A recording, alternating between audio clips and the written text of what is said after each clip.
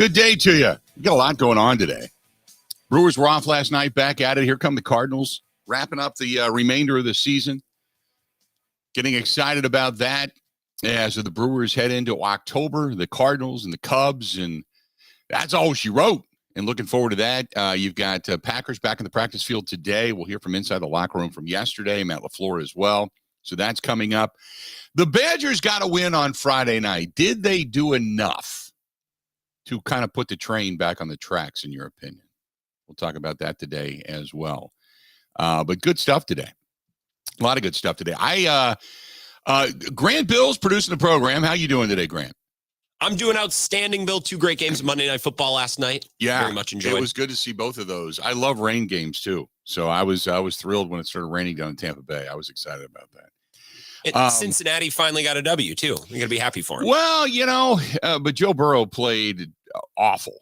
And I know they keep saying, oh, it was a gutty performance and this and that because they want to build him up. But at some point, they've got to win now.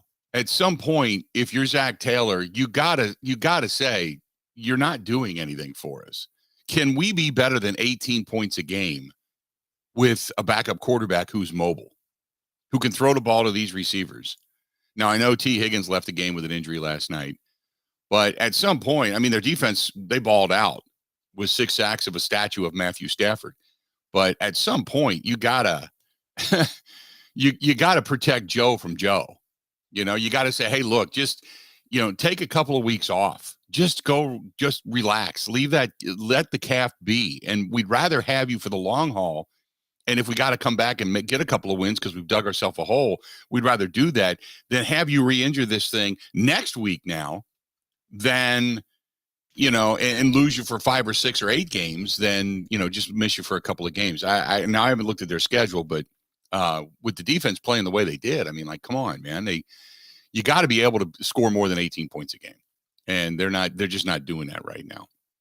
They've been beaten by a good defensive team, but a mediocre team in the Cleveland Browns. They've been now beaten by Lamar Jackson and the Baltimore Ravens. And then obviously they won that one last night. But to me, it's like, go sit him because he just looks, he's statuesque. He taps that back foot constantly because he's trying to get his footing and the reason he doesn't throw downfield is because he can't push off. So I'm like, what? You don't have a downfield threat. I'm just going to pin my ears back and come after you. Now, Jamar Chase showed up last night because they actually started using him in a different form. I mean, Zach Taylor finally said, oh, by the way, maybe Jamar Chase could do some damage crossing over the middle and getting open and running some quick outs and stuff for us and continue to move the sticks. But up until that point, his route tree, I don't know if you saw it. Pro Football Focus posted it. It's just basically like 1 or 2 routes over the middle of the field. The rest of them were all down the sideline outs. But there was no creativity there. So finally last night they started using Jamar Chase differently and things began to work. But I'd put a different quarterback in there right now if it was me. That's just my thought. But the problem is I feel like if they were going to do that, the time for that would have been a month ago. You know what I mean? I feel like they've gone too far down absolutely. this road. They mishandled this from the very beginning. They should have, like I said from the beginning, they should have protected Joe from Joe, and they couldn't do it because they're so desperate to make sure that Joe Burrow is on the field and that he wants to win. It's kind of the Aaron Rodgers scenario. Only difference is Joe Burrow has not had the same length of time in the league, hasn't won an MVP in the league. I mean, he doesn't have the same street cred in the league that Rodgers does, but they are so afraid of making Joe mad in some way, shape, or form that they just said, okay, we'll acquiesce to whatever Joe wants to do. We'll let him do. And they didn't protect him from himself. And thus that's the calf injury. But you watch the guy, he can't throw downfield. He doesn't have that same arm like Rodgers does where he just flicks it with his wrist and it goes 70 yards. He's got a couple of throws, but he's not consistent downfield. He's got so many overthrows. It isn't funny. So, but Cincinnati got a win last night. But what was so spectacular about last night and today, and I got to admit, normally I get up in the morning, and lately I've been heading downstairs and going to the gym and starting to work out all over again. And it's great. Don't get me wrong. But today was one of those mornings where about 1 a.m. last night, you could hear the thunder start to rumble and the heavy rain start to come. And it's been on and off all morning. So about 6 this morning, maybe quarter to 6, about 5:45. I woke up this morning And I had opened the windows last night. So the rain was pounding. You could hear it. And you could hear, I don't know what it was. Maybe it was one of my gutters overflowing. Who knows?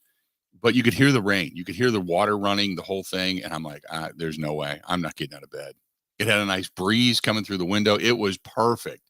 So I flipped on the TV. I was watching Good Morning Football today.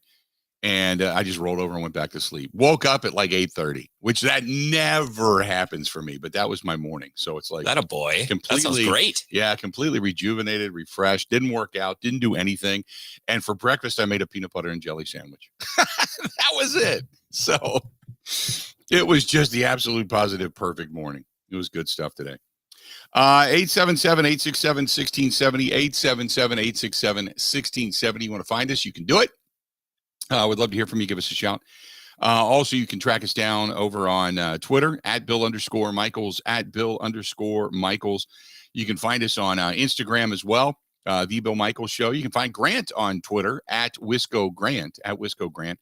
You can also track us down on Facebook, facebook.com/The Bill Michaels Show. Watch every day and subscribe for free. Go to youtube.com/Bill Michaels Show. youtube.com/Bill Michaels Show. We're on the Twitch app. We're on the Kick app. Email address, thebillmichaels@gmail.com. thebillmichaels@gmail.com. The website, simply thebillmichaels.com. The Zone Madison, that's the app. Just Google it. Look it up. Go to your Play Store. The Zone, Z-O-N-E, Madison. And you can also track us down on Spotify, Apple, iTunes, Google Podcasts after the fact. I don't know if things are working on the live stream today. To be honest with you, I see there's a lot of viewers, but nobody's saying nothing on the live stream, and that's a little bit of an oddity. So if that's the case and it's not working right today for all of you to make comments, then we will restart things. So whatever it is, it must be the streaming platform having issues today, but we'll restart things. So don't think that we're ignoring you. We're just don't see anything, to be honest with you. So there you go. Oh, no, it's working. Marv just had it pop up. So there we go. Good. Okay, so today the Packers back on the practice field. Short week, and the question that came up over and over again. Yesterday, I went out, and I did a little running around. I was at Home Depot yesterday, and I had to pick up some LED little halogen, not LED, but LED little halogen-looking light bulbs for my lighting out back, my landscape lighting. So I'm standing in line, and a guy taps me. He's got I don't know what the hell he was. He was in the lumber department, but he taps me with these little pieces of, lumber. And he says, I didn't mean to bother you. I just want to ask you a question. I said, yeah.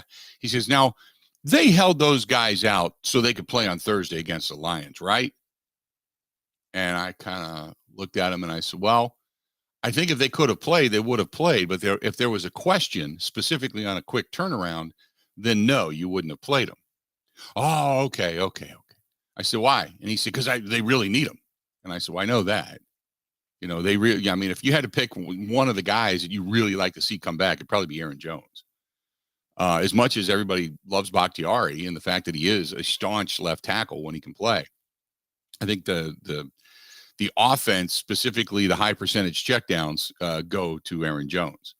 So I kind of assured him. I said, look, as soon as they can get him back, they're going to get him back. I said, I would rather him wait an extra week and make sure he's 100% than get him up to that 100% line only to have a hamstring injury re-aggravate itself, and then he's down for even more time. I mean, just, the Packers have always been good about that, about erring on the side of caution. So as I'm sitting there talking, another gentleman and his wife, they walk over, and then they start to ask me about Jordan Love. So, and he knows me, but he does not know I don't think he realized my take on Jordan Love. And he said, oh, you got to be pleased because it looks like he's another great one. And I looked at him and I said, whoa, wait a minute. We throw out the term great way too easy. It's like a participation trophy. Oh, he had a great game. He's great. Greatness is reserved for those that are wearing gold jackets. Great is an overused term. And every time you hear the word great or go to use it now, you're going to think about this sentence. But great is an overused term. We use it far too often. But I will say that Jordan Love, going back and watching that game, and the all 22 are out today, which I didn't even get up and watch, but I will tonight. But just watching that game again yesterday morning, he made a lot of bad throws. And I know, you want me to say, man, what a great comeback. And it was energizing. And when he dove into the end zone and he flexed up and he gave it, kind of like to the fans to say, this is for you and this is our house and whatever the hell was going through his mind. That's awesome. But for 3 quarters and 3.5 minutes, it was garbage. It was bad. It was embarrassing. It was bad football. If they would have lost that game, you and I would still be talking bad decisions, bad penalties, bad coaching. Just all of it. You and I would be going off had they lost that game. But the ultimate deodorant is winning. So now it's just a footnote. They won the game. What a comeback. What an incredible, set of stones. What moxie. But it masks the false start penalties. It masks the formation penalty.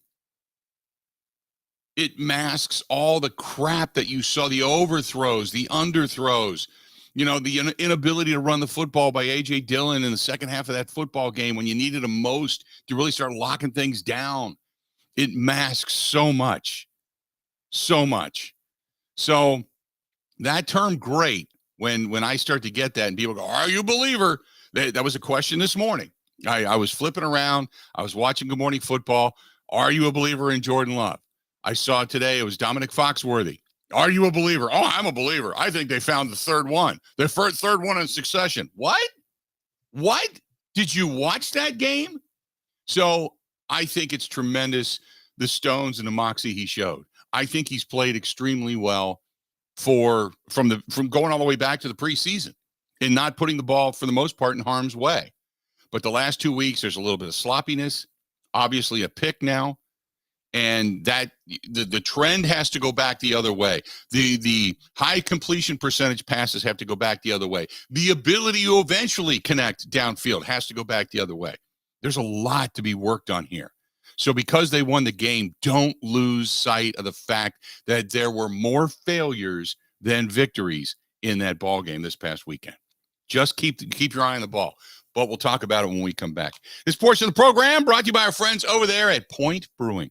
Love me some Point Brewing. As a matter of fact, we got some friends coming over on Sunday, since the Packers don't play on Sunday. Some friends coming over on Sunday just for kind of a last gasp of summer get together and cook out and that kind of stuff. And we're going to put some Point Brewing out there. Going to got the lager.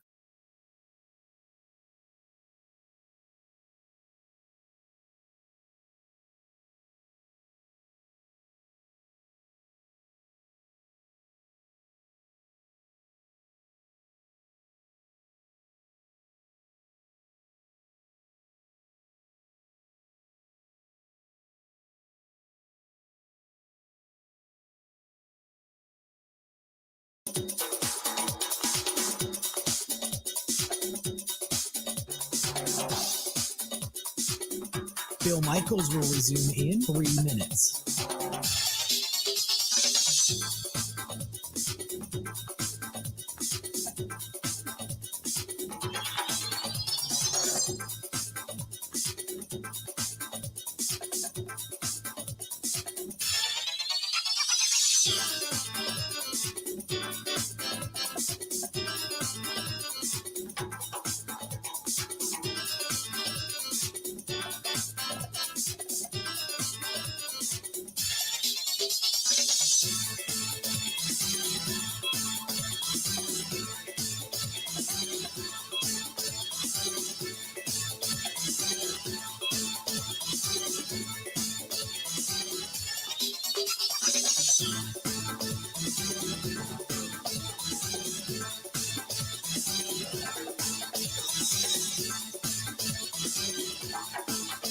Bill Michaels will resume in 2 minutes.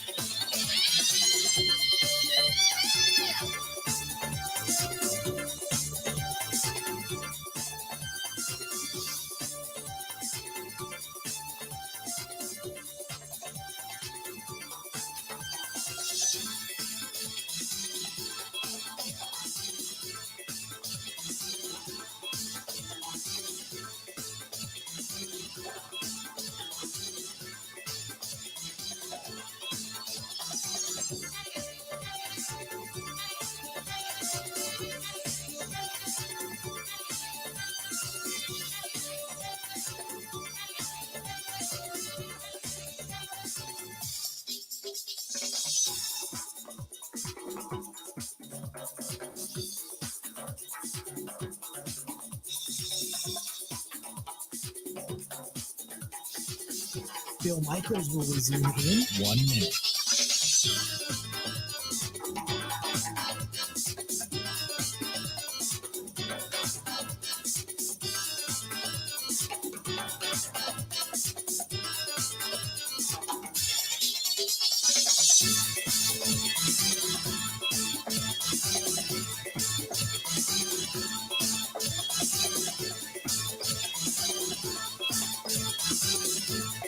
Bill Michaels will resume in 30 seconds.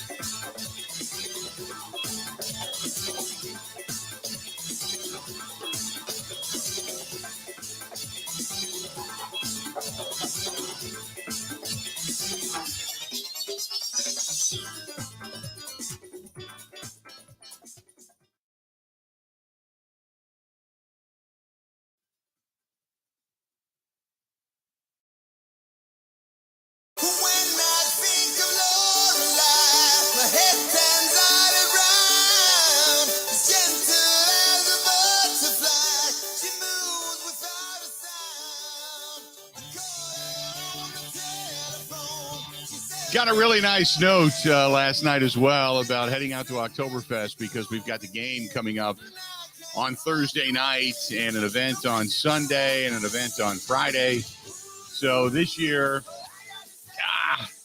I hate to say it, but I can't make it to the Oktoberfest out in La Crosse. However, we are going to be doing some huddles out there, and we're finalizing the dates today, as a matter of fact, for where we're going to be. So one of the cool things about this is that I get a chance to come to La Crosse, I think 3 separate times. So we're going to be out to Buzzard Billy's and Starlight Lounge faux show during the week, but we'll be out there. So as soon as everything gets solidified out in La Crosse, we'll let you know. But I'm telling you what, whenever I get out to La Crosse and get out in that direction, Pearl Street, it's where I'm headed. Pearl Street. Love it. Buzzard Billy's right there in the old 1860s brick hotel. And then the Starlight Lounge just above it. Climb those stairs. I know the stairs are up. It goes straight up. You need like a goat, a rope, and a Sherpa to get you up there. But head on up and you get yourself some really good cocktails and just a genuinely fun place. That's Buzzard Billy's in the Starlight Lounge, Pearl Street, in the old brick hotel out there in La Crosse, Wisconsin. Absolutely, positively love it. Good stuff. And from your stomping grounds as well, Grant Bills, out in that area when it comes to I'm going to be there Thursday night, Friday morning for the morning show. Are you? You're really? not wrong. Yeah. I'm going to be there with Ebo and Nelson. Oh, that's right. They're going to be out there on Friday morning, aren't they? Yep. So I'm just going to, I don't have to be on air. I don't really have any responsibilities. So I might chime in on air, but mostly I think I'm just going to drink. Who's producing the show on Friday? Talking to Connor. So I'm looking to book you some football guests to react to that game on Friday. So we should be good. Yeah. Yeah. Cause you won't be in any shape to produce a show. Well, so here's the thing. I feel like you this weekend, Bill, because you're always running from one city to the next, like with reckless abandon from one event to the next. Yeah. I'm doing Oktoberfest Thursday night, Friday morning, and then I have a wedding this weekend, which is up around Eau Claire, and I am the officiant. I am the one marrying these two. So I got to be at the rehearsal dinner on Friday night. So I'm basically in and out of La Crosse in 12 hours. Did you take that online? Oh yeah. Did you really? Okay. So if anyone wants to be married on the Bill Michaels show, I guess I'm certified to do that. Yeah. Yeah. First of all, I hope Kristen's not listening. Just you don't want me marrying you. No, but I hell, that would be a party though. My first marriage was for the party. I knew I shouldn't have got married. I was just too stupid to say no. But the party was pretty great. The party was epic. The party was epic. It was young and stupid, and the party was absolutely epic. And it was more of record setting when it came to the number of beer barrels that were consumed and bottles of wine in the fountain and minor damage and just a little structural damage to the hotel. I mean, it was they factor that in, right? Yeah, it was crazy with the group of people that I knew at the time. I had just gotten into the media too, so it was one of those things where I was inviting people that I kind of knew, where you probably shouldn't, but I was inviting people that I kind of knew, and everybody showed. Didn't expect that, but everybody showed up. So I had people at the news, because I had just started working in both radio and TV, and I had people in the newsroom that came, including both 10 o'clock. Well, here there it's 11. Here it's 10. Both 10 o'clock anchors showed up at the wedding. The mayor of Cincinnati showed up at the wedding because he was a friend of my mom and dad's. Oh, yeah, it was a hootenanny, man. I think I would want Mike Clemens to be at my wedding, and I'd want him to do some sort of reading. I don't want him to dance. I want to see Mike dance. I mean, and then on the screen at the same time Mike dances, my assumption would be that the gopher from Caddyshack would pop up out of a hole and begin dancing as well. And I think they would be very similar. But yeah, that was the first wedding. The second wedding was easy. That was on a cruise ship before we took a listener cruise. So that was down in Florida. And then the third one was just, that was, if I could erase that from the memory, I wish I could. So the fourth one's got to work, right? That's what they say. Fourth time's the charm. Yeah, I think so. Yeah. Yep. Yeah. You don't sound sold. No, not for a while. Not for a while. You know what? And like Kristen wants to get engaged. She wants to be engaged. And I told her, I said, I'm okay with that, but it's going to be a long time. It's not one of these where we're setting a date or anything and nobody's running out to grab flowers and dresses and all that. No, not at all. Because it'll be like, I don't know, 10 years, that type of thing. So it'll be a long time. Long time. Anyway, that being said, we went down a really bad path. But it was intriguing when you said you were the officiant. So yeah, you can't be hungover. That's Saturday, right? Is it Saturday or Sunday, the wedding?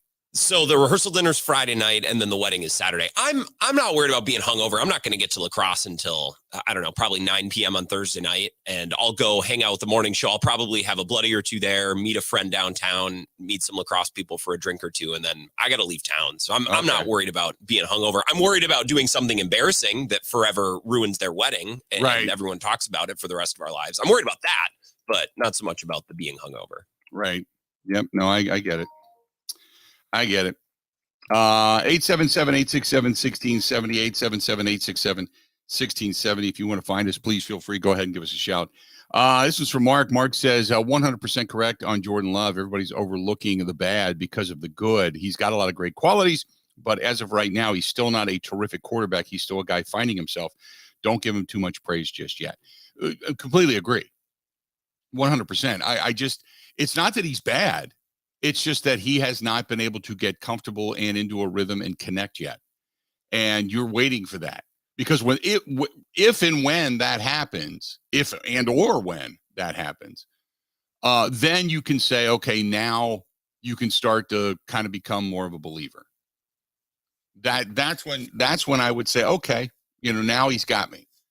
But he's done good things, and I'm not going to knock him because when it comes to the knowledge of the offense and what he's capable of doing and all that kind of stuff, look, it's been really good. And I'm not going to deny that.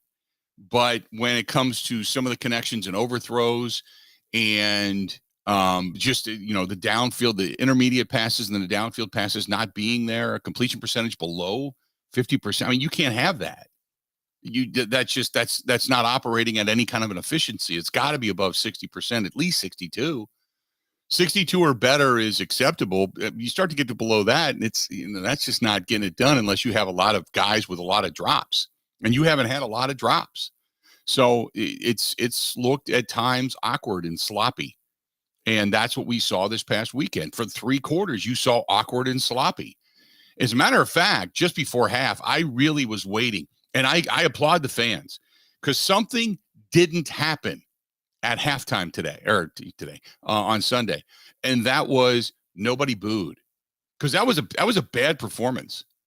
And I thought, oh boy, here we go. He's going to get booed off the field, and nobody booed. And to the Packers fans' credit, they get it. That's the level of smarts that Packers fans have, because you're 3 games in to a young guy's career and you realize, like, look, it looks really bad.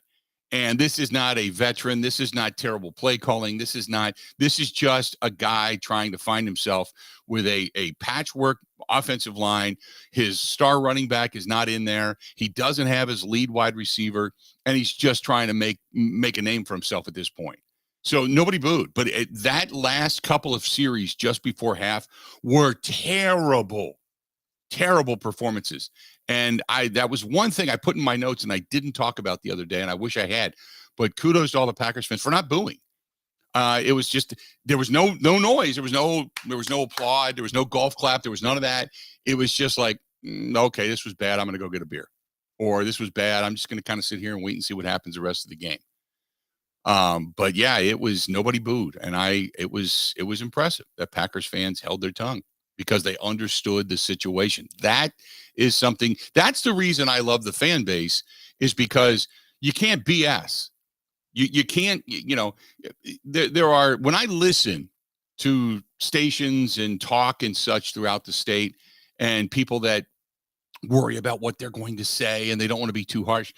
No, Packers fans know. You know when things are good. You know when things are bad. You know when things are garbage. You know when you're being lied to. You know when you're looking at things with a raised eyebrow saying, come on, that's a load of crap, and we all know it. You're pretty smart that way.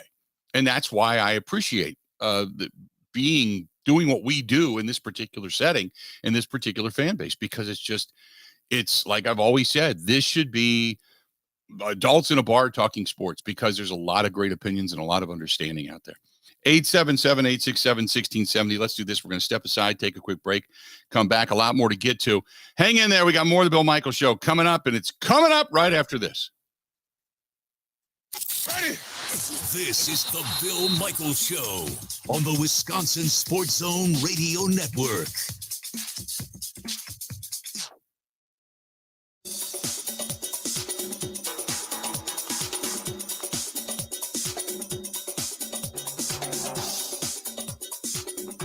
Bill Michaels will resume in 5 minutes.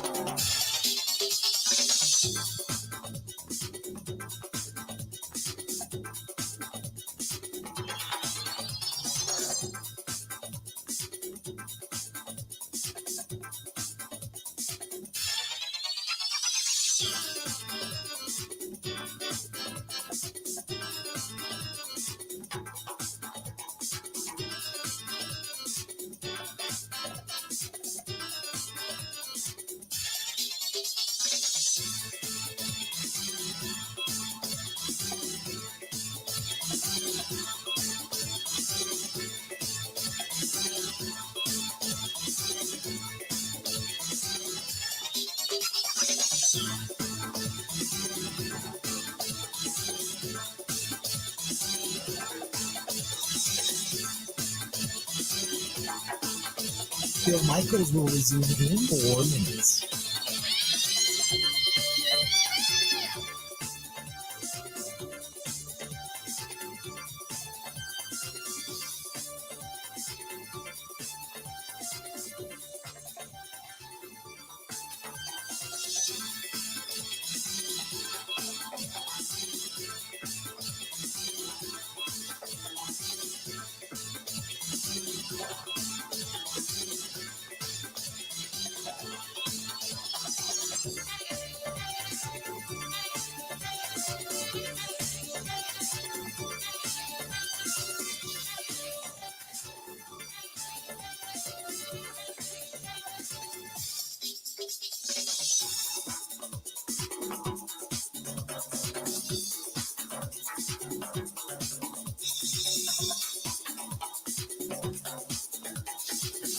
Bill Michaels will resume in 3 minutes.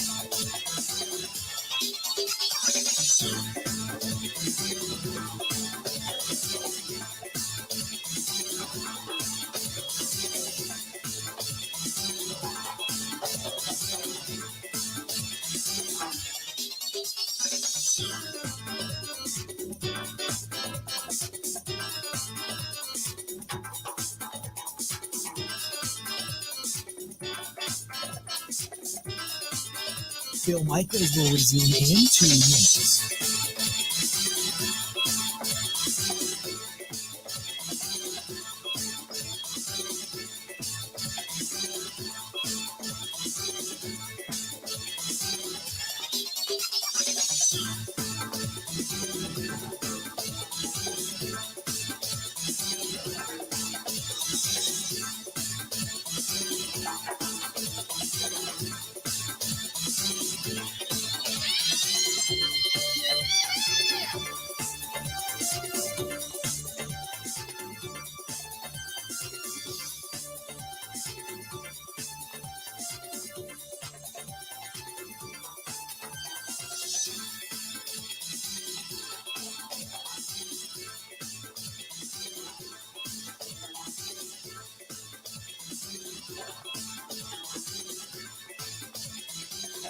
Bill Michaels will resume in 1 minute.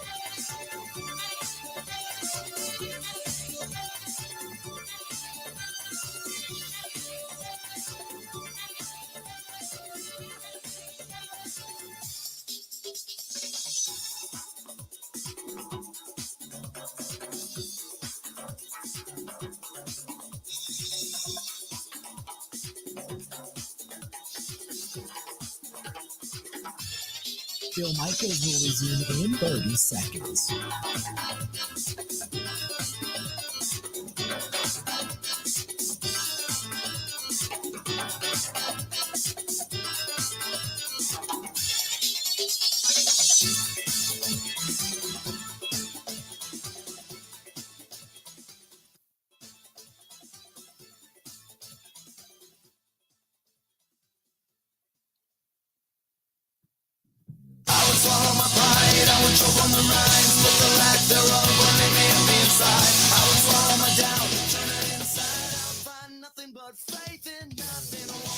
Looking for a great night out, maybe a weekend stay, maybe you're going to catch some Brewers playoff games. Potawatomi Hotel Casino right down the street, right on Canal Street. Go to paysbig.com. That is paysbig.com. And whether it's the Dream Dance Steakhouse, the new Rockin' Brews that they have, they've got the sports book. The temporary is open. The new one is being built.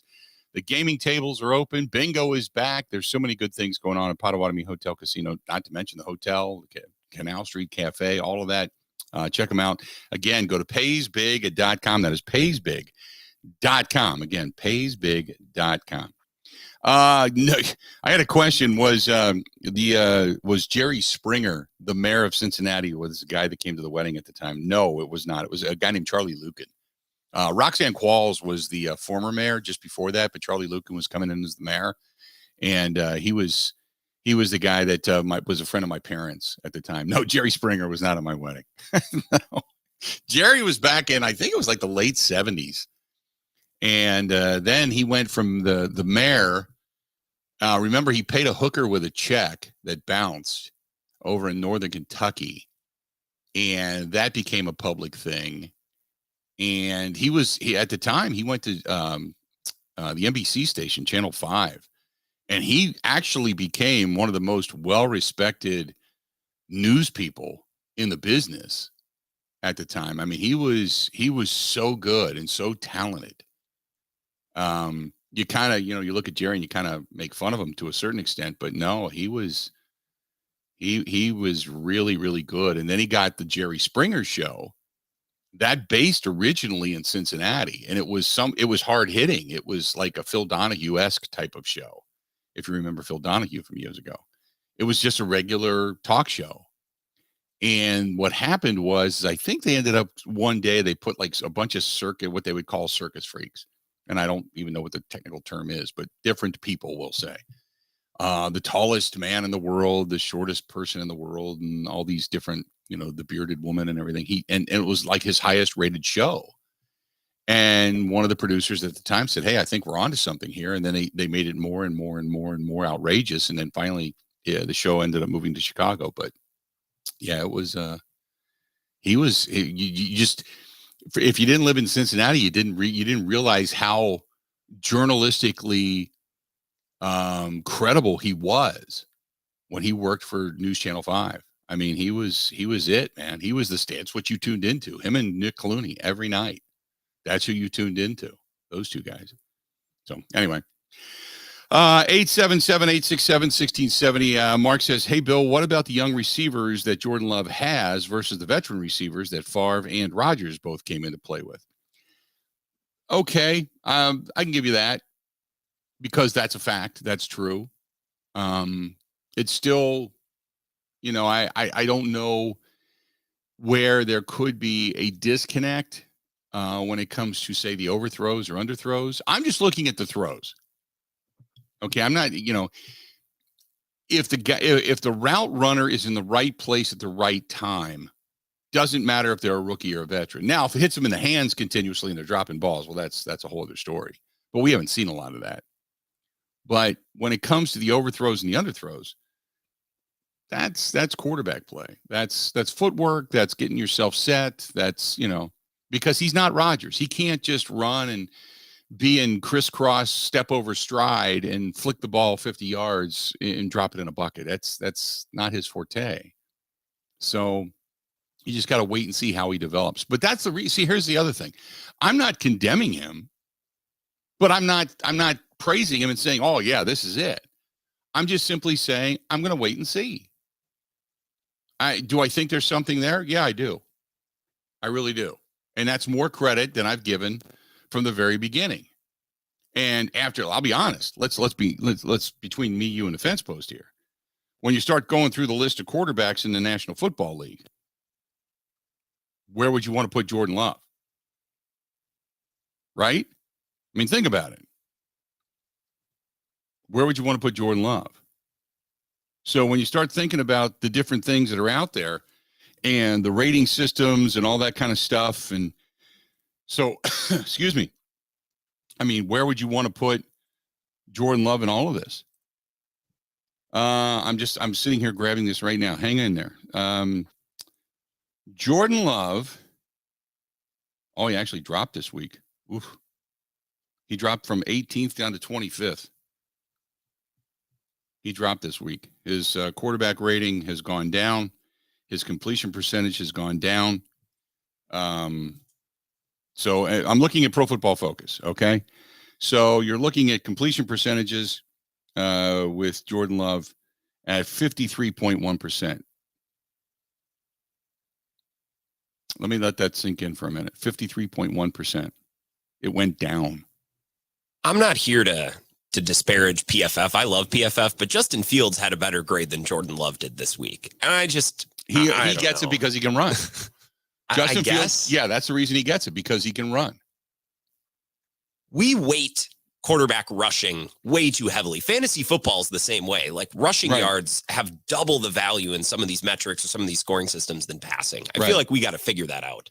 No, I would agree with you, but that's the reason he has rated. Okay, let me ask you this: who do you feel should be the top rated passer in the National Football League right now, just from performances through the first 3 weeks?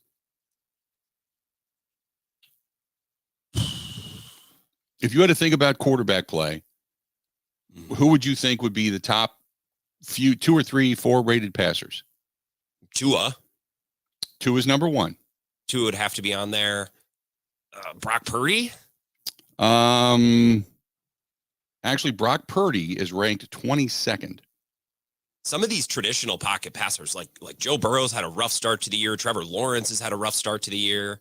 But his completion percentage is solid. When they look at his graded throws with batted balls at the line of scrimmage, batted balls downfield, passes, drops, and such, when you put all of that together, because that's how when it comes to Pro Football Focus, the one thing that I do appreciate is the fact that they take account into everything. Not just completion percentage, not just yards, not just touchdowns, interception ratio, but they look at things like batted balls, the percentage of throws versus batted balls, drops, adjustments, sacks, all of that stuff, pressures, throwing balls under pressure. I mean, Brock Purdy actually, for as good as he has been, and his completion percentage is awesome, 67%, and his adjustment percentage is awesome at 77.1%, but where he's also fumbled a couple of times this season. And in the offense overall, he ranks 68.3, but his passing game is 64.3, while his running game in runs, play fakes, and such is 77.3. So they give him credit for being a quarterback and handing the ball off and play fakes and such. So when you look at the total, you said Tua. Tua would have to be up there. Patrick Mahomes, he's up there. Absolutely. He's got a, let's see here. Patrick Mahomes has a 64.6 completion percentage.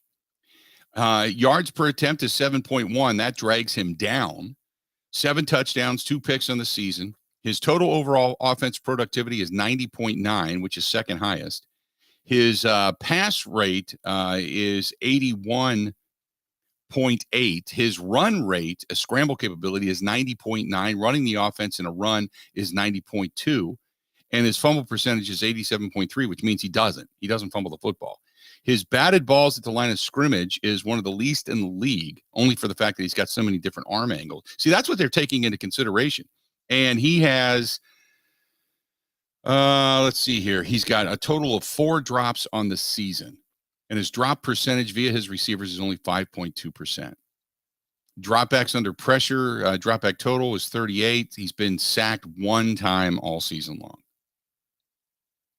So that takes all of that into account. And again, I'm looking. So you got a guy like, say, Trevor Lawrence, who is ranked pretty high. Jared Goff, who is ranked pretty high. And I'm looking at guys with 3 games. Matthew Stafford, actually, believe it or not, last night brought his rating down. He was actually 3rd. Now he's down to 7th in the National Football League. Kirk Cousins is actually ranked pretty high. The problem with Kirk Cousins is when it comes to the run game and scramble capability, he basically isn't any, and he's actually had a fumble. Baker Mayfield is ranked pretty high. Lamar Jackson, Justin Herbert. So you look at these guys, Geno Smith, Ryan Tannehill. Those guys are all Josh Allen. They're all up there. That's who you would expect to see up there. And then you get down to Jordan Love, and who continues to drop, and it's not because of a lot of the stuff that he's doing wrong. As a matter of fact, some of the things he's doing incredibly well. It's the completion percentage that's killing him, because his touchdown to interception ratio is solid. The run game side of things is solid. His play fake capability is solid. He only has 4 drops on the season. So it's not like it's not like the receivers when you say, well, it's the veteran right where it's rookie wide receivers. They only have 4 drops in the season. You know, you look at a guy like Matthew Stafford, he's got 8 of them. 9 of them for Trevor Lawrence. His receivers have dropped 9 passes, leads the league. 4 is about the standard at this point. So, I mean, Joe Burrow is rated lower, and that's obvious, and he should be. Joe Burrow is rated lower so is Derek Carr. So is even Dak Prescott to a certain extent. Dak Prescott, 67.6 completion percentage, but his overall operation of the offense, he's worse in the passing game, which is what we knew all along. His passing game is worse. His run game is 86.3. It's better. His pass game is 58.9. And that's the nothing has changed from last year. The only difference between Dak last year and Dak this year is Dak's defense is just whooping ass. And Dak isn't doing anything to help that team. As a matter of fact, when they needed him most this past weekend, he failed miserably. So everything that I thought about this season is pretty much true as of right now. The numbers are kind of playing out. Now, what I want to see is Jordan Love steadily rise. And we'll get to that point eventually, hopefully. But that's the reason when people say, oh, he's great. No, wait a minute. And Lewis says, well, imagine if he had Adams still on this team. Okay. Would that be just another receiver that he's overthrown? Because the drops aren't there. I mean, you can talk now. Maybe Devontae Adams, like Romeo Doubs, has not learned to go get a ball yet. We saw that a couple of times over the weekend where he got one knocked down. You got to go get it. Samari Torrey did once too, but you got to go get it. The difference between having soft hands and catching in the National Football League and going and getting a ball is physical. It's mental. I will not be denied. Sometimes you got to go knock it down just so the other guy doesn't get it, and that I understand. But there was twice this weekend where the pass was there, but it was a 50-50 ball, and you just had to fight for it, and they didn't fight as hard for it. As a matter of fact, the Saints defensive backs fought harder to just knock the ball down. So those things will come with time, but that's the stuff that I look at. 877-867-1670. If you want to find us, please feel free. Go ahead and give us a call. I would love to hear your opinion on all of this. This portion of the program brought to you by our friends over there at the Four Seasons Island Resort in Pembine, Wisconsin. As a matter of fact, coming up in a few weeks, I'm going to be heading up there. They've got a new general manager, and I don't know if we're going to be doing a show there, but we're going to be heading up, going up and meeting some of the new staff and the management, and just going up to get away and relax a little bit. But Four Seasons Island Resort going to be heading up. I think it's October 21st is when I'm going up, or that weekend of. But looking forward to it. Give our girl Barb a call. B-A-R-B, Barb, 715-938-5110. 715-938-5110. And then use the promo code Michaels15. Just tell them you heard it here. You get 15% off of your stay. And by the way, if you're looking for a fall or a winter internship, they're hiring right now as well. So for the fall seasons and the winter months, because they're only open Friday, Saturday, Sunday during the winter months. But if you're looking to do, they're still open regular hours until all the way into the mid-November. But if you're looking for UTV and ATV trails, they're still open. Golf still open. Fishing still open. Everything like that. But eventually they're going to get into the snowmobile season. And that is when it really gets kind of weird and fun and kind of a great getaway, because you get to see all different types up there in the Boundary Waters Sports Bar and Grill, which is just awesome. That's a Four Seasons Island Resort in Pine Mountain, which has a ski resort attached to it. That's another great place to go. Stay tuned. More of the Bill Michaels Show coming up next. This is the Bill Michaels Show on the Wisconsin Sports Zone Radio Network.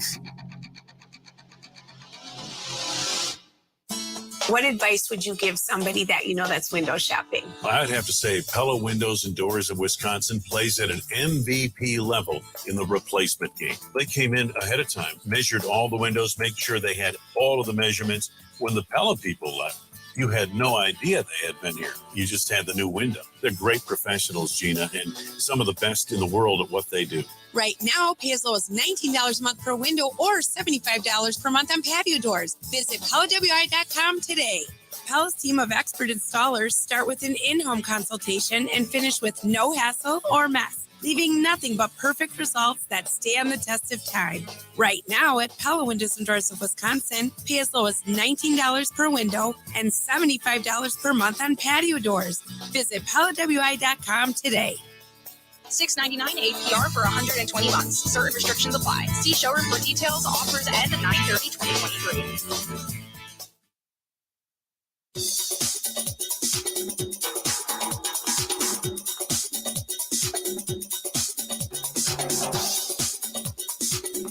Bill Michaels will resume in 3 minutes.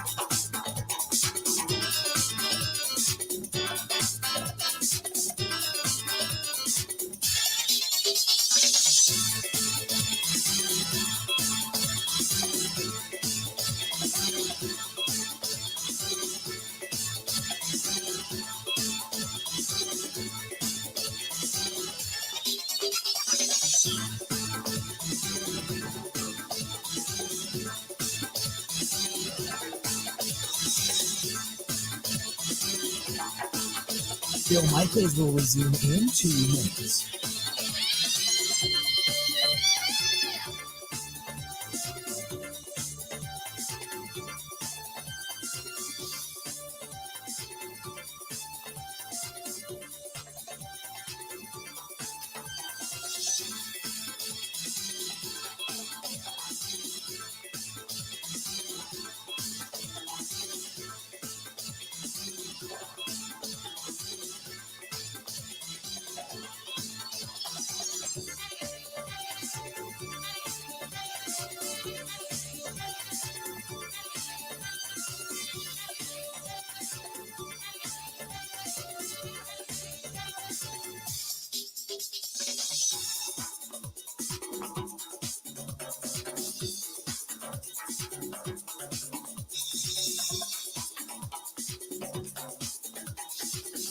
Bill Michaels will resume in 1 minute.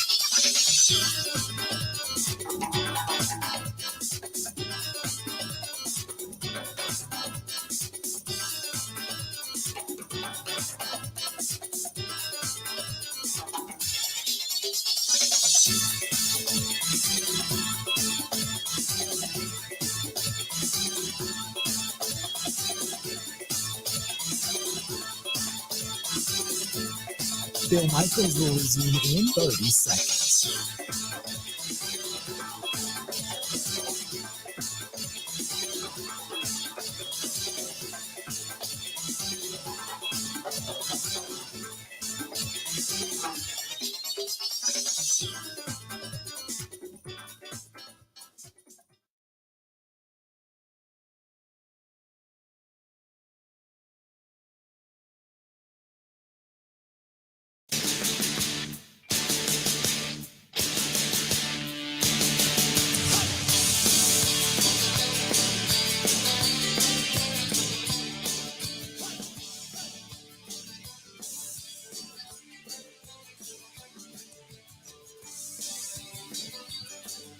Welcome back. Good to have you. The Bill Michaels Show. We continue on.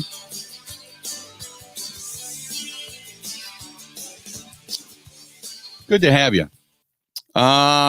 This is from Jack. Jack says real quick, hey, unit, great points regarding Jordan Love. I, too, would like to see a little bit better completion percentage, but I do think he's been inspiring, as he says, inspiring for what we've seen. I'd agree with that. The moxie shown in the game the other day was awesome. It was awesome. I appreciated it. I enjoyed it. I thought he was, God, I don't know how to put it. I don't want to say inspiring, but I just thought he just showed his moxie, for lack of a better term. He just showed his moxie. I just thought it was great. It was great for what I saw. So kudos to Jordan Love. Kudos to Matt LaFleur for going through all of that and working it from there. So good stuff. 877-867-1670, 877-867-1670. If you want to give us a shout, please feel free. Go ahead and do so. Again, 877-867-1670. What else do we have here for you? Let's see here. This one is from Dwayne. Dwayne says, hey, unit, I heard that you said, did the Badgers put the football program back on track? My answer is it's an incomplete. If I were going to give them a grade, I want to see them perform against Ohio State. Well, Ohio State's always going to be the litmus test, but they're sitting at 3-1. They finally had what I would consider to be a more impressive win. And, I don't know about back on track. There's still enough mistakes and still enough question marks there to make you kind of scratch your head. But what I saw was progress. I saw Tanner Mordecai look better in the pocket. I saw the offensive line held up better. I saw there was a better delivery. I saw defensive backs weren't pointing fingers at one another as if to say, no, I had him. No, you had him. No, you should have had him. I should have had. I didn't see that level of confusion. Now, maybe it's the fact that Purdue is not that good. Maybe it's the fact that Purdue and their passing game is not that dynamic. Could have been the play calling against the Badgers just flat out nailed it. I mean, I don't know. But what I saw out of the Wisconsin Badgers was better. And now you've got a couple of weeks off to get better, to be able to go back and look at your first 3-4 games, sit down, observe your film, and go over everything and know where you need to get better. This is where coaches should take advantage, and not that they don't, but they should be able to take advantage of the time off, kind of not only get a little bit healthy, but self-scout and say, okay, where are our biggest problems? And try to correct those. Or, because you can only do so much. You'd like to be able to say, we're going to fix all the holes and we're going to accentuate the positive. You do usually one or the other. You try to fix the holes. Because in football, you're only as good as your weakest link. But yeah, the Badgers' second half defense was not great. Purdue decided to say, hey, we're going to start going short passes, run the ball up the gut, and they weren't making enough plays. Now, I don't know whether that's because they got comfortable. I couldn't tell you, but that's something for Luke Fickell to fix. But I feel better about this team because I didn't feel that way going into the game, if that makes sense. When we went into that game, Grant and I were making our picks, and I said it was going to be like, I thought the Badgers would win, but like 27-24, it's going to be close, and the defense wasn't going to, kind of hold up their end of the bargain, and they've had so many miscommunications in the secondary and going on and on and on. And then what I saw was, yeah, they kind of got gashed a little bit, but they didn't give up all of those big plays with finger pointing. They just didn't do that.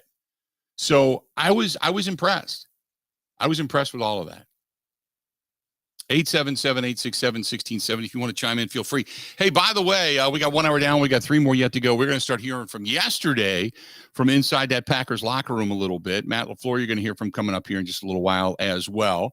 You got all kinds of cuts. Joe Barry and Adam Stenovich, we're going to hear from. And also Matt LaFleur and starting to preview the Thursday night football game. So we got all of that coming up. So we got a lot in the hopper right around the corner. A lot coming up. So I'm looking forward to hearing from all those guys. Rasheed Walker, Darnell Savage, Luke Musgrave, all those guys coming up. Stay tuned. Got a whole lot more of the Bill Michaels Show. 1 hour down, 3. We flew through the first hour. 1 hour down, 3 yet to go. Good stuff today. Hang in there. This portion of the program brought to you by our friends over there at Land Cruise Planners, Land and Cruise Vacations. Man, if you're looking to get away, say in February, you want to throw down a snow shovel and just go throw some suntan oil on yourself for a little bit, that's the way to go. Call Kirk, 262-344-0697, 262-344-0697. Give Kirk and the gang a call over there at Cruise Planners. Great stuff. More of the Bill Michaels Show next.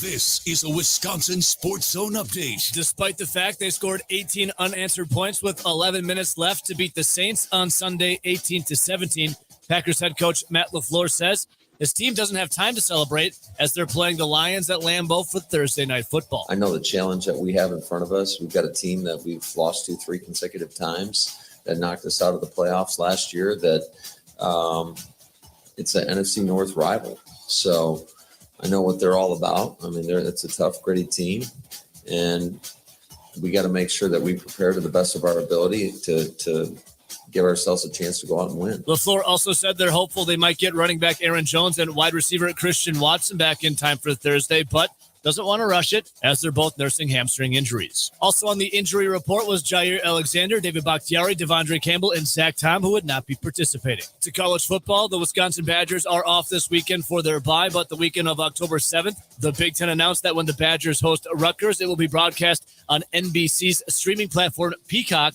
and kickoff will be at 11 a.m.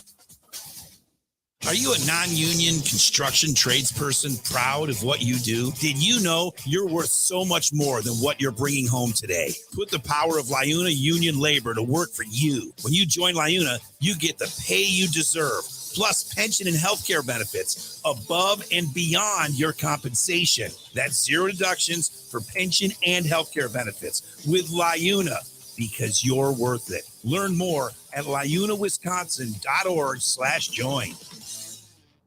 The Milwaukee Brewers can clinch their division and claim the NL Central with their next victory. Now they had last night off, and now welcoming the St. Louis Cardinals to American Family Field tonight. First pitch is at 6:40. For the Wisconsin Sports Zone Network, I'm Ebo.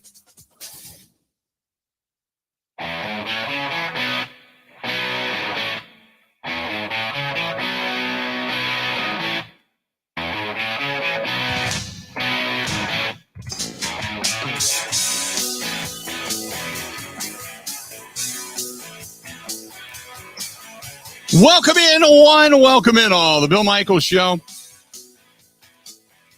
We continue on this little bit of a dreary Tuesday. I'll take it, though. We've been talking about the need for rain for quite some time. I know at least here in the southeastern portion of the state of Wisconsin, we need it. I know some up in the Chippewa Falls area, you guys got a ton of rain the other day. You don't necessarily need it, but we certainly did. So one of those dark gray days, just kind of dreary. You laid in bed this morning, opened the windows, listened to it rain for a while, went back to sleep for a little bit. Not a bad day. Not a bad day at all. You and I are sitting here talking about the Packers and the Badgers and the Brewers and looking forward to all that stuff. So hell yeah, I'll take it. Take it today. And I got nothing going. I got a few errands to run around later today after the show. I got to go pick up a couple of things at the grocery store, and it's really about it. I don't have anything going on. You know what I'm doing today? Well, you want to know the exciting day in the life for me? I get off the air. I got some work to do. Got a couple of invoices to send out. Then I'm going to run over to the grocery store and pick up just what I eat. There's never any food in the house because I eat goofy. I had a peanut butter and jelly sandwich for breakfast today. And then my exciting night, I'm going to watch some Brewers baseball. I'm going to wash the carpets. That's what I'm doing. I bought a carpet cleaner. I can't wait. So I had it delivered, and I'm giddy about that. You know, I got my spray and wash out for the stains that are on the carpet. I'm out of my mind. I'm feeling good, man. So I'm good with that. Because I've done enough around the house. And I can't cut the grass. Can't do that. Do that this weekend, I guess. But that's it. 877-867-1670. Let's do this. We're going to go ahead and get back to the phone, or get to the phone calls. And then we'll hear from Matt LaFleur coming up here in just a little bit. Let's go to Bill in Fond du Lac. Bill, welcome to the program, The Bill Michaels Show. What's going on, man? How you doing? Hey, you're lucky it's raining. I could wait this long. There you go. Anyway, I got 2 points I want to make. First of all, when the show first started, your buddy there said there were 2 great football games last night. You can disagree with me if you want, but the quality of football we're seeing has been going downhill, and it's as bad as it's ever been this year. I don't know. I know I got my opinion as to why, but the quality of football we're paying for is not very good. I guess you could say it was 2 good games in the sense of close scores, and they were somewhat exciting. But I agree with you. It was a back-and-forth defensive battle of ineptitude. Right. Okay, the other point. Send you in the rest okay. at the other end. The other point I want to make is I just don't think it's going to work for the Badgers with this new guy coaching. I don't think we got enough money to recruit the players he's going to need to run the offense he wants to get in the top 10 in the country. Well, I appreciate the phone call.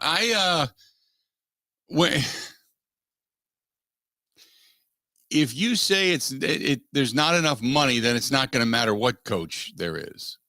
If the Badgers as a institution can't raise enough funds for transfer portal guys. This is always a really tough subject because you want to look at a coach in the traditional way, and yet you can't. You know, I mean, Deion Sanders flipped that on its head when he just went out and started recruiting guys, and Colorado pumped money into the program, and they had upgrades and paid for players, and you know, it just became all of that. So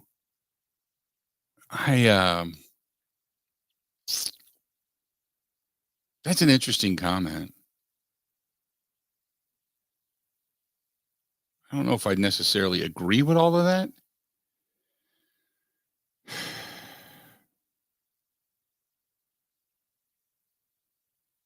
If I go back to my original statement, though, when you make a comment about we don't have enough money to bring in the players that this guy wants,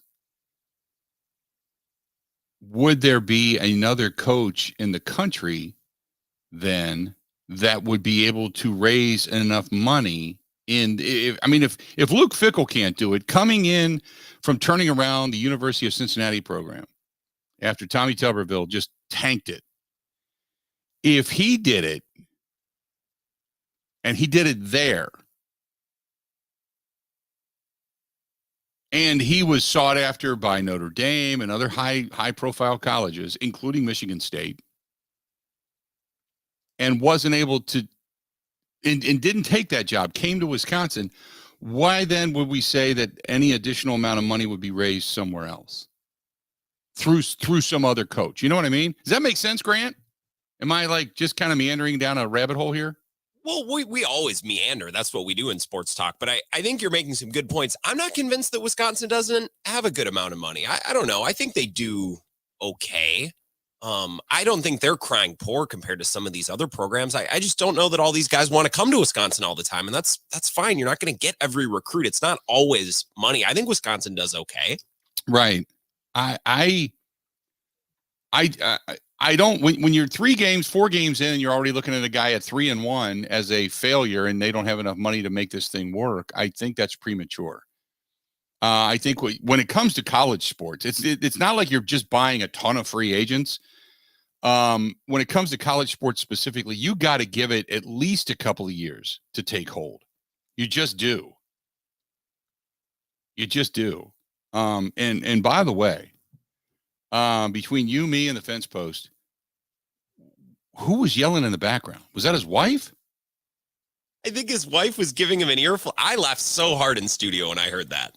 Wow. I mean, I didn't know if she was listening or she was in the car just like screaming at him for being on the phone while he was driving or what, or maybe he was sitting there because he didn't want to get out in the rain and walk and talk. And maybe she was like, well, can we finally go? I don't know. Yeah. But boy, she yelled at him while we were on the air. She did not care that he was on a statewide radio She network. did not give Not 2 one Fs. Nope, not at all. 100% agree. She didn't care. That was awesome. I've never, ever had a man be yelled at by his wife or significant other while we were on the air.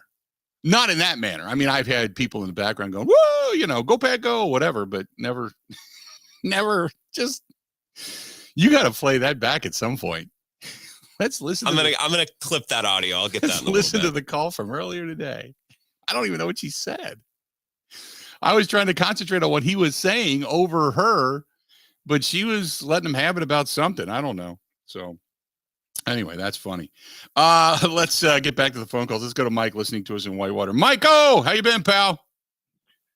I've been good, Billy. How are you doing? Good. You don't have the wife in your ear, do you? No, she's in the house. I'm outside. Okay. Good stuff. That was crazy.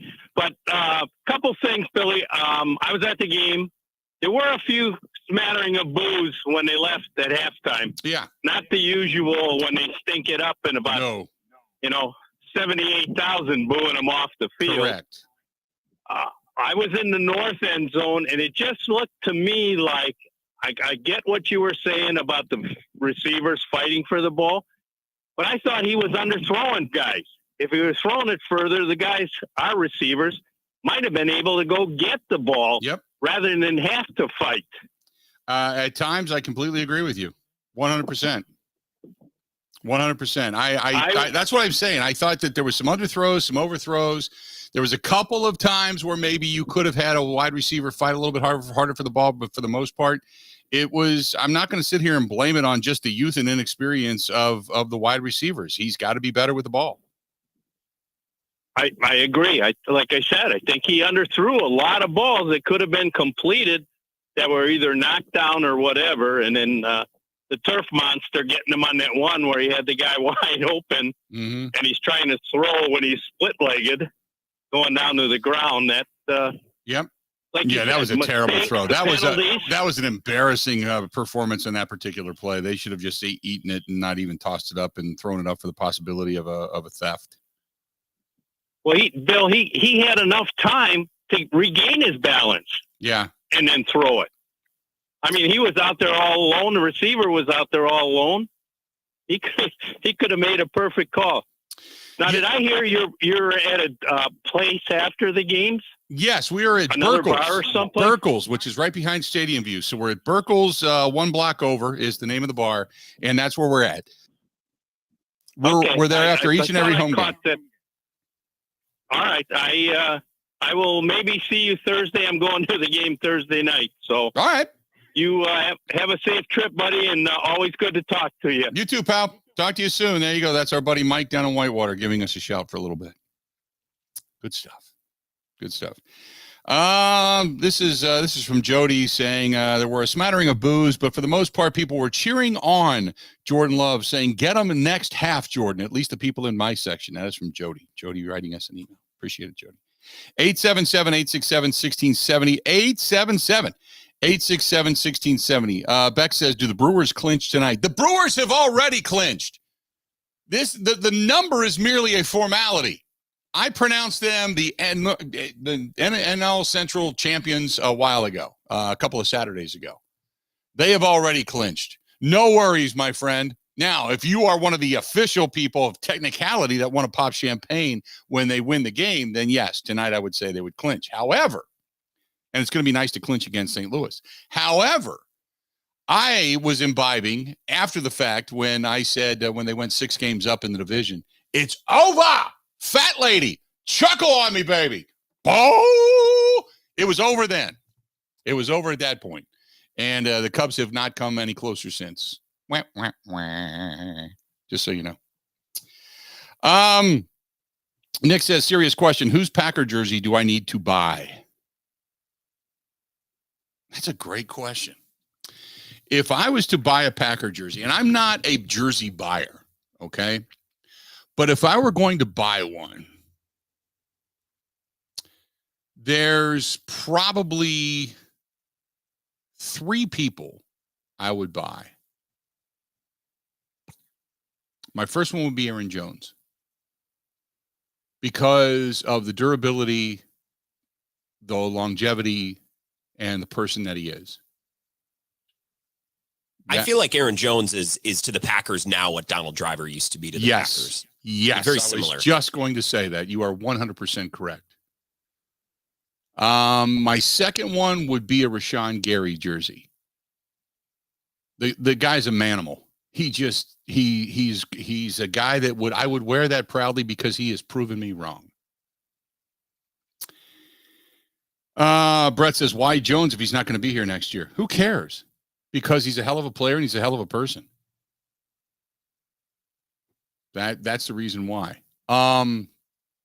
If you're talking current players and stuff, the other one would be a Rashawn Gary and then a Kenny Clark jersey. I'd go after a Kenny Clark jersey because he's staunch. If you want to go to, the old Lombardi saying of blocks of granite, he's one of your blocks of granite, man. He's one of those guys and has been. Now, if you're going to go in the Wayback Machine, oh God, you can never go wrong buying a Bart Starr jersey. You can never go wrong getting a Lofton jersey. Which is cool old school, hell, I would, I'd get a Paul Kaufman jersey. I'd get a Dave Robinson jersey. I'd get a Willie Davis jersey. You can go into all those.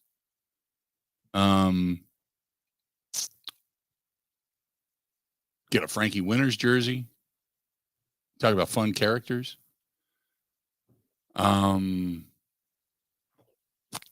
Jordy Nelson, you can never go wrong. I'm thinking about good people, good people too. Then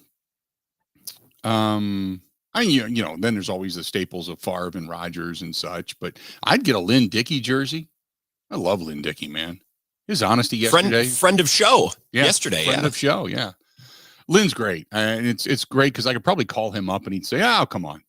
He's just that kind of a guy. He's just so cool. God, there's just, hell, you really don't want to go to the cool machine. Get a Jan Stenerud jersey. Go back, man.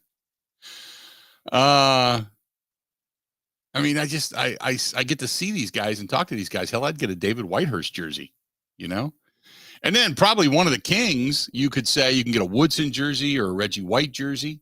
You can go in that area. Both of those guys defensively came into Titletown and brought the title back because you don't win championships without Reggie White and you don't win a championship without Charles Woodson. Period. End of story. End of story. So any one of those, that's the direction I would go. Let's do this. We're going to step out. When we come back, we're going to hear from Matt LaFleur. Stay tuned. We got a whole lot more of the Bill Michaels Show. It's all coming up right after this. Okay. Covering Wisconsin sports like a blanket. This is the Bill Michaels Show on the Wisconsin Sports Zone Radio Network. What advice would you give somebody that that's window shopping? I'd have to say Pella Windows and Doors of Wisconsin plays at an MVP level in the replacement game. They came in ahead of time, measured all the windows, made sure they had all of the measurements. When the Pella people left, you had no idea they had been here. You just had the new window. They're great professionals, Gina, and some of the best in the world at what they do. Right now, pay as low as $19 a month per window or $75 per month on patio doors. Visit PellaWI.com today. Pell's team of expert installers start with an in-home consultation and finish with no hassle or mess, leaving nothing but perfect results that stand the test of time. Right now at Pella Windows and Doors of Wisconsin, pay as low as $19 per window and $75 per month on patio doors. Visit PellaWI.com today. $6.99 APR for 120 months. Certain restrictions apply. See showroom for details. Offers end 9/30/2023.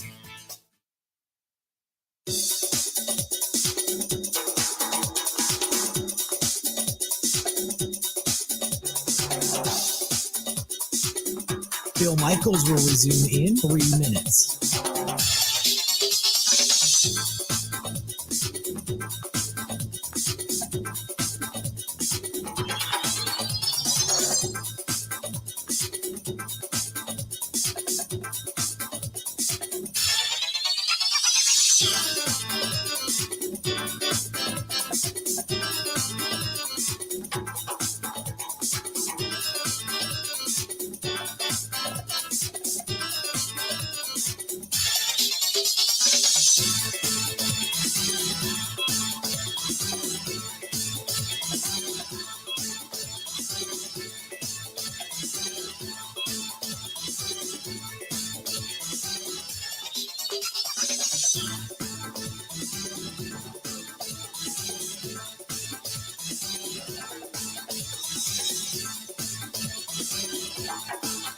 Bill Michaels will resume in 2 minutes.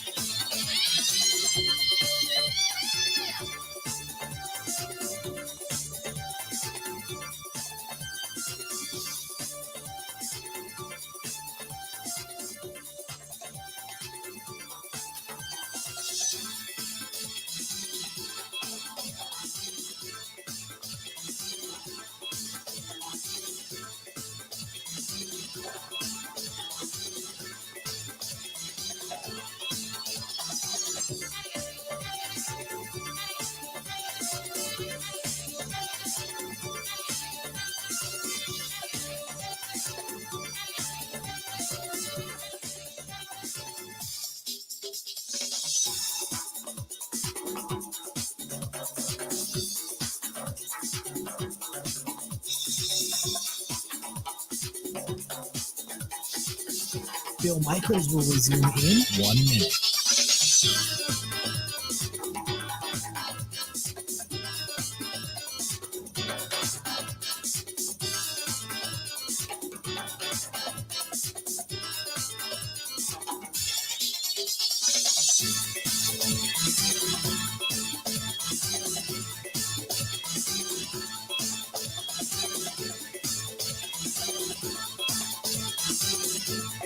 Bill Michaels will resume in 30 seconds.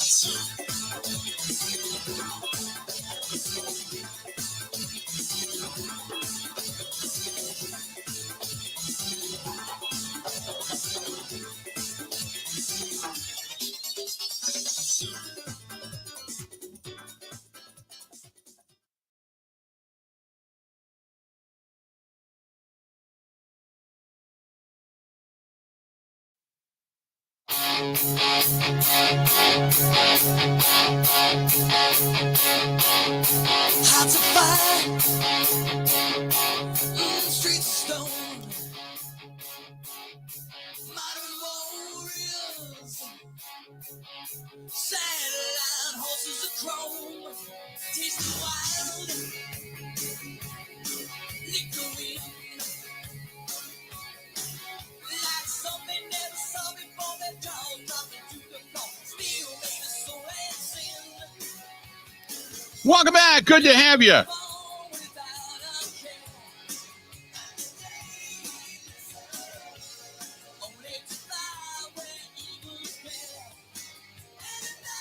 Bill Michaels Show. We rock on. Good to have you today on this, kind of a rainy, dreary Tuesday. Give us a shout. We'd love to get you on the air. That being said, we've got some Matt LaFleur stuff to get to, and when you kind of get into the nuts and bolts of things when it comes to Matt LaFleur, first and foremost, he was you got to ask about the injuries, and Zach Tom, who left Sunday's game with that knee injury, The big question is, how's he doing? And he answered that question yesterday. I think anytime a guy isn't able to finish, it's a concern. So he's doing better today, but we'll give him up till game time to try to get it under control, and we'll see where he's at. So that's good. It's not anything that at least looks to be, debilitating for, weeks and weeks. So, cross your fingers. In the meantime, a win that gave you joy and jubilation, but as they say, go celebrate tonight because tomorrow you're back at work. And they meant it because it's a quick turnaround week.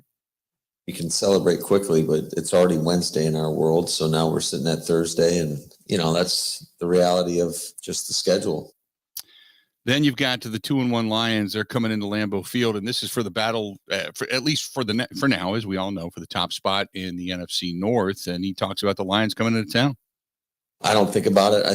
I guess I can only speak from my perspective. I know the challenge that we have in front of us. We've got a team that we've lost 2-3 consecutive times that knocked us out of the playoffs last year, that it's an NFC North rival. So I know what they're all about. I mean, it's a tough, gritty team. We got to make sure that we prepare to the best of our ability to give ourselves a chance to go out and win. Think about that for a minute. We talk about the Bears and the rivalry and the Vikings and the hatred. And everybody's kind of went, the Lions, But the Lions have beaten the Packers 3 straight times. 3 straight times. And last year, don't forget, knocked them out of the playoffs.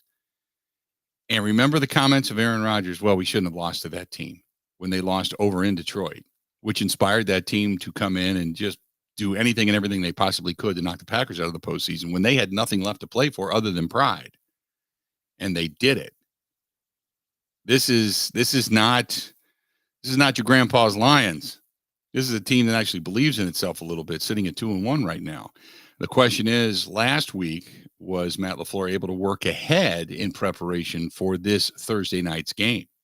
Some of the guys were able to get ahead a little bit towards the end of the week, but I think anytime you're calling plays, for myself, for Joe, you're not going to get much of a look at it. Now, thankfully, it's a familiar opponent, and so it makes it a little bit easier of a transition. Albeit, while it's a familiar opponent, which you probably have some game notes and such from last season, it's still a new year, And with a lot of young guys and a younger now team, as Matt LaFleur alluded to, there's not much time for turnaround for these guys. It's just that, is making sure that these guys are getting some recovery nonstop. They got to make sure that they get the proper nutrition, proper sleep, just doing everything in their power to get their body back. And, you're also cramming in a lot of information in a short period of time. So they've got to be able to digest all that and still try to get their bodies back as best as possible. Then you've got the coach over there. And Dan Campbell took over and was looked at early on as maybe a guy that, not the sharpest knife in the drawer, but a lot of bravado. And the one thing about bravado is if you can back it up and guys begin to believe in the bravado, suddenly you're a pretty good coach because you have their attention. You have that innate ability for guys to want to run through a wall for you. And the Lions, since Dan Campbell have took over, have been a pretty good football team. I just think you see a tough, gritty group. They're an effort-based team, and you can see it all over the tape. No matter what phase you put on, they're going to give you everything they got. And they're a team that they're never out of the fight. You know you're going to battle a full 60 minutes. And they've done a really nice job of developing some talent and also adding some talent to their roster. So it's a very complete football team. So the question, offensively speaking, at least part of it was the run game early on. It seemed to work a little bit. They started to get a little momentum, and then everything just completely fell apart. So he said, though, that the run game they want to get to. But Dontavian Wicks, I want to go back to that real quick. He was talking about the rookie Dontavian Wicks and about his impact on this offense so far. I think he competes. His body movement, he's very good off of press releases. He can make contested catches. He can run through balls. He's strong. He loves the game. He's picked it up quickly. So there's a lot to like about him. Now the question becomes, what then is starting to become problematic via the run game? we're going to start with what position we're putting these guys in terms of our scheme. But I also think that we got to make sure that when we have opportunities, whether it's a double team or whatnot, we're playing with really good fundamentals, with great pad level and physicality. I think that's the basis for it. And then our runners, when given the opportunity, they got to hit the right holes. Okay. When given the opportunity, they have to hit the right holes. Think about that for a minute. In other words, what he's saying is yeah, some of these guys aren't even running to the right side of the line. So the question then, after that becomes what's up with A.J. Dillon? I think a lot of that was a byproduct of we were kind of more in a 2-minute type mode and whoever was out there. So I wouldn't look too far into that. But personally, I'd have a lot of confidence if he was the guy in there that we've seen him do it before. So, okay. It doesn't really talk about a whole lot. Maybe it's schematics or something, but it just hasn't looked good for A.J. Dillon. Meanwhile, he talks about to the safety play, specifically getting into the play of Darnell Savage. Sav's been playing some good football, and I love his attitude. I love his mentality.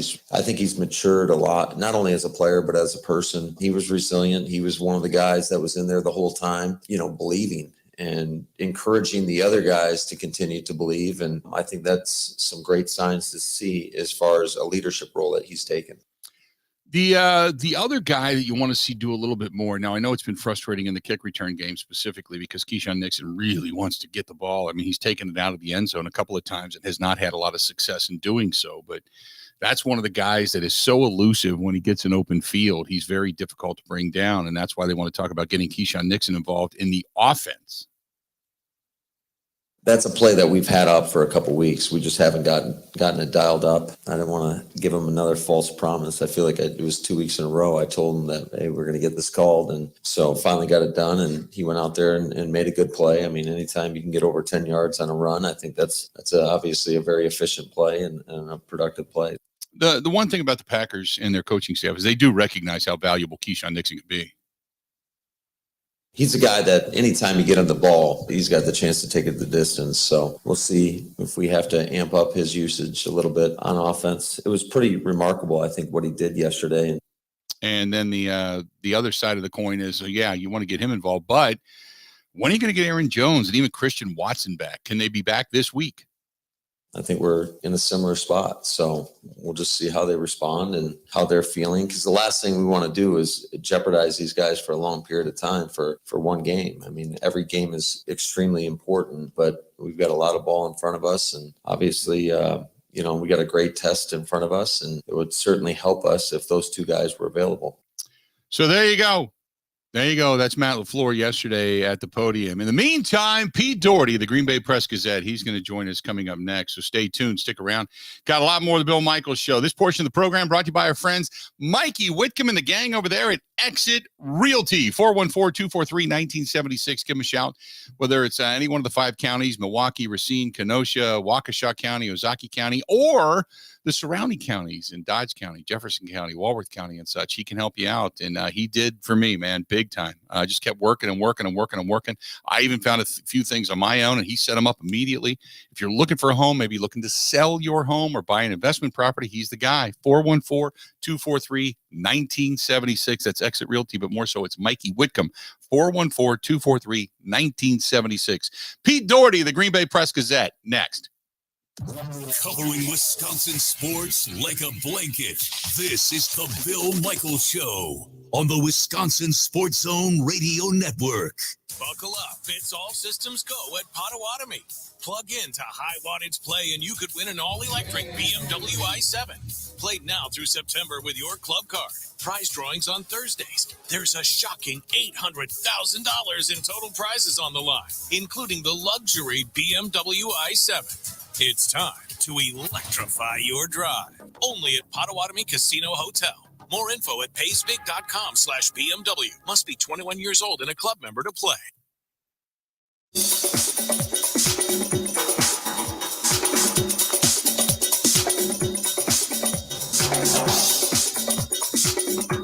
Bill Michaels will resume in 5 minutes.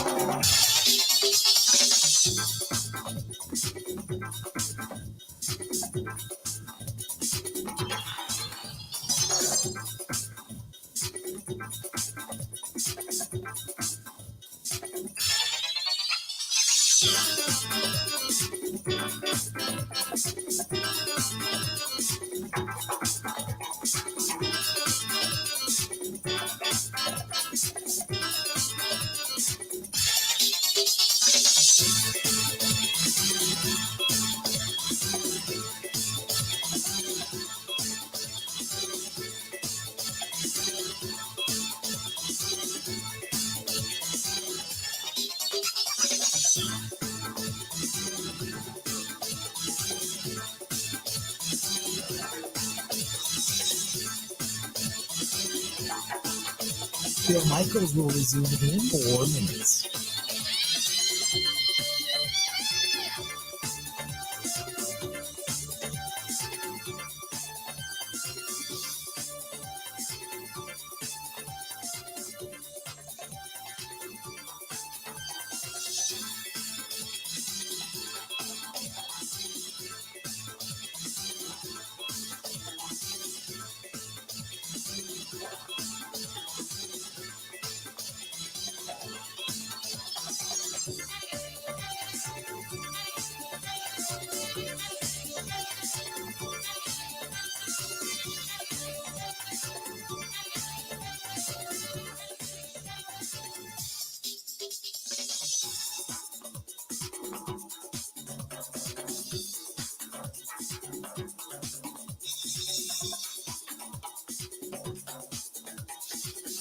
Bill Michaels will resume in 3 minutes.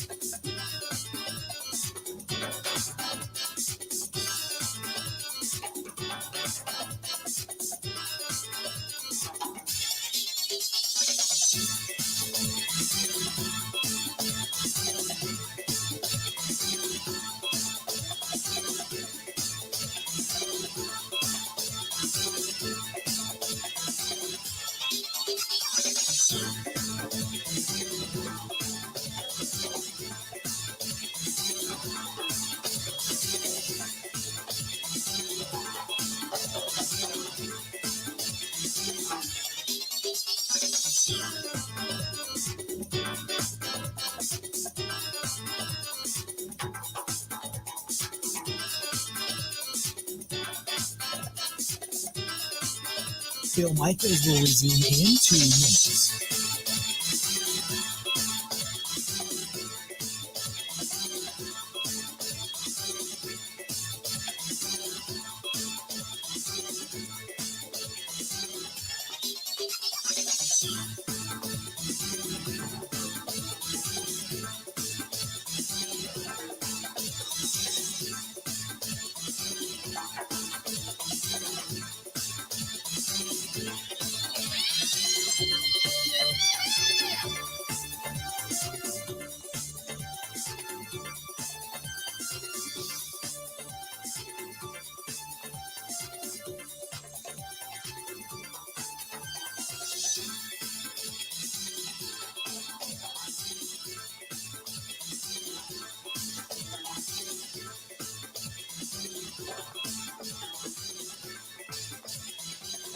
Bill Michaels will resume in 1 minute.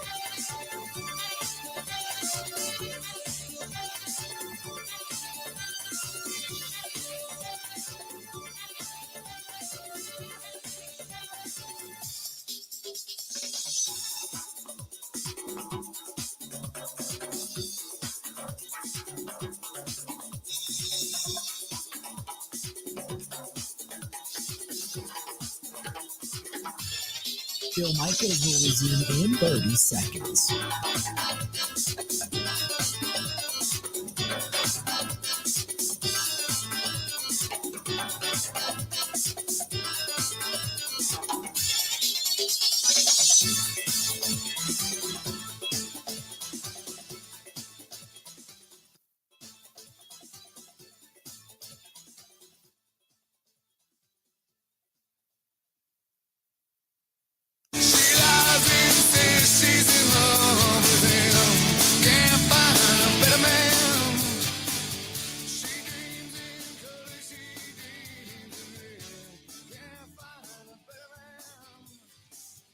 Welcome back. Good to have you.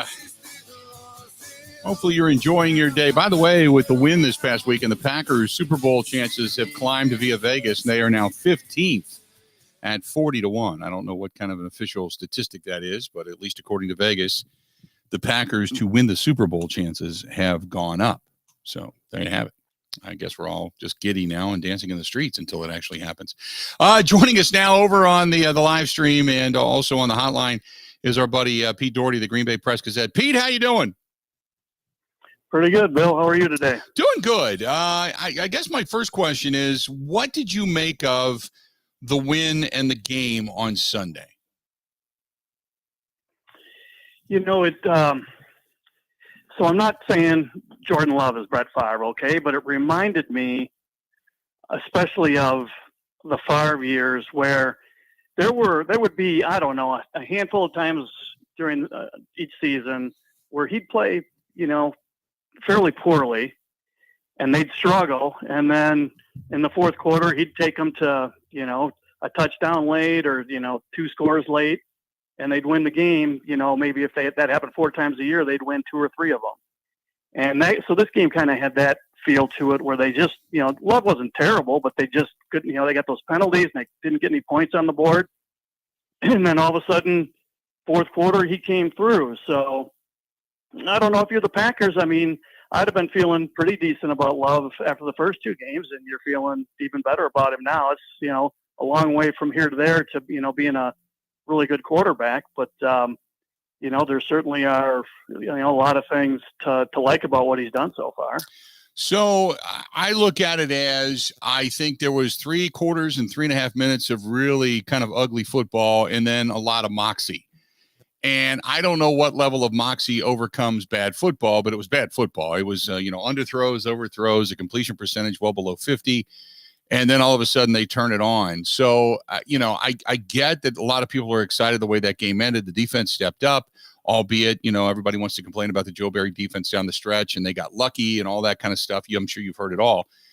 But I'll take the win because they should have won the week prior. So I'll take the win. The football gods kind of even things out.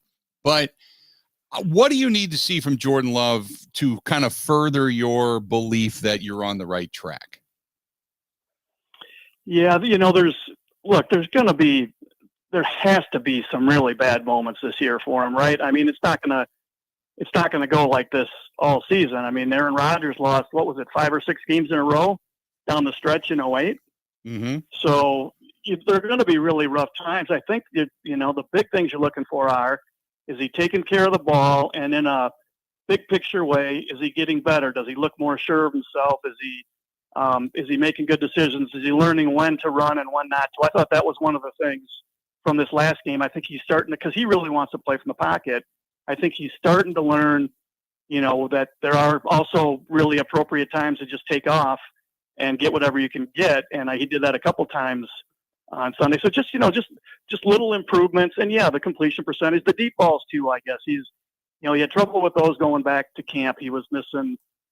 He missed a lot of those. So I think as the season goes on, one thing to look for is to see if he can start connecting on more of those deeper shots, those 30-yard plus throws downfield. So now, defensively speaking, what were your thoughts on the way the game kind of ended in the defense of Joe Barry? Because you can't complain too much about a team that only gives up 10 points. Yeah, you can't. There are caveats. I mean, Carr's a lot better than Winston. Winston played almost the whole second half. They were missing Kamara. Now, Packers were missing people too. That's the NFL. So, tough luck. I still, I think there's good reason to be suspect about them until, they show some consistency and do it week after week. But yeah, I mean, in this instance, you can't complain a lot about a defense that only gave up 10 points. And even if they hit that field goal, I mean, it wasn't good that they let him get in position, but there still was a minute left in the game, and all Love would have needed was a field goal. So the Packers still would have had a chance to win that game. The coaching, I thought, down the stretch, changing it up, showing the sense of urgency, going to the no huddle offense, kind of it was Matt LaFleur basically saying we can still win this game no matter if we haven't put any points on the board at this point. I thought at that point in time, when you talk about coaching, there's sometimes coaching can win you games and lose you games. I thought coaching at that point won you a game. Do you agree? Yeah, it's funny. Early in the fourth quarter, I'm sitting there thinking, well, what am I going to write about this? And I was planning on writing, they got all these guys out. They're struggling on offense. This is a game. We got this really young quarterback. This is a game where they needed their coach to just somehow or other pull the right strings and find a way, and he didn't do it. And then all of a sudden, 12 minutes later, they got the game won. And he did do it by going to the no huddle so early. So yeah, I think that did work. And I remember in the preseason, I might have been the last game. They went in Love's last series because they were pulling him, early second quarter. Mm-hmm. They went into 2-minute offense just to practice it, and he moved them right down the field and they scored a touchdown. Right. I wonder if they hit some rough spots this season and they're kind of struggling. I wonder if he wouldn't be smart to just say, you know what, for this series, let's go 2-minute. Even if it's early third quarter, it just might be it might be something that jumpstarts Love that relaxes him or relaxes other guys and gets them going. I don't know. That's something I'm going to keep an eye on.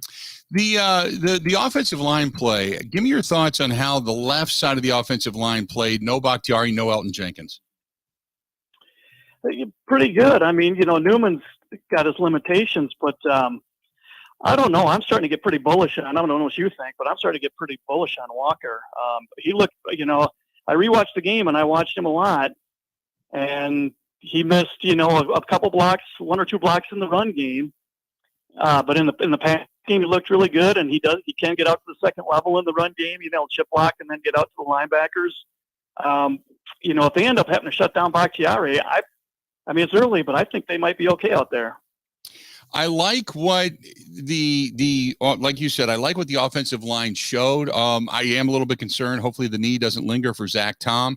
I think things are somewhat coming together, but the holes still aren't big enough for A.J. Dillon to get through. And to me, and I know people are talking about A.J. Dillon, to me, it looks like he's lost a step. Like that first quick hitch in your giddy up step that gets you downfield quickly.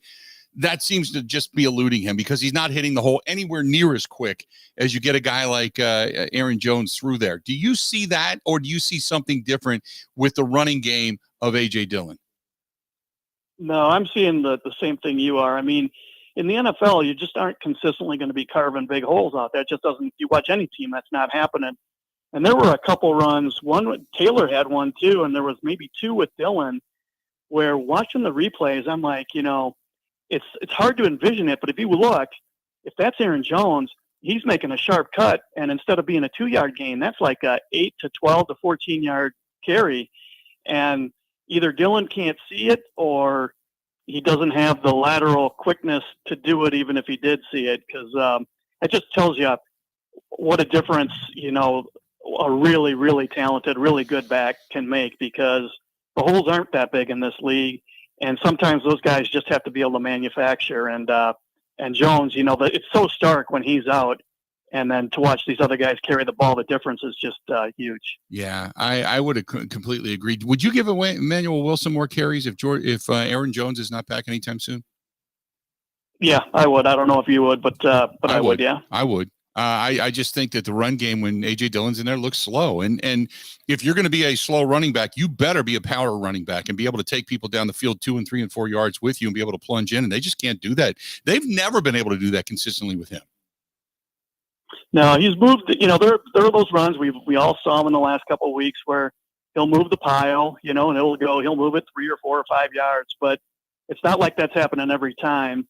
And I would definitely, Taylor's a good in the passing game, but I would mix Wilson in there liberally too, because he just seems to have a little more quickness and explosiveness and a little sharper cuts.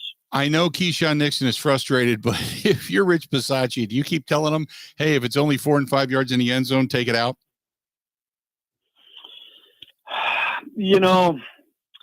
Yeah, you know what? If it's only 4 or 5 yards deep, yeah. Now, if you get to 8 or 9, then maybe you just got to take it at the 25. But he's going to break off one of these probably. He did it last year, and it didn't look fluky because he did it time after time last year. So I don't know if I'm them. Yeah, they need all the help they can get, and a 40, 50, 60-yard return is a big boost to an offense. So, I'd tell him to keep bringing it out. I know we need to see Christian Watson back on the field, but give me your thoughts on the young pass catchers just through the first couple of games. The guy who's kind of come out of nowhere because he was hurt so much at camp is Wicks. It was hard to tell what they have there, but he just seems like, he's playing like a pro already. He just looks like he knows what he's doing, like he's confident. So that's, they've got the makings of a really good, deep pass catching core for the next few years here. Dobbs is you can tell last year Dobbs really wants to be good, and he's a craftsman, and he takes it really seriously, and he just keeps getting a little better and a little better. That was a couple really good catches he had in the fourth quarter of this game, or maybe one was in the third, but he's a talented guy. If they can get Watson back, they need to keep him healthy because he changes the way teams defend him.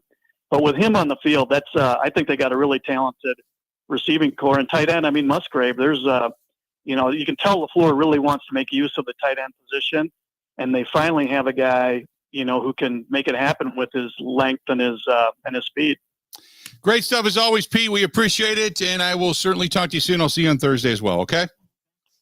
All right. Sounds good, Bill. Thanks, pal. Talk to you soon. There you go. Pete Doherty, the Green Bay Press-Gazette, giving us a shout for just a little bit and to kind of go position by position, talk a lot about a lot of the different things that you and I have been discussing for a while now when it comes to the Green Bay Packers, the win that was, and then obviously moving forward, what you need to see. So good stuff from Pete Doherty of the Green Bay Press-Gazette joining us for a couple of minutes. Don't forget, coming up in about 45 minutes, our guy, Chuck Freeman, going to be joining us. Yes, we're going to talk a little Brewers baseball.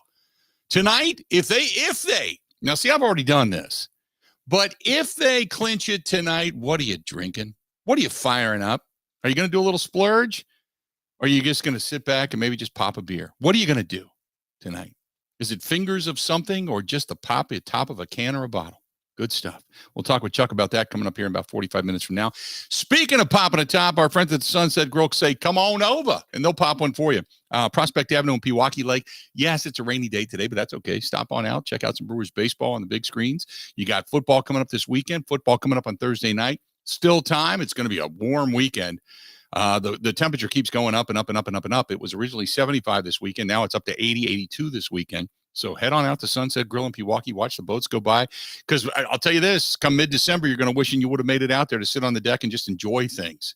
Because then you're going to have to wait another 4 or 5 months before the weather starts to turn so you can get back out there again. Get back out there and check it out. Sunset Grill, Pewaukee Lake. Ready? This is the Bill Michaels Show on the Wisconsin Sports Zone Radio Network. What advice would you give somebody that that's window shopping? I'd have to say Pella Windows and Doors of Wisconsin plays at an MVP level in the replacement game. They came in ahead of time, measured all the windows, make sure they had all of the measurements. When the Pella people left, you had no idea they had been here. You just had the new window. They're great professionals, Gina, and some of the best in the world at what they do. Right now, pay as low as $19 a month per window or $75 per month on patio doors. Visit PellaWI.com today. Pella's team of expert installers start with an in-home consultation and finish with no hassle or mess, leaving nothing but perfect results that stand the test of time. Right now at Pella Windows and Doors of Wisconsin, pay as low as $19 per window and $75 per month on patio doors. Visit PellaWI.com today. $6.99 APR for 120 months. Certain restrictions apply. See showroom for details, offers end 9/30/2023. Bill Michaels will resume in 3 minutes.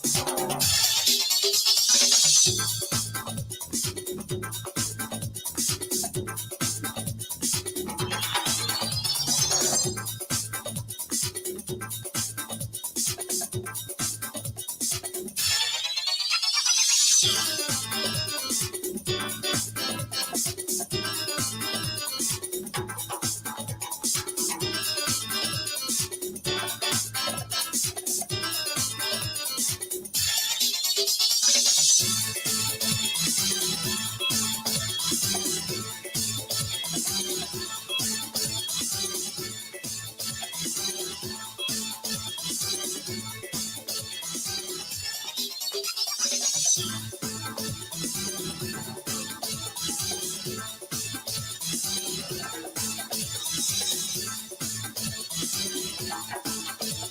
Michaels will resume in 2 minutes.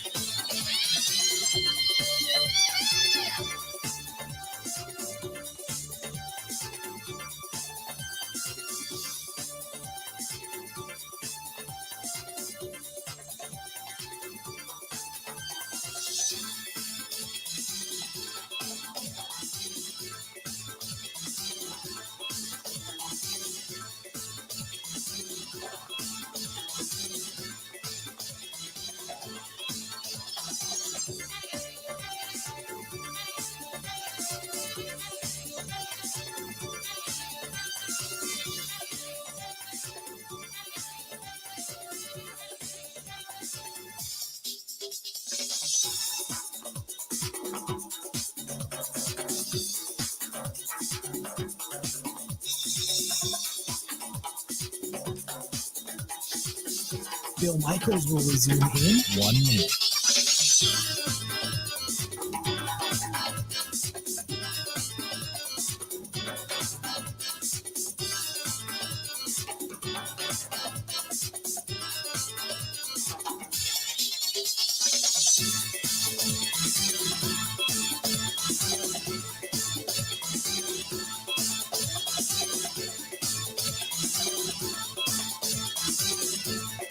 Bill Michaels will resume in 30 seconds.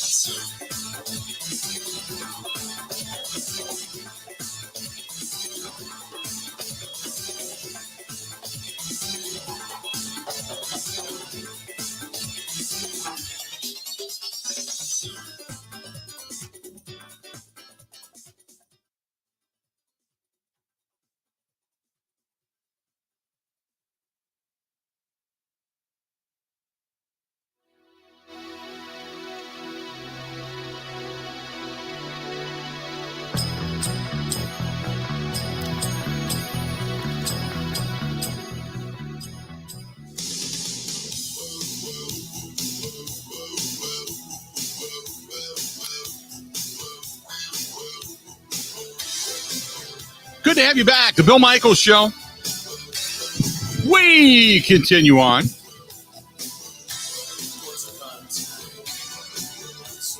Eight 877-867-1670, 877-867-1670, and good to have you on board today. So I was asking before that if the Brewers, when the Brewers clinch tonight, what are you imbibing with? A little bit of toast to the Brewers winning yet the National League Central officially, I guess. I've already done this, but what would you fire up? And I got David that says I'd have to go with a little bit of Blanton's. This is Jack who says good old Miller Lite. Chris who says I'm going to have to find something from your sponsor, which is our friends over at Point Brewing. And then my buddy Mike who says, I know Kristen will probably have a Bud Light, yada, yada, yada, right? Yeah, she's a huge Bud Light fan. This one is from Kathy who says, I'm going to sit back with a big margarita tonight going out to a Mexican dinner with my honey. Well, good for you. There you go. Big margarita is not a bad way to go. Tell you that. There's a place up the street from me called Casa Tequila. And Casa Tequila I think I took a picture and posted it on Facebook. Really good Mexican restaurant. Really good. However, their margaritas, they pre-make them and they just have these massive, giant, I don't even know what to call them. They're like fish bowls. They're just huge. And just a massive fish bowl. And those things are awesome. I would agree with you. Just awesome.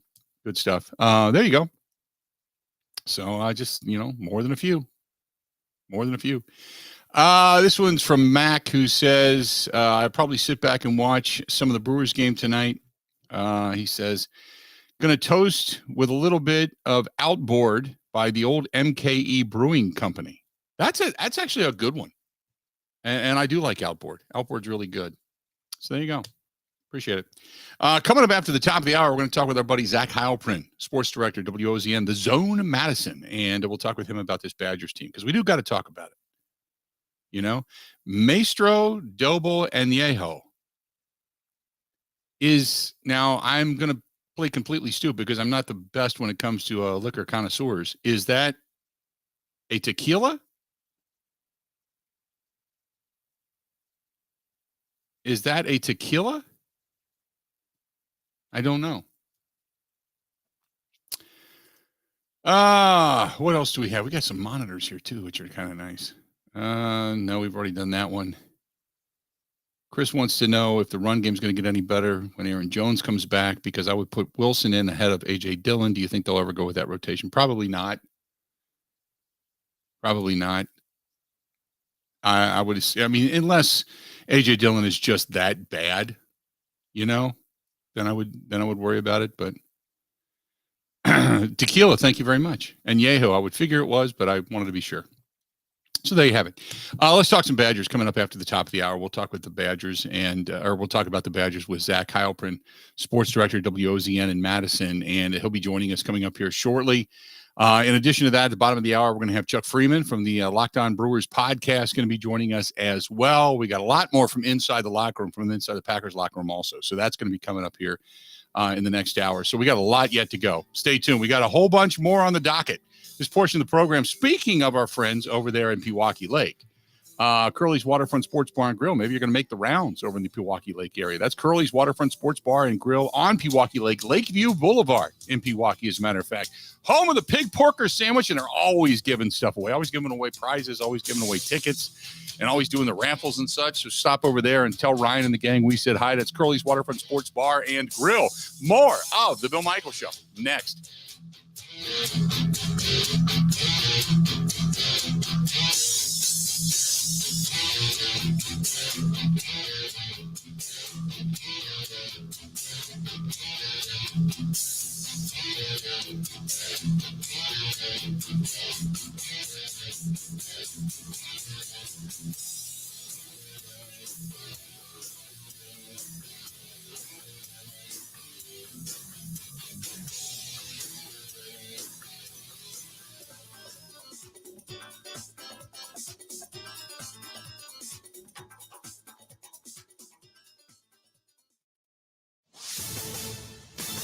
This is a Wisconsin Sports Zone update. Well, the Packers are back at work today, preparing for Thursday night showdown against the Lions. They didn't practice yesterday, but if they had, quite a few guys would not have been out there. That included David Bakhtiari, Christian Watson, Elton Jenkins, Devondre Campbell, Jair Alexander, and Zach Tom.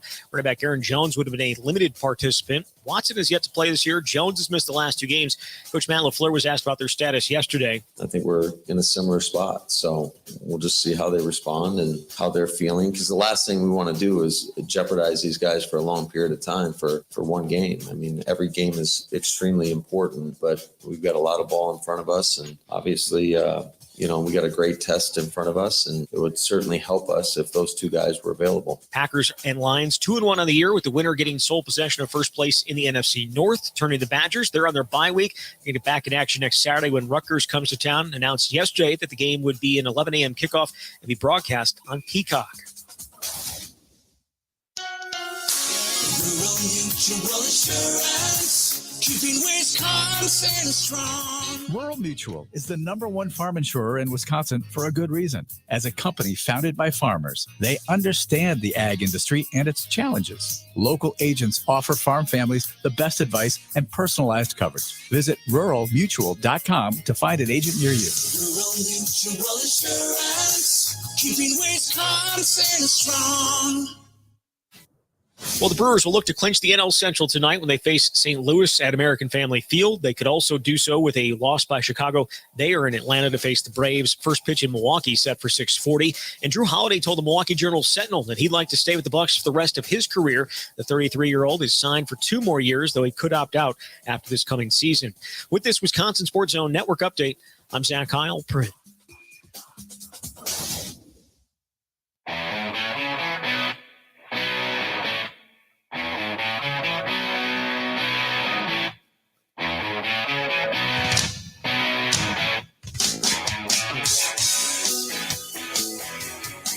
Welcome back. Third hour of the Bill Michaels Show. Third hour. Good to have you. Joining us now, our guy, Zach Halprin. He's the sports director at WOZN Madison, which is our flagship station, and to talk a little bit more about that win that was on Friday night, going back to Friday night for the Wisconsin Badgers. Zach, how you doing today, bud? Doing great. So give me your thought, because I had said that was a little more impressive to me, not because it was just, of the score, but the fact that I didn't see finger pointing in the secondary. They got gashed a little bit in the second half of that ball game, but for the most part, I thought it was a more all-around performance. It was more fundamentally sound performance. There were still some, mishaps, but for the most part, it was better than what we had witnessed. Give me your thoughts on what you saw on Friday night.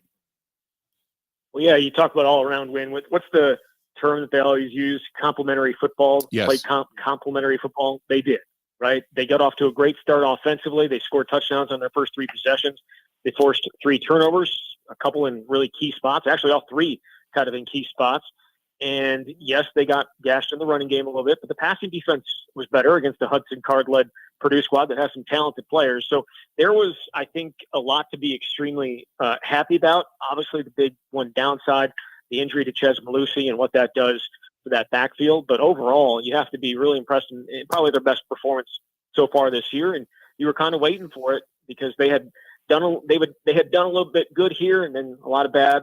It had been back and forth, but Friday night was a lot of good. And yes, again, I know there was some bad, but that was probably their most complete performance, and has to give you a little bit of confidence heading into the rest of the year that the offense can get off to good starts and put some points on the board early. Now let's talk about the Chez Malusi injury. Do we know the extent of that yet? Yeah, so I know that it was reported by ESPN that it's a fractured fibula, which will obviously keep him out for the rest of the season. Okay. It's a huge loss. I mean, it's a huge loss. And I think as soon as anybody saw it, it was kind of like, all right, well, he's not coming back this year. It was a nasty one. We've seen a couple of those here of late. It's never pretty. But yeah, likely out this year for the rest of the year. The good thing about this, Bill, is he's got a chance to come back for his 6th season. He never redshirted down at Clemson. This would have been his 5th year, but he can use this as his redshirt year and then potentially use his COVID year as his 6th year if he wants to come back. Who knows if he wants to do that, but at least he's got that in his back pocket if he does.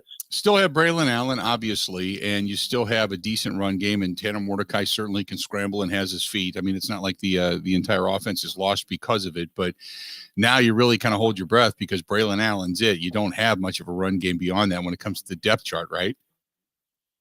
Correct. Yeah, I mean, Braylon had 52 carries through 4 games, and Chez had 51. So they were splitting reps pretty evenly, and both have been productive. And Braylon's averaging over 7 yards a carry. Chez was at 6. So it was actually a pretty good run game for them, the way things were going. My concern here is the last 2 times this has happened with Chez going out with an injury. 2021, where he tore his ACL, Braylon had to take on 20-plus carries a game, and he wore down towards the end of the year, and he was just kind of a shell of himself against Minnesota in the finale that year that they lost. And then last year, Chez breaks his arm. He was able to come back, but he was still out for more than a month, and it forced more carries on Braylon Allen, and he was dinged up and didn't even play in the Minnesota game last year. So how do they limit Braylon's carries and still be effective in the run game? Jackson Aker is going to be the first one up. Running back turned fullback, back to running back. He's kind of a big body. And then they have Cade Yakamelia, a guy who was playing safety last year, moved over to running back. Really, really good running back out of Pennsylvania. But outside of that, they just don't have any depth at that spot. It wasn't as if Purdue put up this massive fight, but I was impressed with the defense more so than anything. The fact that, James Thompson Jr. got to the quarterback, I think once or twice, Darrell Peterson had a couple of tackles for losses. I mean, they were back there in the backfield. They were getting pressure on the quarterback as well. Things, at least to me, it looked a little bit better up front, and which then caused the secondary, in my opinion, to play a little bit better. Did you see it the same way?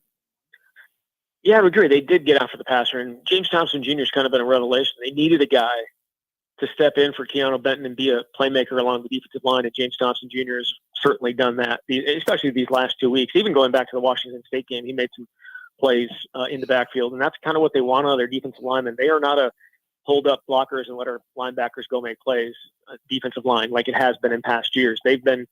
They want guys to create havoc on the other side of the line, and James Thompson Jr. certainly stepped into that role and done it. Some other certainly had made plays. Caden Johnson getting after the quarterback. Darian Varner making a heads-up play after the ball was picked up by the running back, and he just knocks it out of his hands and dives on it, even though, kind of it may have felt like it was a dead play, but it wasn't. It was a huge turnover there forced by Wisconsin. So, yeah, the front against the pass I thought was really, really good. My concern, obviously, is the running defense. They gave up 194 yards to a team that does not run the ball very well. And a lot of them were big plays. I think they had 9 runs of 10 or more yards. They had, I think 154 of their 194 yards came on 9 plays. That has to be a huge concern for them because there have been gashes like that in the first 3 weeks too. And teams are going to see that on film and want to take advantage of it. Now, what's the answer for it? I think you need a little bit more better play from your inside linebackers, that's for sure. Jake Chaney and Jordan Turner, I don't think played the run overly well the other night. They can be better and have to be better against better competition. So good and bad. That's kind of what we've seen from Wisconsin's defense. But it was bend but don't break, though, right? Yeah. They bent, but they ended up only giving up. They gave up the 17 points, but they came up with some huge plays turnover-wise to kind of tilt the field in their favor a little bit. To be up 21-3 at half was solid, and I agree with you. But I agree with you in the run game in the sense that you had all 4 ball carriers in that game have runs of, I believe, 15 or more. I mean, because Tracy and Downing, I think, each had carries of close to 25. Their longs were 25, and then I think it was Card and McCoby each had 15 or better. But I agree with you. There was some gashing runs where you kind of went, oh man, God, the holes were blown open. And then you start to wonder, okay, is it just because this is Purdue, or, are things going to get much worse as you start to face stiffer competition down the stretch? Is this something that, in your opinion, is fixable? Yes, because I think a lot of these guys, save for obviously Candle Benton, was a huge part of their run defense last year. A lot of these guys were part of defenses last year that were top 10 in the country against the rush. So it's not like these guys can't do it. It's I think they also were missing Wumajong Meta, who did not play except for one play. Still a little uncertain on the exact reason for him not playing, whether it was an injury or something else. He played one play. It was the final play of the game for Purdue. It didn't make a ton of sense to us, and the answers we got, or the responses from Luke Fickle afterwards, it was a little murky as well. So I'm not exactly sure what the reason for it was, but he was a big part of the run defense last year, and he didn't play at all on Friday night except for one play. So I think that plays a role. They have the ability to do it. It's but Friday night is not how it can be. You can't win games consistently if teams are putting up 200 yards rushing on you. You go back and look throughout the last 4 years here. That's the second most rushing yards they've given up in the last 4 years. Only Ohio State's put up more yards on them. So, and Purdue is not a running team. It is going to be a focus, I have to imagine, for other teams that face this Wisconsin defense to try and test them. If they can run the ball down their throats, it's going to be a long, long Big Ten season. Yeah, next up on the docket, they get a little bit of a week to kind of correct themselves, do a lot of self-scouting. In the meantime, Rutgers is going to be playing Wagner. They just lost 31-7. They got drilled by Michigan this past weekend. Michigan number 2 in the country. So we obviously know that, it isn't like they got beat by non-staunch competition, but they've beaten Northwestern. They've beaten Temple. They've beaten Virginia Tech. They've been averaging almost 30 points a game up until the Michigan game. So what do you see out of Rutgers that is going to give pause for concern when they come rolling in here in a couple of weeks? Yeah, I mean, obviously the Michigan game, it looked like a blowout, right? 31-7. It was 14-7 at half. I was actually able to watch most of it. It seems like Greg Schiano's starting to get some of his guys in there, and I think it was talked about during the broadcast where they have been able to start getting guys that are going to look like men in their program, as opposed to when he arrived, where he's trying to play with a bunch of boys. I think it was his message there. Is they're going to. This is the third, fourth year for him, so they're starting to build it up here a little bit. But yeah, Gavin Wimsett, their quarterback, is going to provide a huge test for Wisconsin because he's got the ability to run. He's also thrown pretty well, much better than he was a year ago. But he's also probably one of their leading rushers so far this year. It's going to be a test, and it's going to be an 11 a.m. game, and it's going to be on Peacock. Bill, do you have Peacock? I don't. Okay. No, I don't. Yeah, right. You and everybody else. So right. This is going to be the first game. This Wisconsin game will be the first time Wisconsin plays on this platform, and it got announced yesterday, and there were a lot of people not happy about it. But This is what the money is for. This is what the Big Ten's paying for, $1 billion, so they can put games on a streaming platform that not a ton of people have. Is Peacock attached to anything? I mean, do you have to pay for that separately, or is it attached to another platform? Yeah. It's not attached to another platform. It's NBC's platform. Yeah. It's NBC's streaming platform. So, yeah, you have to pay for it. It's only $6 a month, and you can cancel right after if you wanted to. So it's like paying $6. But I think there's it's the principle of it for some people. But this is the way it's going to be. I mean, there's going to be basketball games on it as well during the season. So I think it's something probably we're going to have to get used to. Yeah, that's the unfortunate side of things. Zach, great stuff as always, and then we'll talk more down the line, okay? All right, sounds good, Bill. Appreciate Thank it, buddy. Talk to you soon. There you go. Grant, you have Peacock, right? Oh, yeah. If anyone needs a Peacock, well, not anyone. I can only give it to so many people. But if you need a Peacock login, I got you, Bill. Well, here's my question. What is on Peacock that I would enjoy? Now, keep in mind, I'm a huge Dateline fan. So I don't know if Dateline is on there. I just got it, I think, over Labor Day weekend because the Brewers were playing on it. And then, I said, well, I'll cancel it. But then I opened it up one time and House is on there, and I love House. And Yellowstone is on there. And I've never seen Yellowstone, but I think of myself as a little bit of a cowboy on the inside. So I was like, I'll give this show a try. And that's been pretty good. Pac-Fan says every episode of Dateline is on Peacock. Well, there you go. Yeah. Why do you like Dateline so much? I didn't think of you as a true crime murder mystery guy. I always have been. I don't know why. When I got into Dateline, I started watching it years ago, but I started out my career, for those that didn't know, was in television. I was a reporter. And that was one of the things that I did was I was the murder guy. I was wherever somebody got killed, that was where I was. And when they would find bodies and such in Cincinnati, that's where I was. And I worked a brief stint at one of the major news networks when the American Eagle crashed in Indianapolis. And I did that and went through the investigatory process and everything. And it's funny because my son, who's now a police officer, and a buddy of mine who heads up Texas EquiSearch, which goes out and searches for bodies and people that are missing and all that kind of stuff. I get into these fascinating conversations with them and deducing certain things. And I've just always been that way. I have always thought that if I wasn't doing what I did today, then I might have ended up being some kind of an officer at some point down the road, or maybe an investigator, because that just has always fascinated me because I'm a deducer. You kind of look at things in a certain way and you say, okay, is this right or wrong? And what things are out of the ordinary? And I go all the way back to when I was coming out of high school, and I just turned 22, I think, after I'd been out for just a little while. My neighbor ended up running a BP station. She had a number of BP stations, and she could not figure out where somebody was stealing from her. One of her employees, she couldn't figure out where. And I just said, hey, I'll work for you for a little while. I didn't have anything going on, part-time. And I ended up figuring it out. It's just, that's what I was fascinated by.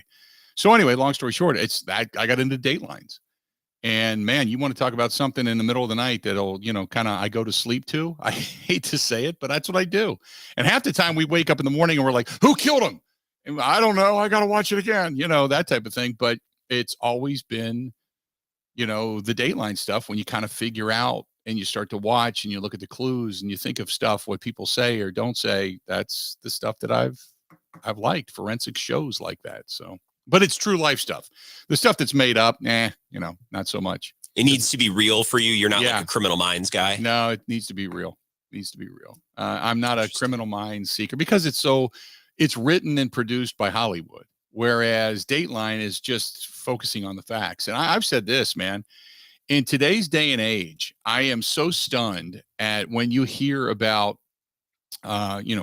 shootings and stuff in cities, how anybody at this point gets away with anything because there are cameras everywhere.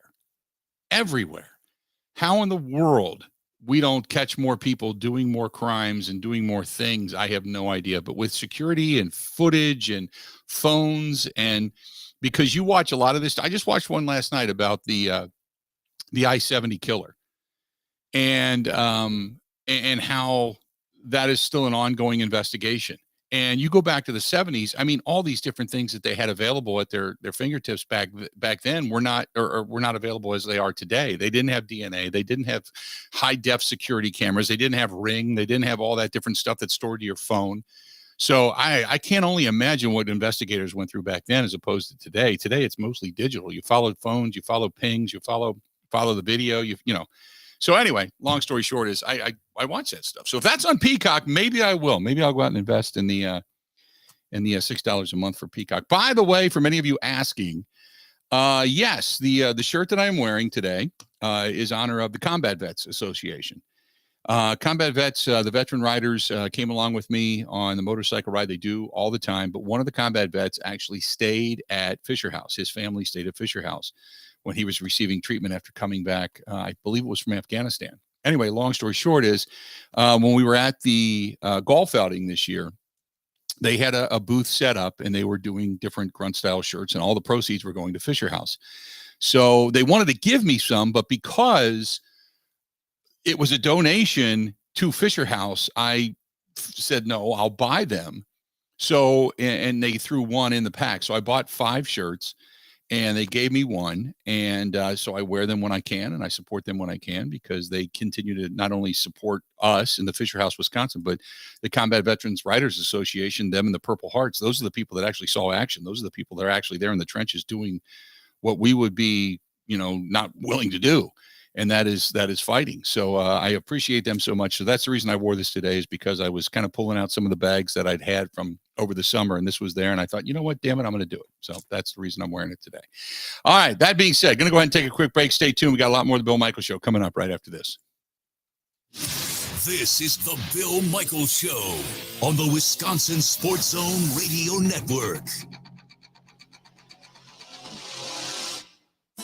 What advice would you give somebody that that's window shopping? I'd have to say Pella Windows and Doors of Wisconsin plays at an MVP level in the replacement game. They came in ahead of time, measured all the windows, make sure they had all of the measurements. When the Pella people left, you had no idea they had been here. You just had the new window. They're great professionals, Gina, and some of the best in the world at what they do. Right now, pay as low as $19 a month per window or $75 per month on patio doors. Visit PellaWI.com today. Pella's team of expert installers start with an in-home consultation and finish with no hassle or mess, leaving nothing but perfect results that stand the test of time. Right now at Pella Windows and Doors of Wisconsin, pay as low as $19 per window and $75 per month on patio doors. Visit PellaWI.com today. $6.99 APR for 120 months. Certain restrictions apply. See showroom for details. Offers end 9/30/2023. Bill Michaels will resume in 3 minutes.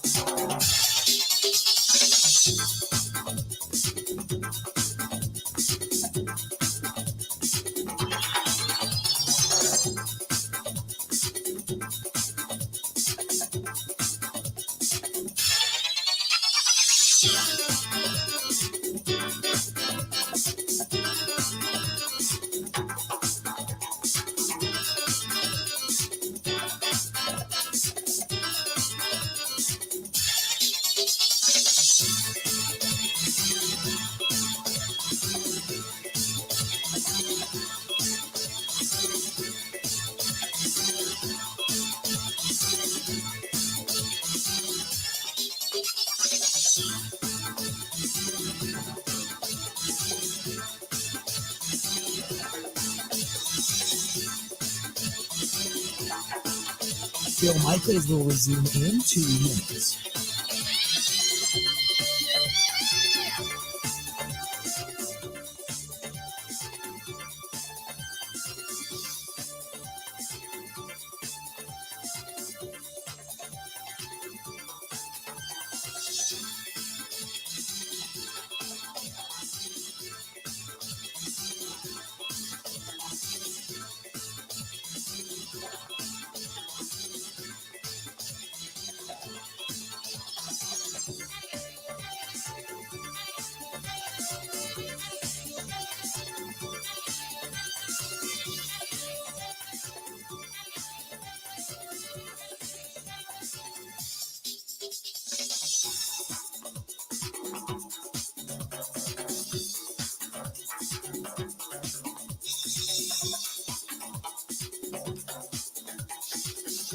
Bill Michaels will resume in 1 minute.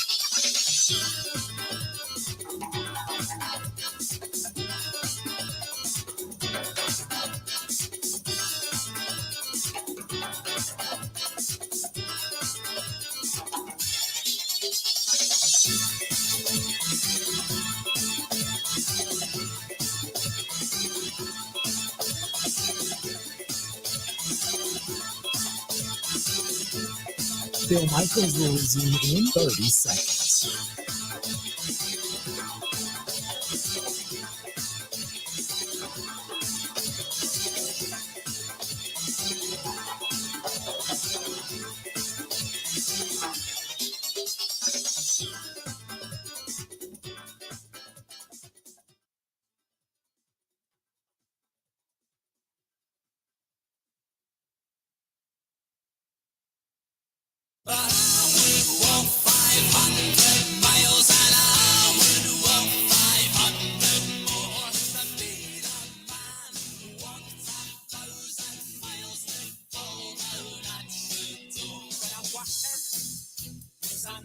Welcome back.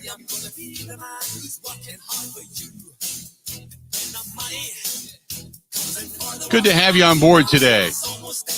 Bill Michaels Show. Continuing on this Tuesday, the 26th of September. I cannot believe this weekend is going to be October 1st. I'm like, where the hell did the summer go? Oh, my goodness. Just flying past us. If you want to get a hold of the program, 877-867-1670, 877-867-1670. Mark says, how many of the grunt style shirts do you have? I don't have a ton. I'd like to get a couple more, but I don't have a ton. I got so many t-shirts. Oh my God. I will say this. I rotate them once a year. I give a ton to either Goodwill or St. Vincent de Paul, or there's always some charity rummage sale or something going on at the churches nearby that I can drop stuff off if I see it, usually in like the community Facebook pages. So I'll do that. But I have so many shirts, and I like so many. I like t-shirts from different places. I like retro shirts. So I just got so many that I've got. I think I've got 4, like one whole chest of drawers, which is 6 drawers, is full of t-shirts. That's all it is t-shirts. And then you get to my closet, and I've got shelves on top of my closets, on top of my hanging clothes. And there's t-shirts there along with all my jeans. I used to be like a real clothes whore between that and pullovers. I love pullovers.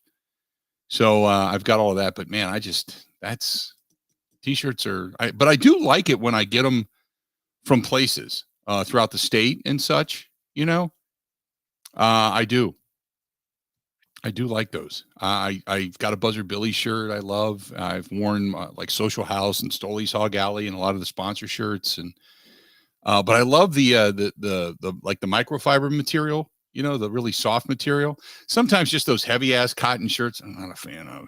You know, I've got a couple from different places that they've given them to me, and I've worn them once or twice, you know, to be on the air. But there's so much more comfortable stuff out there now. JJ says Walmart already has Christmas stuff out. Oh, I know. They're not even through the Halloween stuff yet. And they already have the Christmas stuff going in at Home Depot. By the way, speaking of decorations, has anybody noticed those? I don't know if they're 15 or 20 foot tall, those giant skeletons and the animated dudes that rock in the front yard and they wave their hands and stuff. Has anybody noticed that? Do you see those when you're running around out in Madison, Grant? Oh, yeah. Madison, we love decorating. We go all out. God, do you know how much those things are? Who spends $500 on that stuff for Halloween decorations? Someone who's in the Halloween spirit. Oh, my God. That's crazy. By the way, are inflatables decorations? Seriously? Decoration to me was always, if you're going to decorate, you're excuse me, you're lighting a Christmas tree. You're putting lights on a tree. Okay. Or you're buying your pumpkins, you're putting them out, you're setting them up, you're putting them like on the old, apple crate cases, and you're building a display. Just sticking a cord in something's ass and watching it inflate, that to me is not a decoration. Just so you know. Inflatables to me are just they become cliche. I like that take a lot. Maybe this is my HGTV self speaking here, but you get some pumpkins and some gourds, maybe in a whiskey barrel, you know, in the front yard, some mums, some fall flowers. I'm with you on this decorating take. Yes. Plugging in somebody's ass and watching it blow up in your front yard does not necessarily mean you're decorating for the holiday spirit. It means you're just lazy. So, come on, man. Put some effort into it. And here's the other thing. Sticking one of those things in the ground in front of your house that like blow Santas and ghosts and stuff all over your house. You know what I'm talking about? Those little LED things. Oh, yeah. That you put the different scenes in front of the light and suddenly there's, little spooky ghosts floating around your house. That's not putting up lights either. Just so you know. Although I got a neighbor, he's an older guy, he's retired. But his kids come over, and I think I've told the story before, but his grandkids come over, and he just puts that thing up, and you can hear him, Grandpa, I got to put Christmas lights up. I did put them up, damn it. That's it. He's one plug done. Screw it. That's awesome. That's the best. But no, that's not putting up lights. Putting up lights is actually putting up lights, plural, not just, one thing in front of your house that just has little goblins and spooks and ghosts and stuff floating around. That's not it. Same thing when it comes to Christmas. I'm gonna go to Goodwill this week, and I'm gonna find some big inflatable ghost or pumpkin or something, and I'm gonna show up in the middle of the night when you're asleep. Yeah, and I'm gonna set that thing up in your front yard. You're gonna wake up with your morning coffee and look out your front window, and there it's gonna be. I'll stab that thing like an intruder. Just start blasting out the front door. Right. I'll ninja his ass like a throwing star. I'll do a tuck and roll right behind the bushes and pop up and stab the hell out of it. Yes, Mike, projector lights are not decorations. Yes, I agree 100%. And my buddy Jason, who lives out in Arizona, says there's a lot of people out here who don't even take their Christmas lights down. Yeah, that's awesome. Good stuff. All right, let's do this. Our buddy Chuck Freeman. I wonder what kind of brutal decorations he smashed over the weekend when the Brewers did not clinch. I wonder if there's bobbleheads sprayed all throughout his home or out the window, but we'll talk with Chuck when we come back. Stay tuned. This portion of the program brought to you by our friends over there, Great Lakes Drag Away. And if you still have the need for speed, they got it going on with Speedtoberfest. Check them out, 262-302-2138, 262-302-2138, or go to GreatLakesDragaway.com. That's GreatLakesDragaway.com down in Union Grove, Wisconsin. Covering Wisconsin sports like a blanket. This is the Bill Michaels Show on the Wisconsin Sports Zone Radio Network.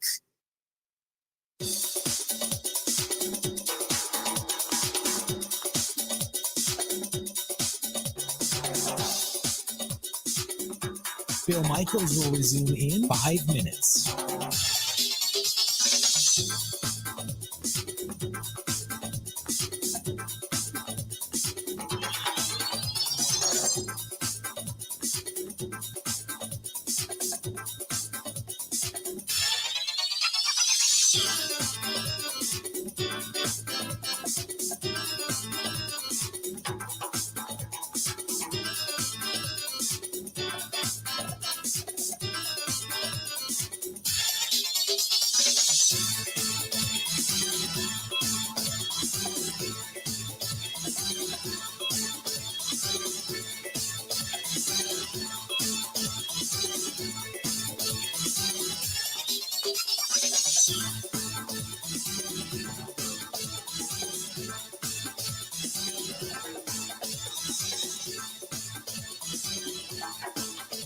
Bill Michaels will resume in 4 minutes.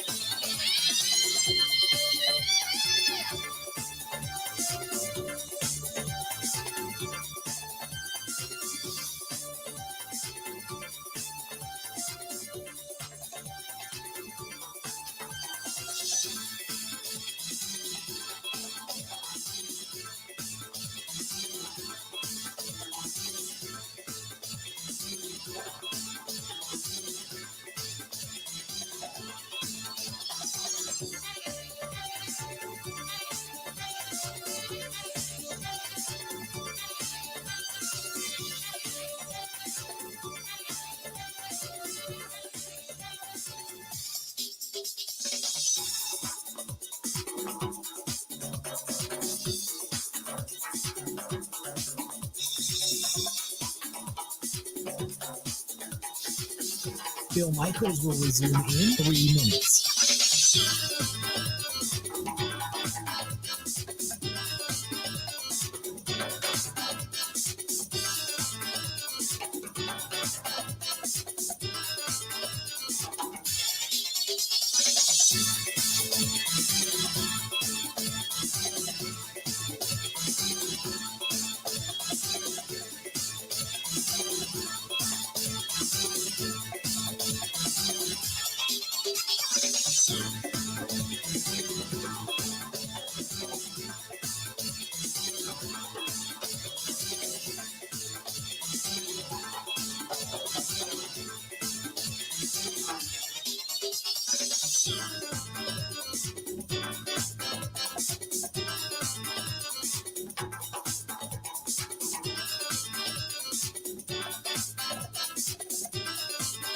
Bill Michaels will resume in 2 minutes.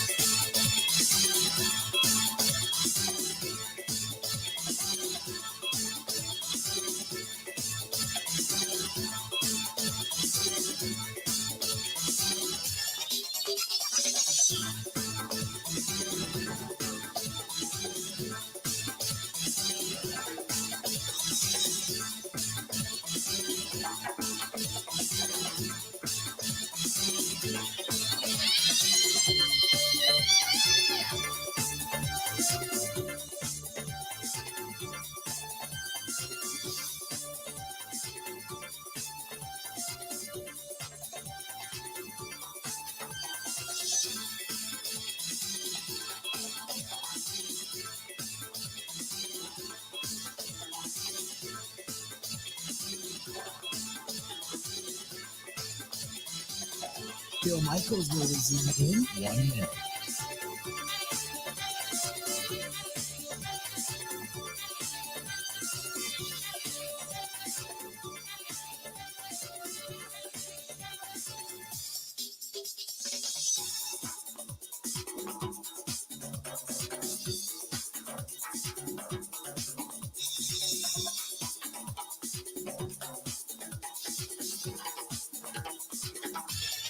Bill Michaels will resume in 30 seconds.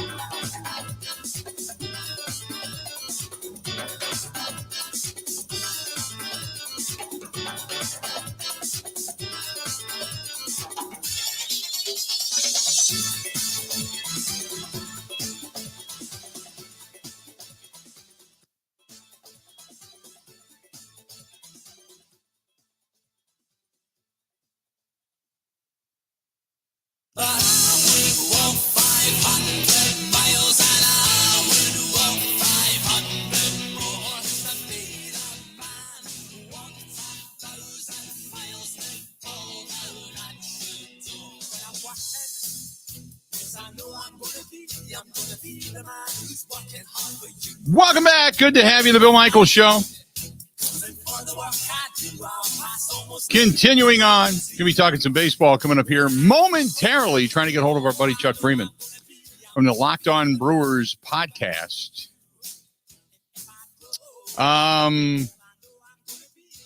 David says decorating for Christmas used to be a family affair and not anymore. This is true. When you start talking about the decoration thing, then again, it's kind of like what do you enjoy? You know, if you enjoy doing it with, because how do I put this? There's a lot of things where we say back in the day, or it used to be. And on one hand, we look for the kind of like, I guess might be the values that we used to have or the good old times that we used to have. And those are gone. You're kind of sad to see them go, but there are new things you can do. But I agree. It was, both my mom and dad have passed away. It was always, that was a big deal. My mom, man, boy, I tell you what, she used to put on the Raycon of Singers and flip on the record album, and it was Decorate the House. And usually through an album, which was about an hour and a half, an hour's worth of music, maybe long, you had the house pretty much decorated. And now, I mean, like with my house, especially around the holidays, because it's we host a Christmas party here, it gets pretty elaborate. I guess. And then every year it's a little bit more and a little bit more, whether it's going to Kirkland's or Hobby Lobby or something like that. It tends to grow. I got to buy a house just to buy a house for the decorations. Just to have another place to store all the decorations. So anyway, are you a big decorator, Grant? When it comes to I always spiritually I want to be, and then Christmas time comes around, I'm like, well, I don't want to go have to buy stuff. Right. It's a whole thing. So I want to. Like I love decorations. I just don't like the actual act of having to do it. Yes. Which I guess is more a laziness thing. Yep. No, it's in here, it's like a 2-3 day affair. It's like you do it over the weekend. You're not just gonna, not gonna just do it for 1 day. It doesn't happen that way. Because some of this stuff's pretty intricate. When you start to put up the screws and stuff that hold up all the garland that goes around the big fireplace and everything, that takes a while. That's not easy.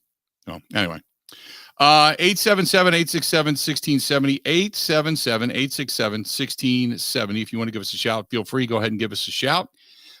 This is from Charity. Charity says, hey, oh, no, never mind. She said, I heard you were looking for a bottle of Blanton's. No, somebody was talking about celebrating with Blanton's tonight. But thank you very much. I love a bottle of Blanton's, to be honest with you.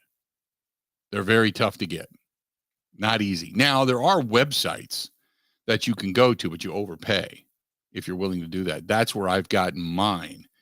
I got a bottle of Blanton's, 2 bottles of Buffalo Trace, a bottle of Eagle Rare, all from, and a bottle of Old Wellers, all from a particular website that I go to, a place called Wooden Cork. Go to woodencork.com and you can get it there. But you overpay for it. When my buddies buy it, because they live down near, they're in Cincinnati, and you go across the river and you can find it a little more attainable there, and they don't pay nearly that for it. Even for single barrel, they don't pay nearly that. So, Gene says, hey, unit, I believe tonight is going to be the night that the Brewers clinch. Would you start resting players after that? We had this question last week. When it comes to resting, who you want to rest and why? You know what I mean? It's baseball. It's not like you're running up and down the court. You do. I mean, look, playing baseball is a 2.5 hour to 3.5 hour affair. I get it. You're only involved in the game when the ball is hitting your direction, or you're at the plate and you actually put the ball in play.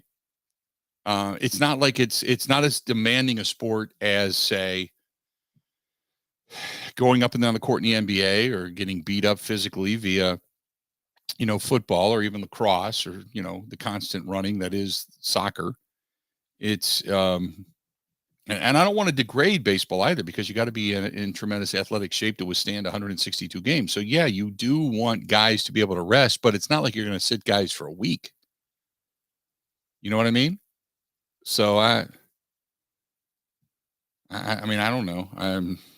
Yeah, you give guys a day off here and there, and today they're back at it after being off a day yesterday, but you only got you only got a week left. I mean, what do you do? 877-867-1670.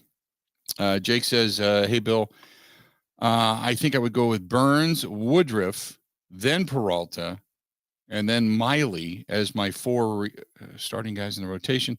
See, why would you mix it up? Why would you mix it up like that? Because it hasn't been that way all season long. You've been pretty successful. Unless, of course, here's the other thing to think of. Maybe the only thing I would change, could you flip-flop Woodruff and Burns? Keep Peralta the same, but would you flip-flop Woodruff and Burns? Because Corbin Burns has been, throughout the season, traditionally the guy that just can't get run support. Would you change that just to mix it up? You know what I mean? I don't know if I would, but it's just throwing it out there.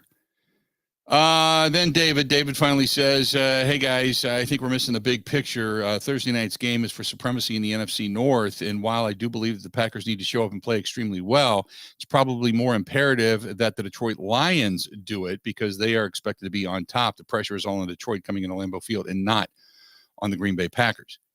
First of all, I don't think we're overlooking it. I think it's kind of master of the obvious. However, I think it is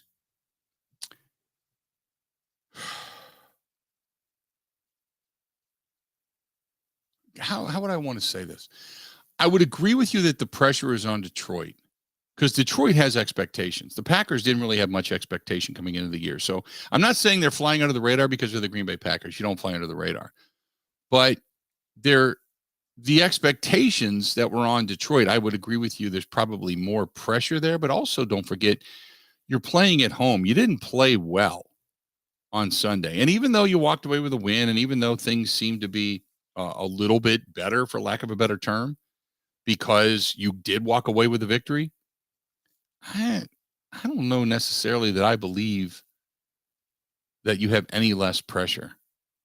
It's a Thursday night game, nationally televised game. You're playing at Lambeau Field game. Everything that goes along with the beginning of your season. The first thing you want to do is protect your home field. The second thing you want to do is win your divisional games. You steal some on the road, and next thing you know, you find yourself in the postseason. So I think the pressure probably, while I agree with you, it may, if you're going to have a percentage, I guess, if you maybe 55% of it's on Detroit, maybe a little bit more. But for the most part, no, this is Lambeau Field, man. You keep and own your home turf. I don't know if I necessarily agree with that. And then we're not overlooking it. I just think when it comes to pressure at this point, it's probably a moot point when it comes to a story. The pressure early on in the season for the opener, certainly. There was a lot there in many different ways. But with this, not concerned about it. Not concerned about it. 877-867-1670. If you want to hit us up, you can. Don't know where Chuck's at. So we were going to talk some Brewers baseball, and Chuck is not answering. So we maybe he'll give us a shout back, but Chuck is not answering at the moment. He might be on the, well, then again, it's raining. So maybe he just stayed in bed. Who knows? Maybe he stayed in bed. Certainly didn't have a late night doing a Brewers game last night. So for the Locked On Brewers podcast, maybe he just took a day off and figured he'd be back later on tonight after the game. But maybe we'll still touch base with him throughout the day. Ricky, good to hear from you, pal. Ricky says, what about the run game? If Aaron Jones cannot come back and be effective, it's one thing to have a hamstring injury. It's another thing to be able to play well with a hamstring injury. I don't think that it's going to affect him all season long, but certainly I don't want to rush him back. But if it does, who would be your go-to guy beyond him? Would you start looking at making the trade for Jonathan Taylor? That's going to be something that's going to be discussed. Again, it just depends on what they're going to want. I think Taylor's done for the season. So, right? Correct me if I'm wrong. I think he went on IR, if I'm not mistaken. Do you know that for a fact, Grant, by any chance? I think what was that? Sorry, I just tried to call Chuck again. No, that's okay. I think Jonathan Taylor went on the IR. Correct me if I'm wrong. Well, they put him on the PUP, I know. So that kept him out for the first 4 games. I don't think he got added to IR. We haven't really talked about Jonathan Taylor's on the PUP. You're right. He's on the PUP list. Yeah, he's still on the PUP list. So he would not even be eligible until what, next week? Or no, 2 weeks to be able to come back. 2 weeks to be able to come back. But and Anthony Richardson's banged up down there in Indianapolis too, so they're going to need him to come back if Richardson's not going to be able to come back anytime soon, which I think he will be. But yeah, you're not going to get him right away anyway. I don't know. I mean, if you're going to make that deal, I guess you would make that deal if he comes back and starts to play well or something to that effect. But I don't know. At this point, I think you're going to run with the horses that you have unless there's some dynamic deal that's out there. That would be the one I would look at. Certainly, I would not poo-poo it or ignore it, but there's quite a few teams that they're talking about that are going to jump into the Jonathan Taylor sweepstakes, and I just don't know if the Packers are going to, especially not having another first-round draft choice now because of the Aaron Rodgers situation. I just kind of think that, I think that might be the price for that might end up being too much, to be honest. So there you go. Let's do this. We'll step out. We'll take a quick break and come back. Got a whole lot more of the Bill Michaels Show coming up. This portion of the program brought to you by our friends over there at Skipper Bud. Skipper Bud now, and I know it's late in the season. We're going to have a warm weather season, but after this week, it might start getting cool. So if you're thinking about winterization, which you should, think about Skipper Buds, winterizing it, storing it. You can even shrink wrap it to make sure that nothing gets in it. It stays clean over the wintertime. Skipper Buds, Pewaukee Boat Sale Service and Storage. Todd's the GM over there. He's the guy. Call him 262-544-1200. 262-544-1200. Tell Todd I sent you. That's Skipper Buds in Pewaukee.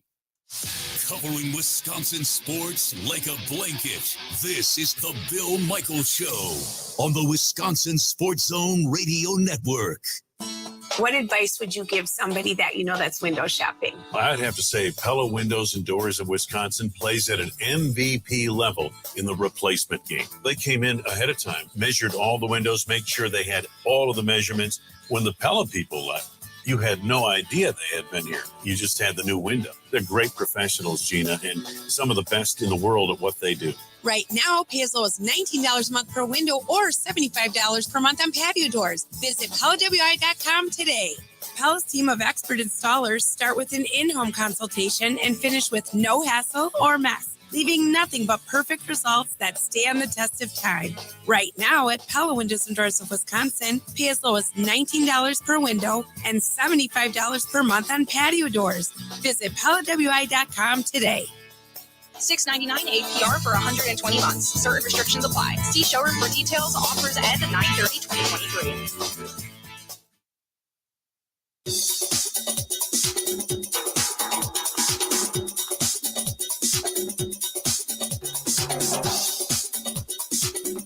Bill Michaels will resume in 3 minutes.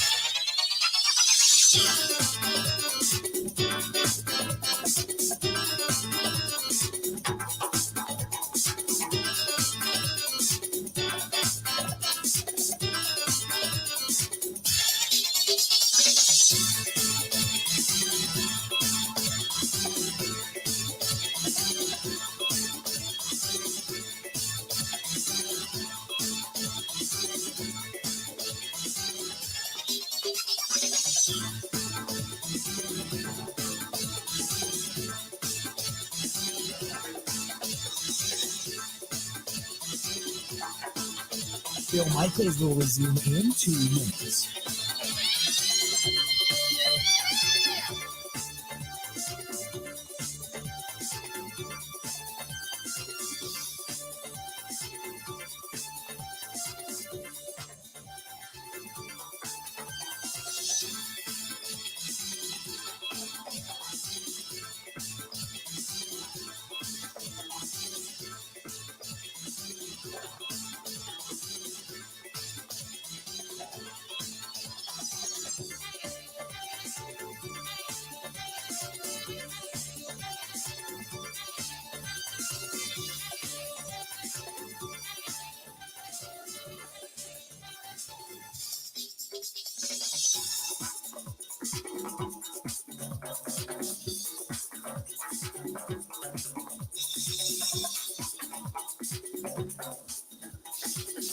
Bill Michaels will resume in 1 minute.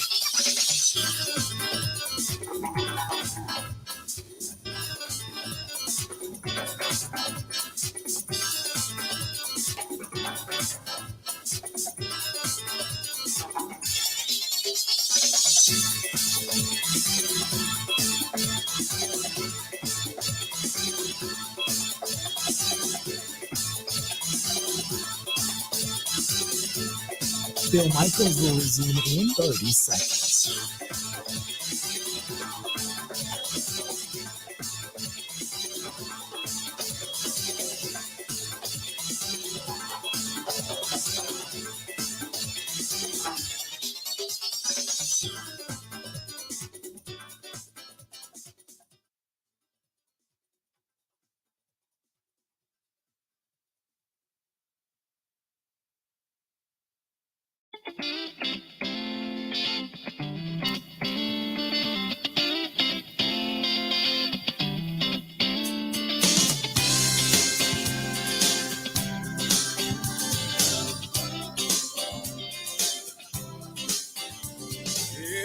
Always a crazy one, broke into the stadium and I wrote your number on the 50-yard line. Good to have you back. The Bill Michaels Show. Continuing on, Wayne wants to know, Wayne says, hey, Unit, you're going to be sharing some of that Blanton's. It's very hard to find. Yes, it is. And no, I'm not. He said, I'll see you over at Harvest Fair on Friday night, ? Yes. As a matter of fact, we're going to be heading over. That's the last weekend of the Budweiser Pavilion, and we're going to go over there and hang out a little bit. I know they have pretty good music coming up this weekend out there. And other than Friday Night Lights, nothing else going on. So, yeah, I'm going to be heading over to the State Fair Pavilion, State Fair Park, and the Bud Pavilion coming up on Friday night. And then I think this weekend's just take it easy weekend. I know we've got some people coming to the house on Sunday, which has been scheduled for a long time, which is part of the reason I couldn't make it to Oktoberfest this weekend. So Thursday night Packers game, Friday night State Fair Park, making an appearance at the Bud Pavilion, the final one of the season. Saturday, I don't know what's going on Saturday. I think we got a dinner that we're going to, and then after that, some people on Sunday, and then back at it on Monday. So looking forward to the weekend. Absolutely. Let's go back to the phones. Let's talk to Ron, listening to us in Madison. Ron, welcome to the program, The Bill Michaels Show. What's going on, man? Hi, Bill. I'm going to turn on the radio tonight and listen to the Brewers game with Bob Bucher on my radio here in Madison. So after we win tonight, I got some Coca-Cola and I got a small bottle of Jim Beam. There you go. That's good old-fashioned Beam and Coke. Drinks. Yeah, Beam and Coke. Yeah, Beam and Coke. Appreciate it, pal. Thanks, Ron. Good old-fashioned Beam and Coke. Beam and Coke, Jack and Coke. That was when I owned the bar. Those were the two populars at the time. Now it's you still get the Beam and Coke, the Jack and Coke, the Kessler and Coke. You got a ton of craft beers now that you got to keep up with. You do get some. Oh, by the way, speaking of drinks, I was just asked this the other day, and Joette down at Nice Ash was asking me about this. Do I do that drink now that apple cider is now in season? Do I? And I do. Coming up this weekend, I'm doing a big batch of it. So, do you know the cider drink that I enjoy pouring, Grant Bills? If you're a bourbon guy, you're a cider guy. So like Jim Beam Apple? No. So what you do is you take 2 shots of like bullet bourbon, pour it in a glass, and if you can put it in a shaker, it's even better. Then you take, what I do is I go find like really good, authentic maple syrup. And then you take, and I put it into like a ketchup bottle, a squeezed ketchup bottle. And you take like just enough to put about a half an inch worth of maple syrup on the bottom of the glass.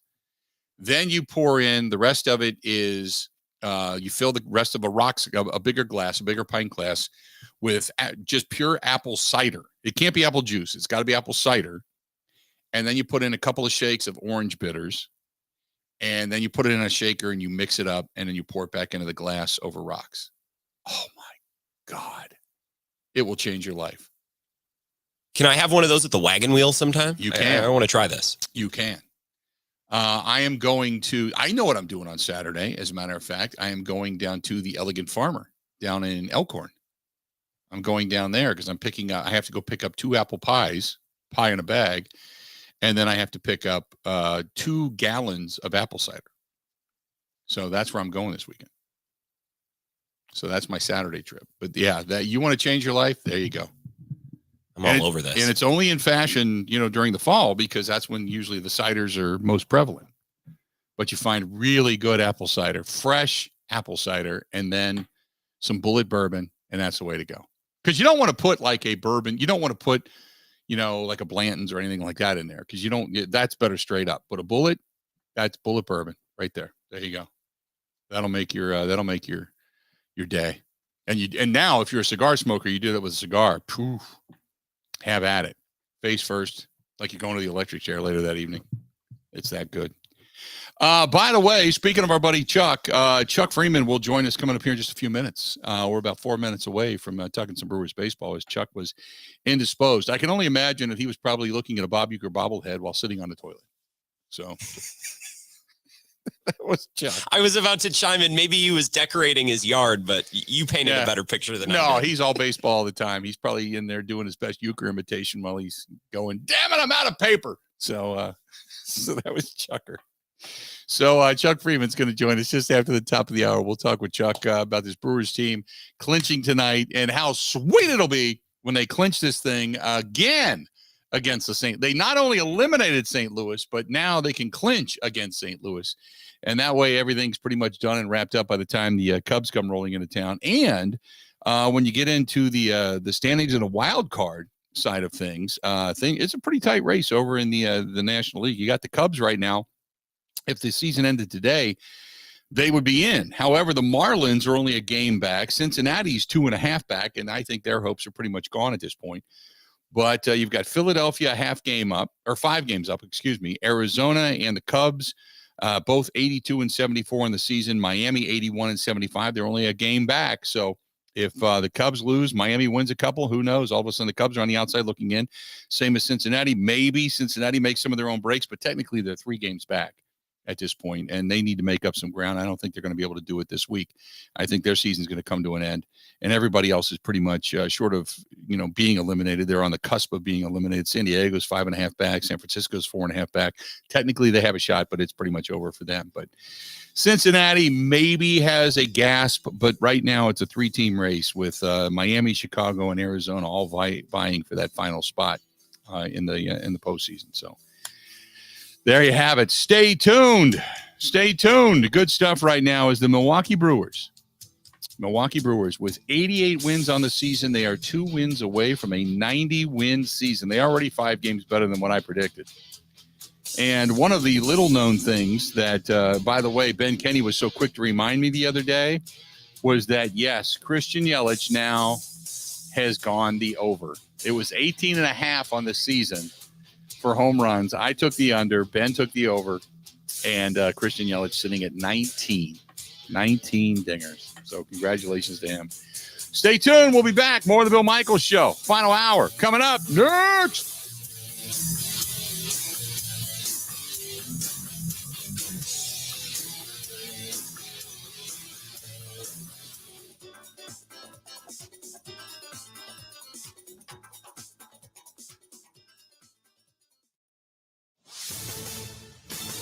This is a Wisconsin Sports Zone update. Well, the Packers are back at work today, preparing for Thursday night's showdown against the Lions. They didn't practice yesterday, but if they had, quite a few guys would not have been out there. That included David Bakhtiari, Christian Watson, Elton Jenkins, Devondre Campbell, Jair Alexander, and Zach Tom. Running back Aaron Jones would have been a limited participant. Watson has yet to play this year. Jones has missed the last 2 games.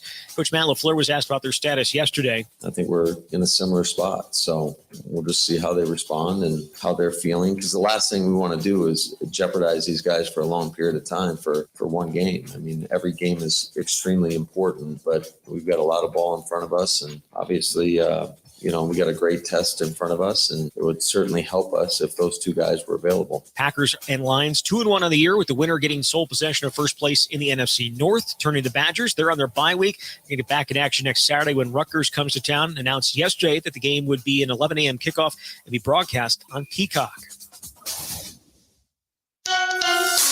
Rural Mutual Insurance, keeping Wisconsin strong.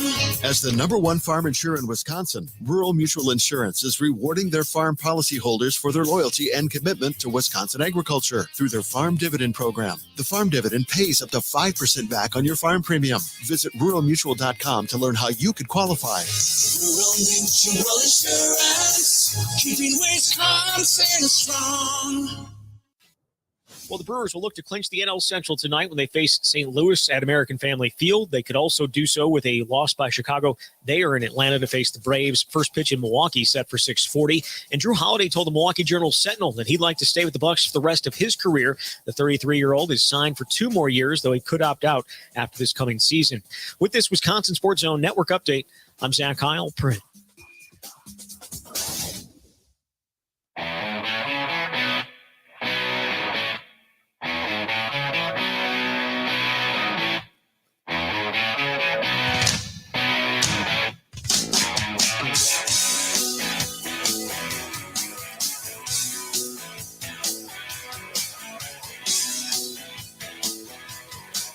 Good to have you back. The Bill Michaels Show.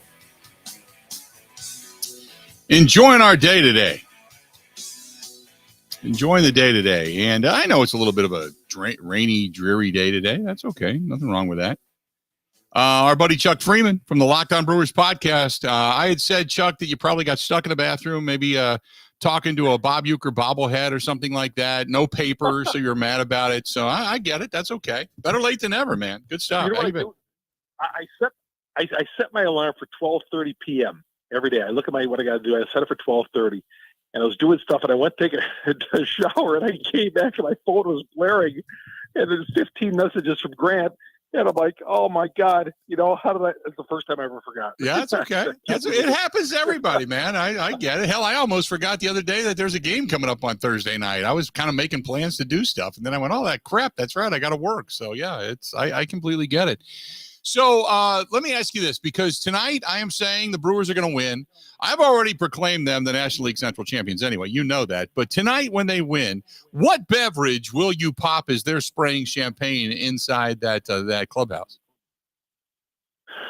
Well, normally I'd be down there, and getting my equipment all messed up and watching cameramen fight for their lives and all that as the champagne is spraying everywhere.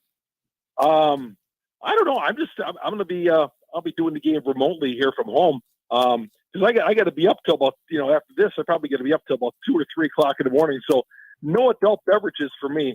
I'll save that for the ugly sweater contest at the Bill Michaels household in December when I'll lose my mind. Like it a lot. And we'll have definitely specialty drinks that night too, without a doubt. So the question comes about resting guys, and we get it, we understand it, but it's not football, it's not basketball. Hell, it's not even soccer with a continuous running. It's baseball. I mean, you give guys a day off every now and then, but for the most part, I mean, you don't want guys to kind of miss their groove, so to speak. So I'm not a big fan of resting guys for 2 and 3 days. I mean, you maybe give them a day off here and there, but for the most part, you're running with your horses down the stretch here, because you want to lock it up, and then maybe you start to adjust it for your rotation and such. But beyond that, you're not sitting a bunch of guys, right? No, and you got to get the pitchers they're working. Now, one thing to know, Brandon Woodruff in his last start this past Saturday, his velocity was down. 90, 91 miles an hour, and that's not good. He gets another start on Thursday, so that's going to be interesting. I'm assuming, I'm with you, I think they're going to clinch tonight. Either they're going to win or the Cubs are going to lose, but one way or another, it's going to get done. It's not going to last till Thursday. Of course, I thought they'd get it done this past weekend, but yeah, Brandon Woodruff, Bill, I think is someone to watch out for. That velo has been dropping 90, 91. Says they did a little mound visit. The trainers came out there, said there was nothing wrong. So we'll see where he comes back on Thursday when he starts again, because they couldn't figure out what was wrong with him, and he was baffled because no major league pitcher can be throwing 90 down the plate and you get away with it without that ball dancing a little bit. Right. Now, here's the other thing. If it's just fatigue, he's just getting a little bit tired, you don't want to miss his start in the rotation, but you can get him in limited work. If they've already clinched, maybe instead of saying, hey, you're not going to make your start, we're going to rest you, you can always say, hey, look, we'll go 3 innings. We'll stretch you out, go 3 innings. We'll, turn it over to the bullpen, let a few of those guys get a little bit extra work, win or lose, and kind of do something like that just to kind of check his velocity. But if he's not hurting, the danger is, and I've been told this by pitchers, the danger is that if your velocity's down, you try to overthrow to get your velocity back up, and then you end up getting hurt. So you just got to go out and do your thing and not worry about it. I agree. So I would say, like, in the next couple of days, several days, J.P. Balstauskas better be on alert, because that guy's going to get some heavy duty work if they clinch, because they're not counting on him in the postseason, but they'll definitely use him, here in the next, week or so to find some innings, to eat up some innings until we get to the playoffs. But he's going to have to get in. There's a couple other concerns. Payamps, we saw him bounce the ball in the dirt on Saturday. His velo has been down recently as well, and his arm location isn't where it should be. And Figueroa's coming off the injured list. They say he should be ready for next week or so. So you have Woodruff, you have Payamps, and you have Figueroa. I'm not saying that we should be on alert or anything like that, but just a little cautious, see what's going on there with those 3 guys. But, you look at they've leaned, Bill, as we know, they've leaned so much on their pitching staff, their starters, their bullpen since day one of the season. And you wonder if some of those guys are getting a little taxed. We've seen it happen before where, a pitching staff has had to carry the team, and then they get to October and there's nothing left. So give me your thoughts on, because we know that you're not going to, have anybody walking through that door that's suddenly going to add additional offense to this team. We've seen Christian Yelich. He was really on a tear for a while. Then the back flared up. The average is even down. He's below 280. Even though he's got his 19th dinger of the season, he's not, giving you the power that he was. Does it begin and end with him as far as, concerns go? Boy, look at Yelich. We thought that in May and June, we're talking comeback player of the year, turning his season around. The old Christian Yelich is back. And I want to say you and I kind of just said, well, let's give it some time a little bit. Mm-hmm. And sure enough, this isn't what the Brewers signed up for when they paid him this money. Let's be honest. They didn't settle for 270 and 19 home runs. This is not what they had in mind. They had in mind big MVP type year. So, yeah, they're going to need some production with him. The Brewers are never going to tell us how bad that back is barking at right now, but obviously it's got to be doing some problems. But they just can't afford. And this might be where we are the rest of the way with Christian Yelich. I'm talking about the rest of his career. This is where we're probably at this point. Those back issues just don't seem to be going away. But there's Donaldson at third base. He appears to be the everyday third base, but he's going to have to contribute. He'll need some big moments from Carlos Santana. Hit that 3-run home run on Saturday. There's a few guys that have got to step up, but it's been so inconsistent. You just hope that the offense doesn't dry up in the postseason. Correct. Now, here's my next question. What do you do with Montesterio, who has been a pretty consistent hitter? So don't you have to try to keep him in the lineup, or do you just say, you know what, he's going to be a situational guy at best? You must have been listening to Lockdown Brewers last night, Bill, because that's the exact thing I addressed. Right. That's the last things I addressed on the show last night. It's because you have Josh Donaldson. They want to keep his bat in the lineup. And then you got Terang and Monasterio. Mm-hmm. So you have three guys playing two positions. Monasterio, I think his future with the team is a utility guy, but he's been having a decent year, better year than all three of those guys. Weren't counting on him to start the season. But, yeah, how can you take his bat out of the lineup? So you just go lefty-righty matchups. You got, Terang, you've rolled with him for so long this year. Defensively, he gives you so much. He's way better defensively than Monasterio. But Andrew has come up with some big hits this year. And like I said, I think they're pretty content on, at least for the rest of the season, obviously. Having Donaldson over at third base, he's been slashing the leather a little bit, and he's been, he's had a couple of big home runs so far in his couple of weeks up here. So I don't know. I would put Monasterio at second base, Donaldson at third, and shuffle in Terang when you can. So let me ask you this. When it comes to the outfield, because Joey Wiemer has just been such a train wreck at the plate, do you have the options? Do you have, say, just defensive capability, put Sal Frelick over in center? Would you rather do that, or would you leave Sal Frelick in right and just hope for the best with Joey Wiemer defensively out in center field? Because you're not taking Christian Yelich out of the game unless he's injured. Yeah, I don't see Wiemer getting any at bats. I don't see Wiemer getting any bats. Any starts, nothing. I don't see none of this happening. Here's what I would say. I'd say Cannon will be in right. Tyrone Taylor will probably play some right. He's got that hamstring issue. Frelick in center, Yelich in left, depending on how the hamstring is doing or the back is doing. But Wiemer's, he's out, I would say. And you got the trip down to the minor leagues. And I would say, I go with Cannon. I mean, Cannon's a guy you can't, and I've been saying this, you can't take him out of the lineup. So you got to find a position for him. And it's either going to be right or left if Yelich is not in there. Yeah. And Tyrone Taylor's been swinging a pretty good bat. Again, the hamstring injury has been going him. But Wiemer, no, unless there's some sort of defensive way you're going to get him in the game, you can't afford it. He just looks awful at the plate. You can't use him.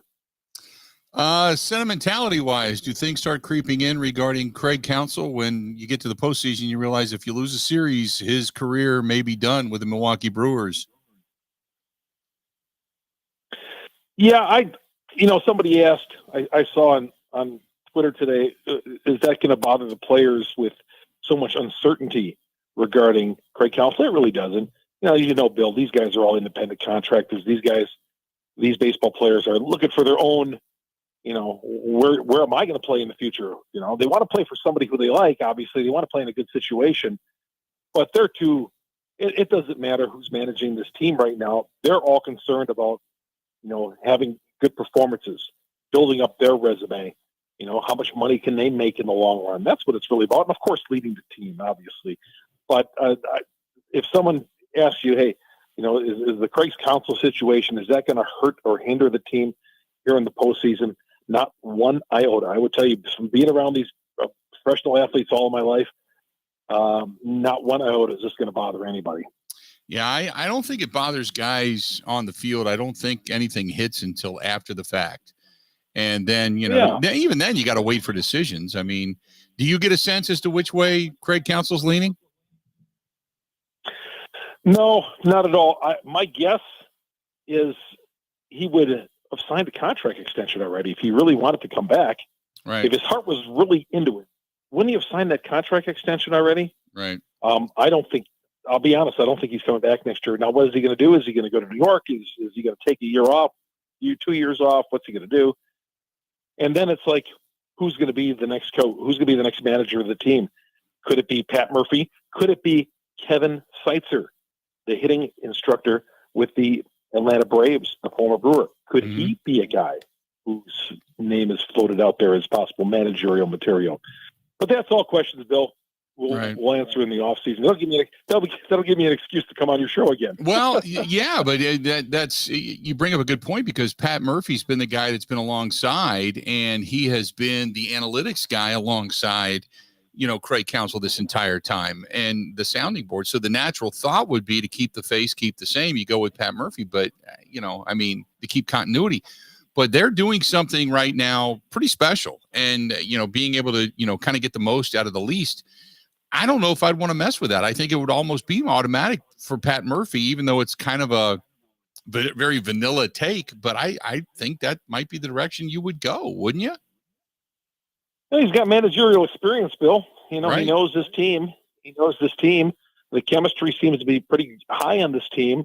But I see your point there. Yeah, you never know what Matt Arnold's thinking. But I would think that, why wouldn't? And I would guess he would want it. I know he had a little health issue year or two ago, but that's not getting in his way. He's going to be fine. And if you were to tell me who I would choose, I would keep it in house right there. Yeah, I probably would go in that direction as well. Chuck, good stuff. Go ahead and dry off now if you haven't already, and then we'll touch base again next week, pal. Okay.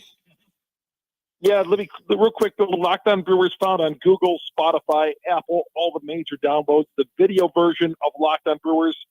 Go to YouTube, search Locked On Brewers, hit the subscribe button. That'll alert you every time we drop an episode here on Locked On Brewers. There you have it. Good stuff. Chucker, we'll talk to you again next week as the playoffs get underway, okay?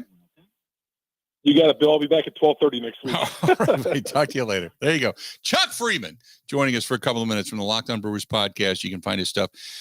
Same place. You can find our stuff. Spotify, Apple, iTunes, Google Podcasts as well. Over on YouTube, Locked On Brewers podcast. When we come back, let's take a listen to what Joe Barry has to say about his defense and Adam Stenovich about the offense. Let's do that when we come back. Stay tuned. We still got 3 rocking segments left to go in the program before we get out of here and call it a day. A lot more of the Bill Michaels Show coming up right after this. Covering Wisconsin sports like a blanket. This is the Bill Michaels Show on the Wisconsin Sports Zone Radio Network. What advice would you give somebody that that's window shopping? I'd have to say Pella Windows and Doors of Wisconsin plays at an MVP level in the replacement game. They came in ahead of time, measured all the windows, make sure they had all of the measurements. When the Pella people left, you had no idea they had been here. You just had the new window. They're great professionals, Gina, and some of the best in the world at what they do. Right now, pay as low as $19 a month per window or $75 per month on patio doors. Visit PellaWI.com today. Pella's team of expert installers start with an in-home consultation and finish with no hassle or mess, leaving nothing but perfect results that stand the test of time. Right now at Pella Windows and Doors of Wisconsin, pay as low as $19 per window and $75 per month on patio doors. Visit PellaWI.com today. $6.99 APR for 120 months. Certain restrictions apply. See showroom for details. Offers end 9/30/2023.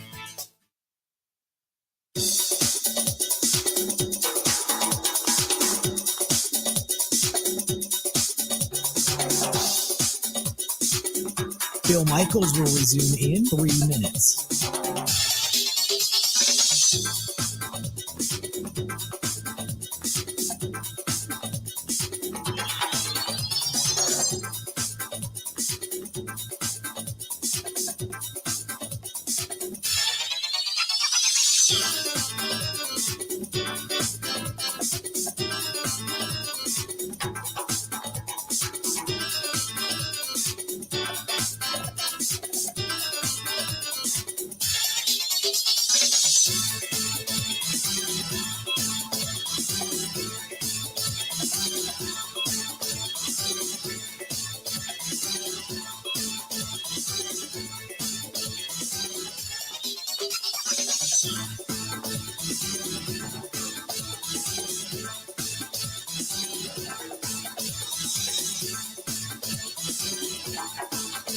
Bill Michaels will resume in 2 minutes.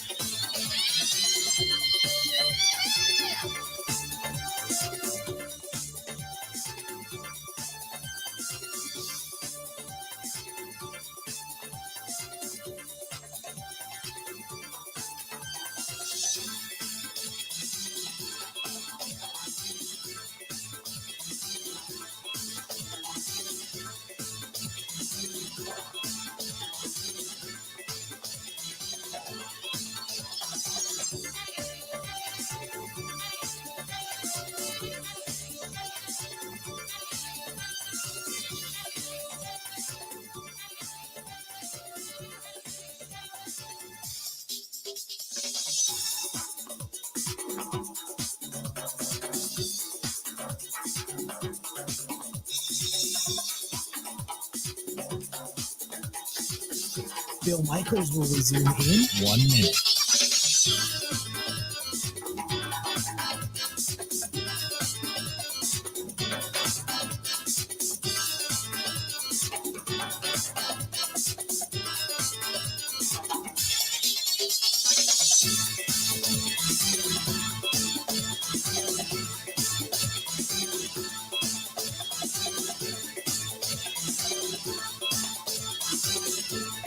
Bill Michaels will resume in 30 seconds.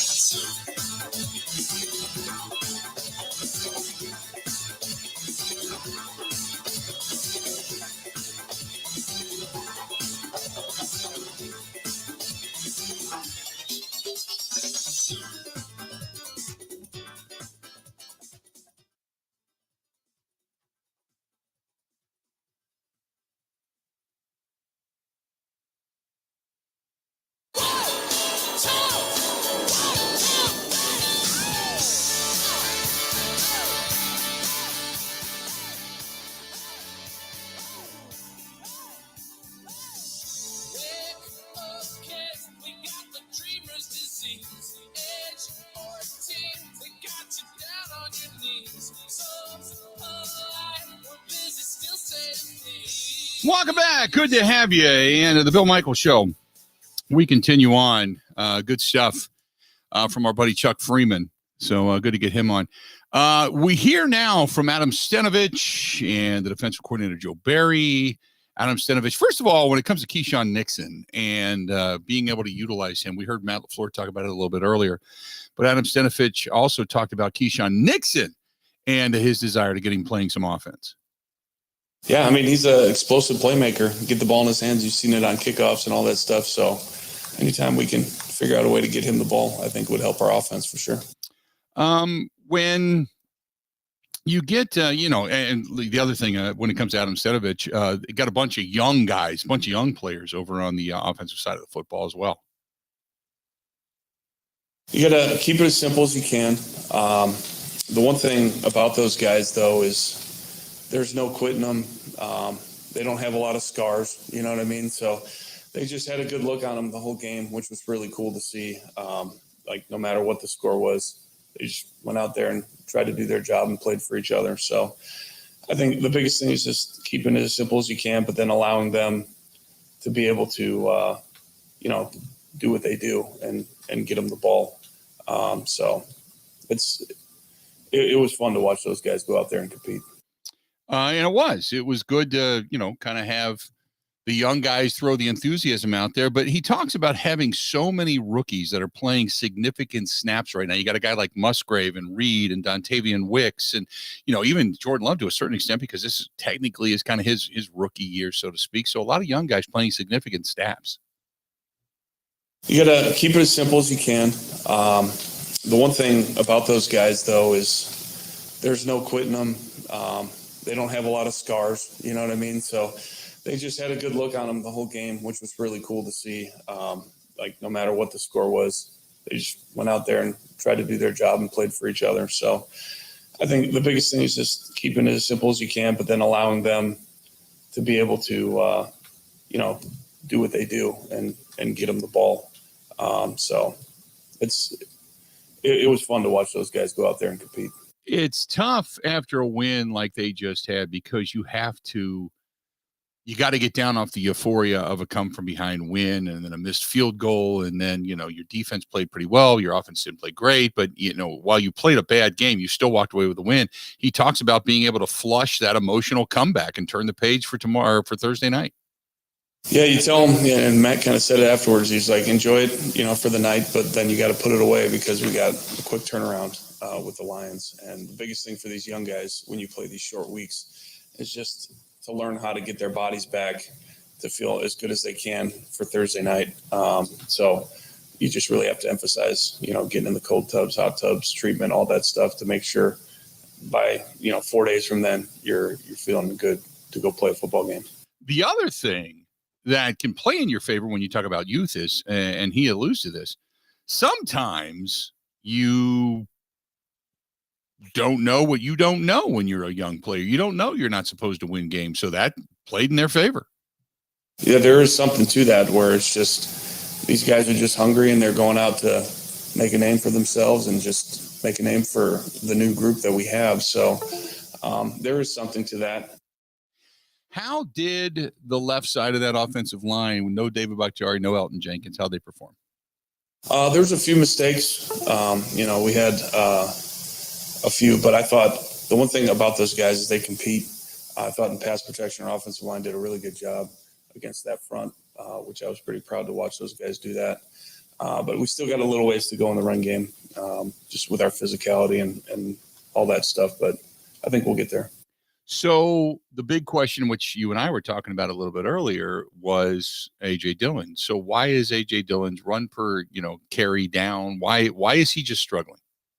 He's had a few runs called back because of penalties. I think that would have really helped that average. And yeah, it's just there's a couple calls where we had some bad calls and they had some really good calls on defense where we had some tackles for loss and things like that.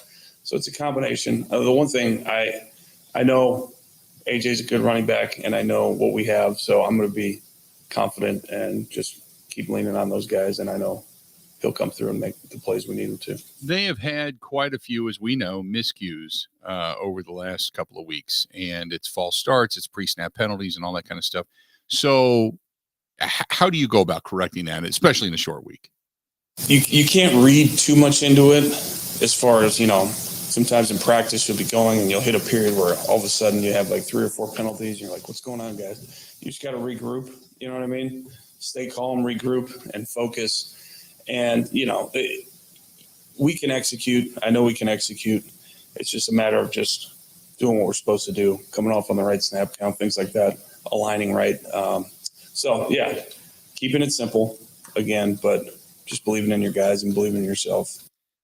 Jordan Love, one of the things that everybody loves is the fact that he's got a little bit of athletic ability and he's able to scramble, able to move a little bit better than the aging Aaron Rodgers did. But one thing that they are noticing is at times he is not sliding. So Stenovich talked about that. Yeah, that was awesome. He caught me by surprise, too, because I was expecting him to run out of bounds and he just kept rolling. So that was pretty cool. But, yeah. And then the one in the end zone, that was a phenomenal run by him, just making DeMario miss like that. That was a pretty cool play. You've got Aiden Hutchinson, who is coming to call in for the Lions, and he had a hell of a season last year. He is, strong for anybody this season. He talks about the challenge, whether it's Bakhtiari or anybody else that's going to have to face Aiden Hutchinson. Yeah, we got to account for him, and they've been moving him around a lot. He's not only playing over the tackles, they've been moving him inside, so we're going to have a good protection plan for him for sure. So the run defense of the Lions is pretty stout, and you'd like to be able to have Aaron Jones back, but if not, he talks about that Lions run defense and the challenge they present. They're very similar to New Orleans as far as their structure. Their linebackers are very aggressive, and I think they're very instinctual players. But their interior guys do a really good job just getting off blocks and things like that. They're very disruptive. So that and a combination of, they're always trying to have an extra hat in the box with the safety 32. They're a pretty aggressive bunch. They did a good job versus Atlanta. I got to be honest. I know people call it trick plays. I don't mind it. I call it creativity. I know the question is why so many, quote, trick plays this early in the season, but I love the creativity that Matt LaFleur and the offense are showing, but he talks about that. Well, yeah, I mean, you're always trying to have some stuff in case you need to generate a play or keep the defense on their toes. I think that's really important because they're going to be working on that stuff, and it's potential big plays if you can get it executed. Now, the other thing, when you talk about, quote, trick plays, guys love it, especially when it works. He talks about that as well. Oh, yeah. Yeah, they love it.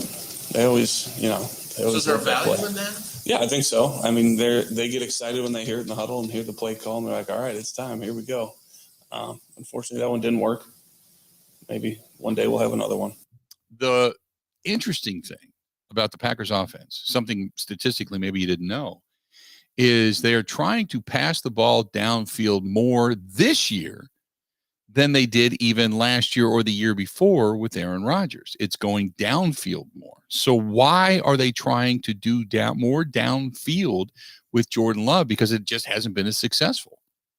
I think overall, from our wideouts, we have a little bit more speed than we've had in the past. So I think all those guys have the ability to do those vertical routes and come down with the ball. So I think it just fits. And then we're getting a lot of single high defenses, so they're kind of daring us to do it. So you got to push the ball down the field to see if you can make big plays. I understand that, but they have the ability. We're going to see if we can get big play, but they're not, and it's killing their percentages, and it's putting them kind of behind the eight ball when it comes to down and distance. I don't know that I'm a fan of some of the things that have been going on. In the meantime, he talks about Romeo Doubs, the young rookie or the young second-year wideout, and how he's coming up stronger. Yeah, I mean, he's always, when he first showed up last year, that was one of the things you noticed about him is his catch radius, but also his ability to make those kind of catches and his strong hands. So I guess I've always just kind of taken it for granted. But yeah, we've always known he's been really special from that aspect for sure. That's Adam Stenavich, offense coordinator for the Green Bay Packers. Let's do this. We'll go ahead and step aside. We'll come back. Got some good buy or sell coming up. We'll save Joe Barry for tomorrow. Let's do that because we just wanted to hear everything from Stenavich regarding this offense and some of the reasons why it is or isn't working and some of the philosophies as to what it is they're doing. But we'll hear from Joe Barry coming up tomorrow on the program. Until that time, let's get into not only some buy or sell, but also what we missed coming up in the next couple of segments. Stay tuned. More of the Bill Michaels Show next. Ready? This is the Bill Michaels Show on the Wisconsin Sports Zone Radio Network. Buckle up. It's all systems go at Potawatomi. Plug in to high wattage play and you could win an all-electric BMW i7. Play now through September with your club card. Prize drawings on Thursdays. There's a shocking $800,000 in total prizes on the line, including the luxury BMW i7. It's time to electrify your drive. Only at Potawatomi Casino Hotel. More info at paysbig.com/BMW. Must be 21 years old and a club member to play.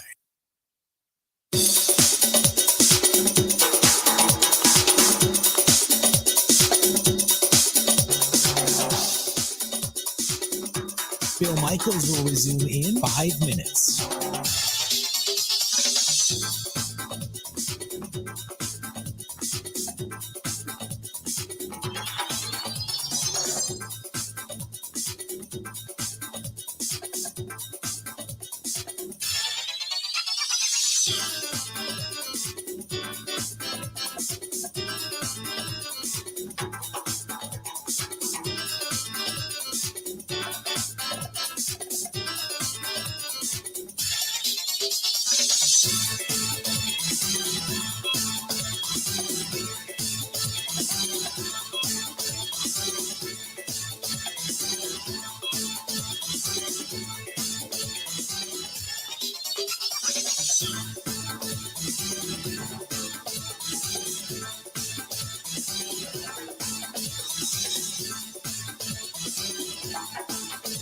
Bill Michaels will resume in 4 minutes.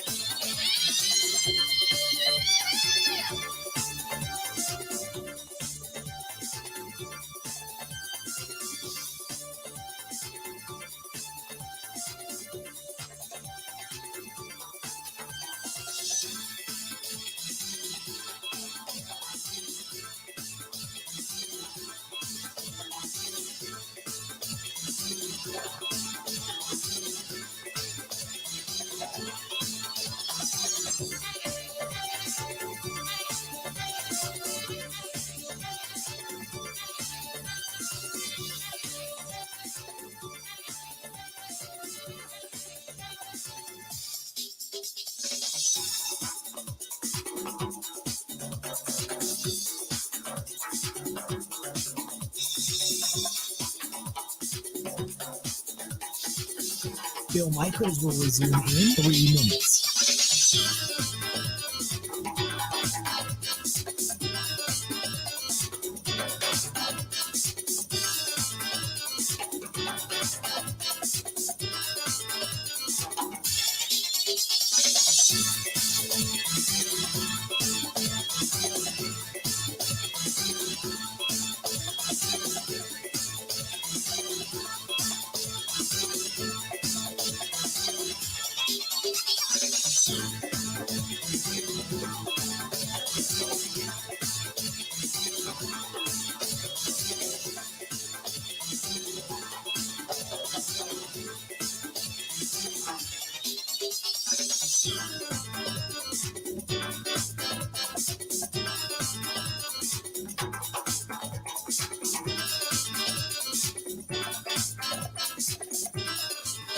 Bill Michaels will resume in 2 minutes.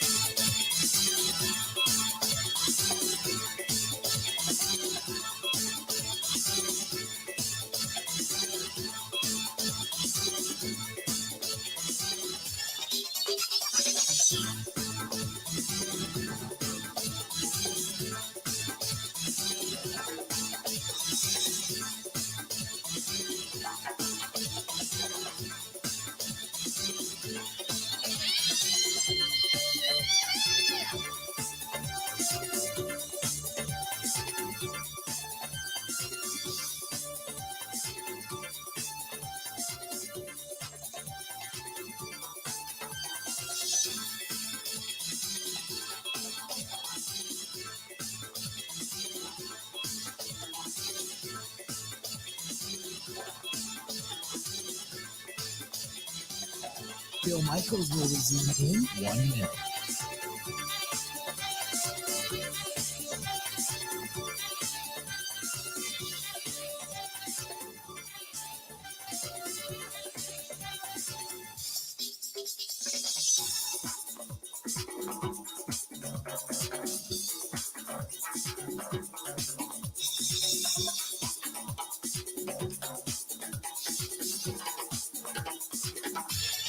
Bill Michaels will resume in 30 seconds.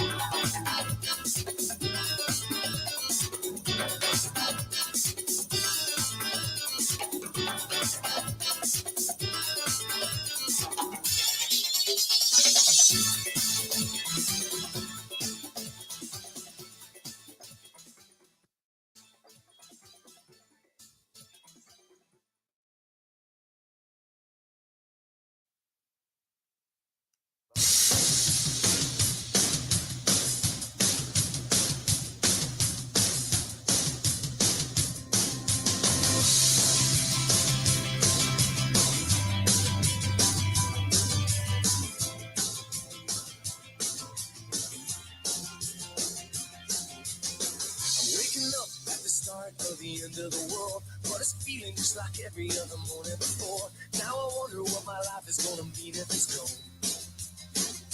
Welcome back. Good to have you. Bill Michaels Show.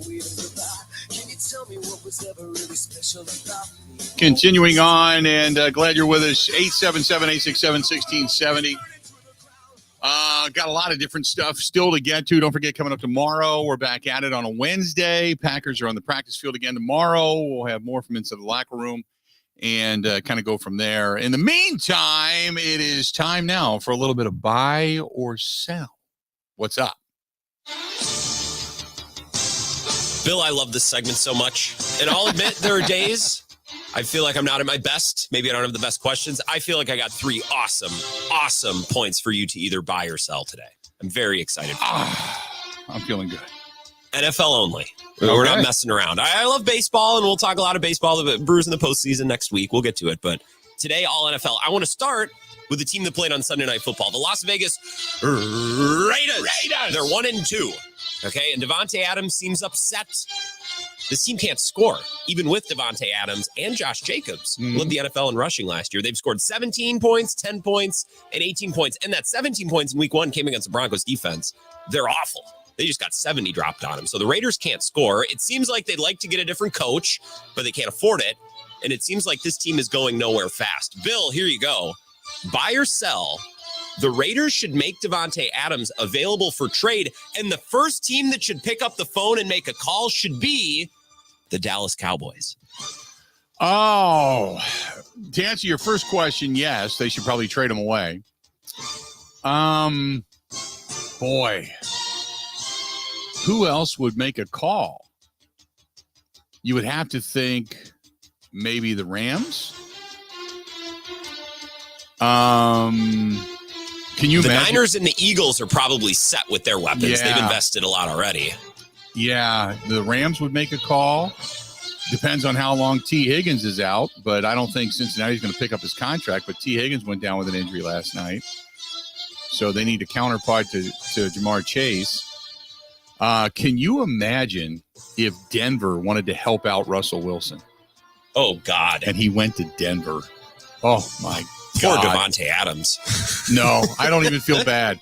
I don't feel bad. They were saying this morning on Good Morning Football that the grass is always not green and golder on the other side of the fence. God, there's so many teams, crap. You could send them to with some of the problems they've had in Buffalo. Buffalo would be another, if they're going to go for it this year, now that they feel that they're going to be, 1, chasing Miami, and 2, that the Jets are pretty much done.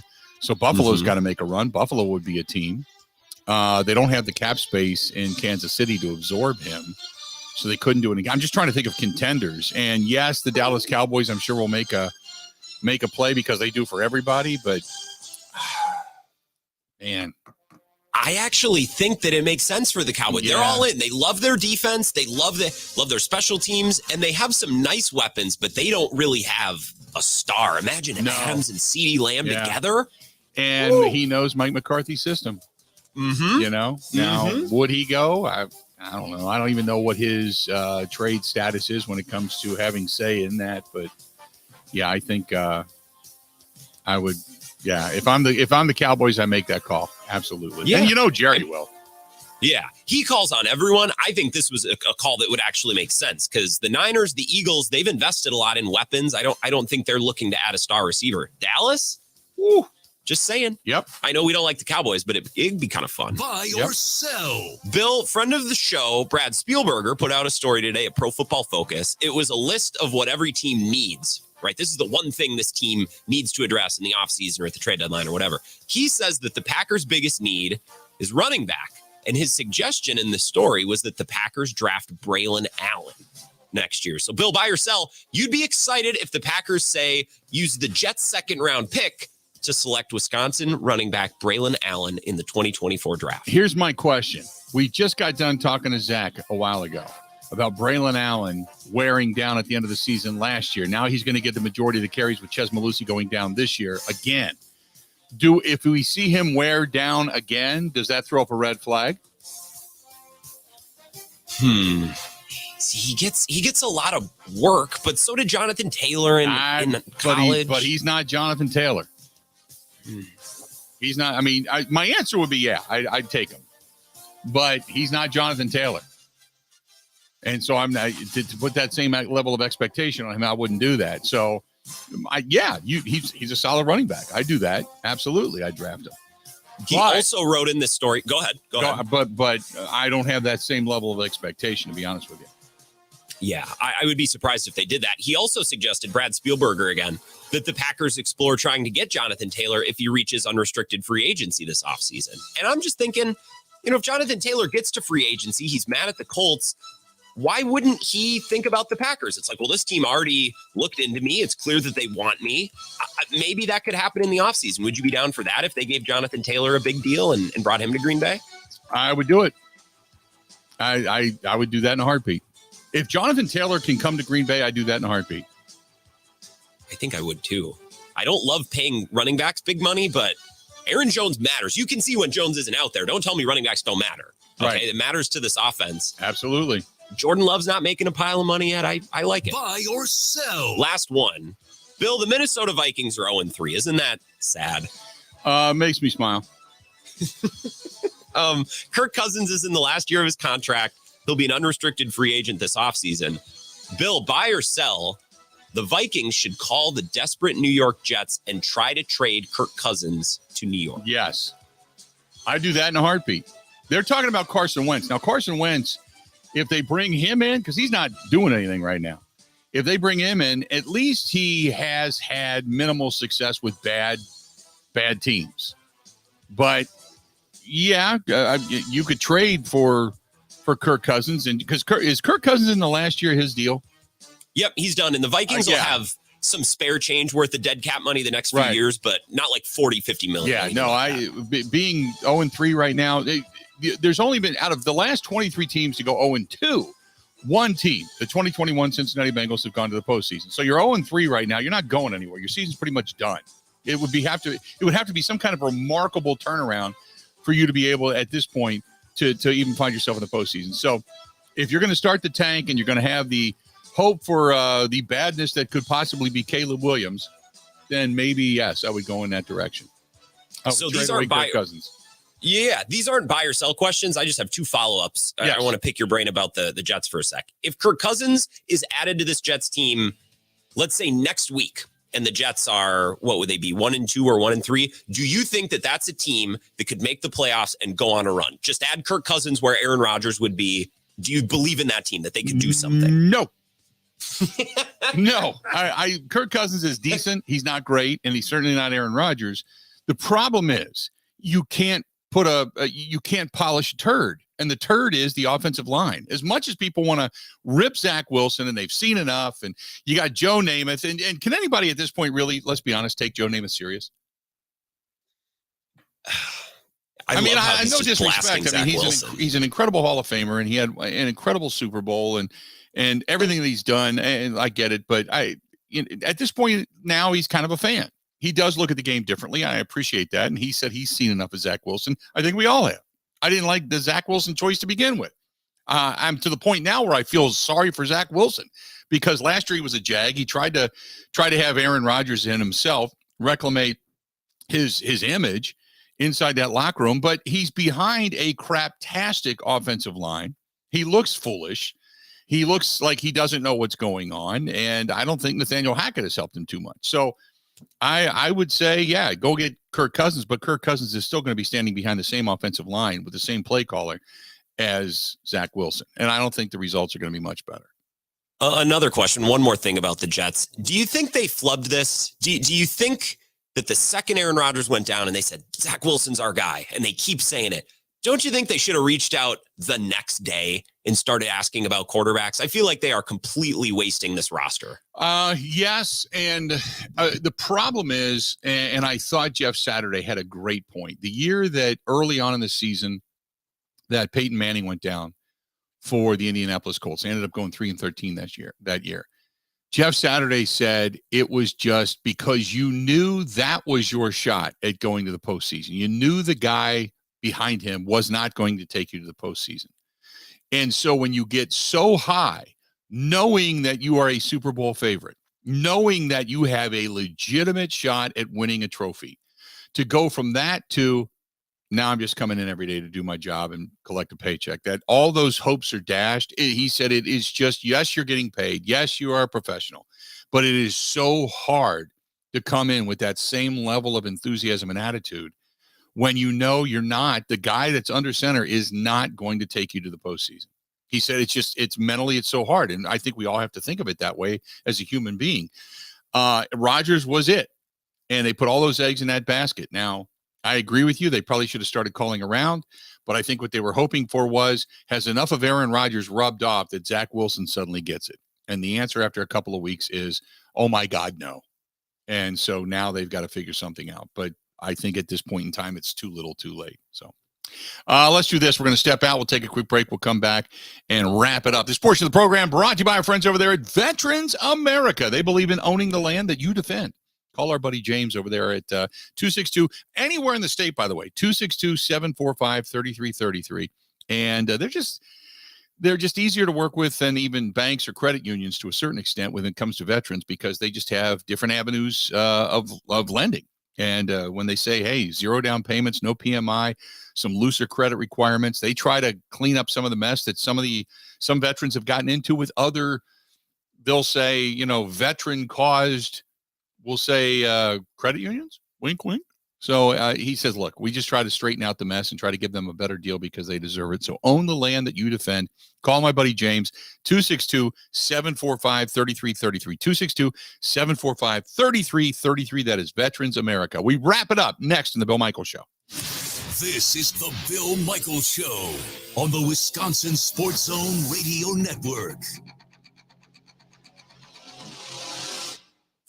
What advice would you give somebody that that's window shopping? I'd have to say Pella Windows and Doors of Wisconsin plays at an MVP level in the replacement game. They came in ahead of time, measured all the windows, make sure they had all of the measurements. When the Pella people left, you had no idea they had been here. You just had the new window. They're great professionals, Gina, and some of the best in the world at what they do. Right now, pay as low as $19 a month per window or $75 per month on patio doors. Visit PellaWI.com today.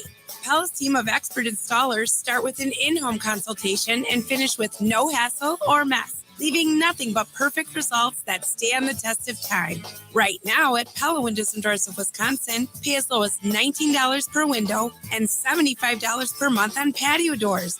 Visit PellaWI.com today. $6.99 APR for 120 months. Certain restrictions apply. See showroom for details. Offers end 9/30/2023.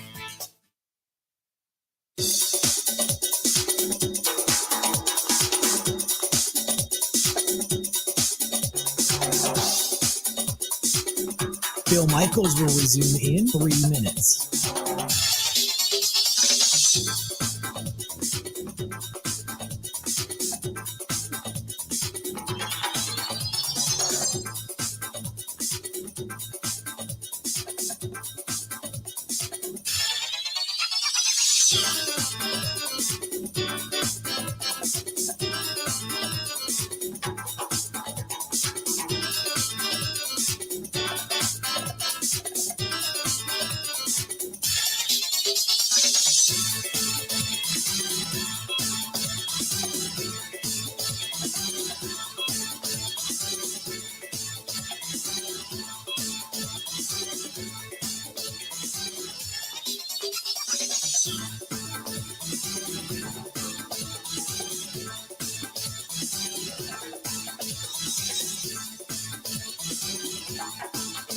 Bill Michaels will resume in 2 minutes.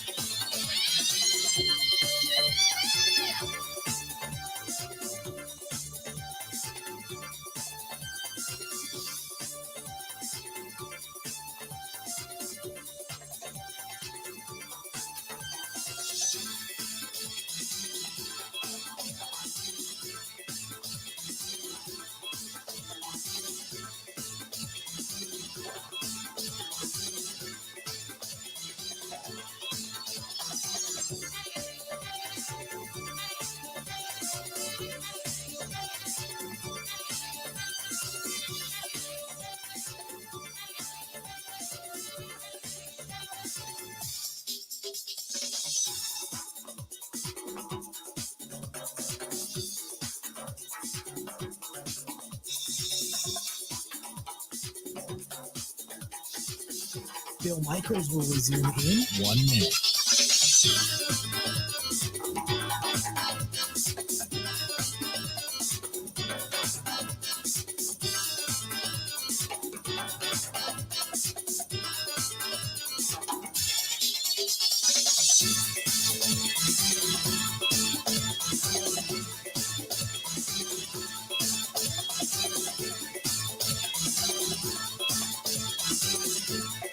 Bill Michaels will resume in 30 seconds.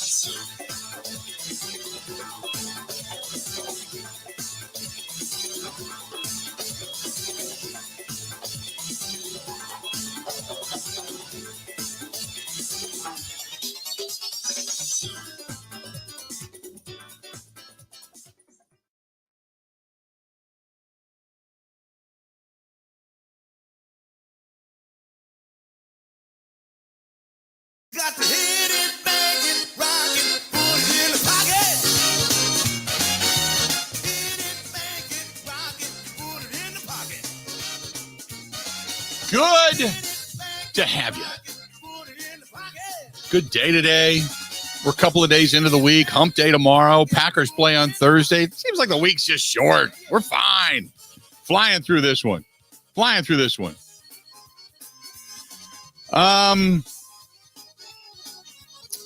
We were talking before about whether or not Kirk Cousins would agree to a trade. He's got a no trade clause, but I got to think that if he's got an opportunity to go to a team that looks at least as if they could become a playoff contending type of team, maybe he would waive that no trade clause and then go show his wares in New York. And then who knows, because they're obviously not going to keep him. They're not going to retain him. He'll become a free agent next year.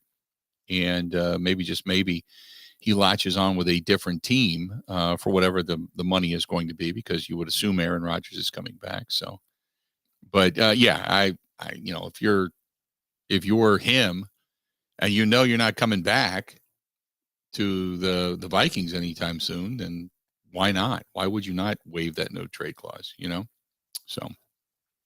Let's do this. Kind of what did we miss today? Our buddy Grant Bills again standing by. So what did we miss today, Grant? What did we miss? Bill, a couple injury updates really quickly. It sounds like Romeo Doubs might have spilled the beans on Aaron Jones's injury. The quote is, "We'll have 33 back." So that was in media availability within the last hour. Sounds like Jones is going to play, which isn't a surprise because it seemed like he could have played on Sunday and didn't. And Christian Watson also told reporters the plan is for him to play. So I guess we can count on those two guys, it sounds like, coming back for the offense Thursday night. Nice. Well, that's good news. Don't mind that at all. Fantastic news. Yeah, amen. An NBA story, a couple things I want to share with you real quick. Jabari Parker found someone to talk to at Eurohoop. He called out the NBA, describing the league as watered down. And that's why he chose to leave to play in Barcelona, Spain. The league is watered down. I guess. In other words, nobody wanted him. So it's watered down. Well, what does that say about him? If the league is watered down and he still can't play in the NBA. Right? That's the same as the other day. I actually went and looked up Giannis's deal. And I was kind of checking on that because of what he had said about, money doesn't matter. He will have made, by the time this contract ends and his Nike shoe deal, he will have made over $450 million. So, yeah, it's pretty easy to say, oh, money doesn't matter when you're sitting on the pile. And he gets paid over, I said a 20-something. Back a few years ago, his first contract was with Nike was paying him $10 million a year. Just in shoe contract. That doesn't include the new deal that he recently signed when he designed his own shoe. The Giannis or whatever, which I reportedly gave him over $20 million a year. So when you're talking about making almost $70 million a year, my question then is, why in the hell are you signing these big contracts when you keep saying money doesn't matter? Same thing. It's kind of like, a little bit of a head scratcher. Anyway, I digress, but there you have it. So we what can else get into that tomorrow, too. Lastly, I had to bring this up today, Bill. So I was texting with Ben Kenny about this. Josh Hader is back in the news. He was making headlines. Padres finished 7-23 in one-run games, or they're 7-23 up till this point. Mm-hmm. It's the worst record we've seen in Major League Baseball in almost 60 years. Right. Bob Melvin, the Padres manager last night, I'm going to play you 30 seconds from his post-game presser. Sounds like he would have liked to use Josh Hader for a 4-out save. For whatever reason, didn't. Here's his back and forth with reporters. For 4 outs. Yeah. Hader could have been that guy against the lefty there. Is that just him going 3 outs? That's what we're doing right now. Yeah. Why is that? It's because the way we've handled it here. Is there any discussion with him? Is there any thought? We talked to him some, yeah. That would seem to kind of run counter to the. I mean, you were saving him earlier in the season for later in the year, and here we are now, and it's obviously getting very late. That's just the way it happened tonight. Josh Hader had a quote after the game where he's like, we're not even in the playoff race. You guys want me to do everything. Right. Doesn't sound like Hader's really laying it on the line for his team. Yeah. Yeah, no doubt. So it's a little bit of a repeat of what we might have seen in Milwaukee at the end. Yeah. Good with that. Good stuff. Not our problem anymore. No, it's not. And you wonder if his attitude would be different if he was here in the playoffs and still happy with the guys around him, and things would be great. So, well, he said of San Diego after he left, it was great to be on a team that's all in on winning a World Series. Yeah. He said that of the Padres, not the Brewers. Just saying. Yeah. Do that in a heartbeat.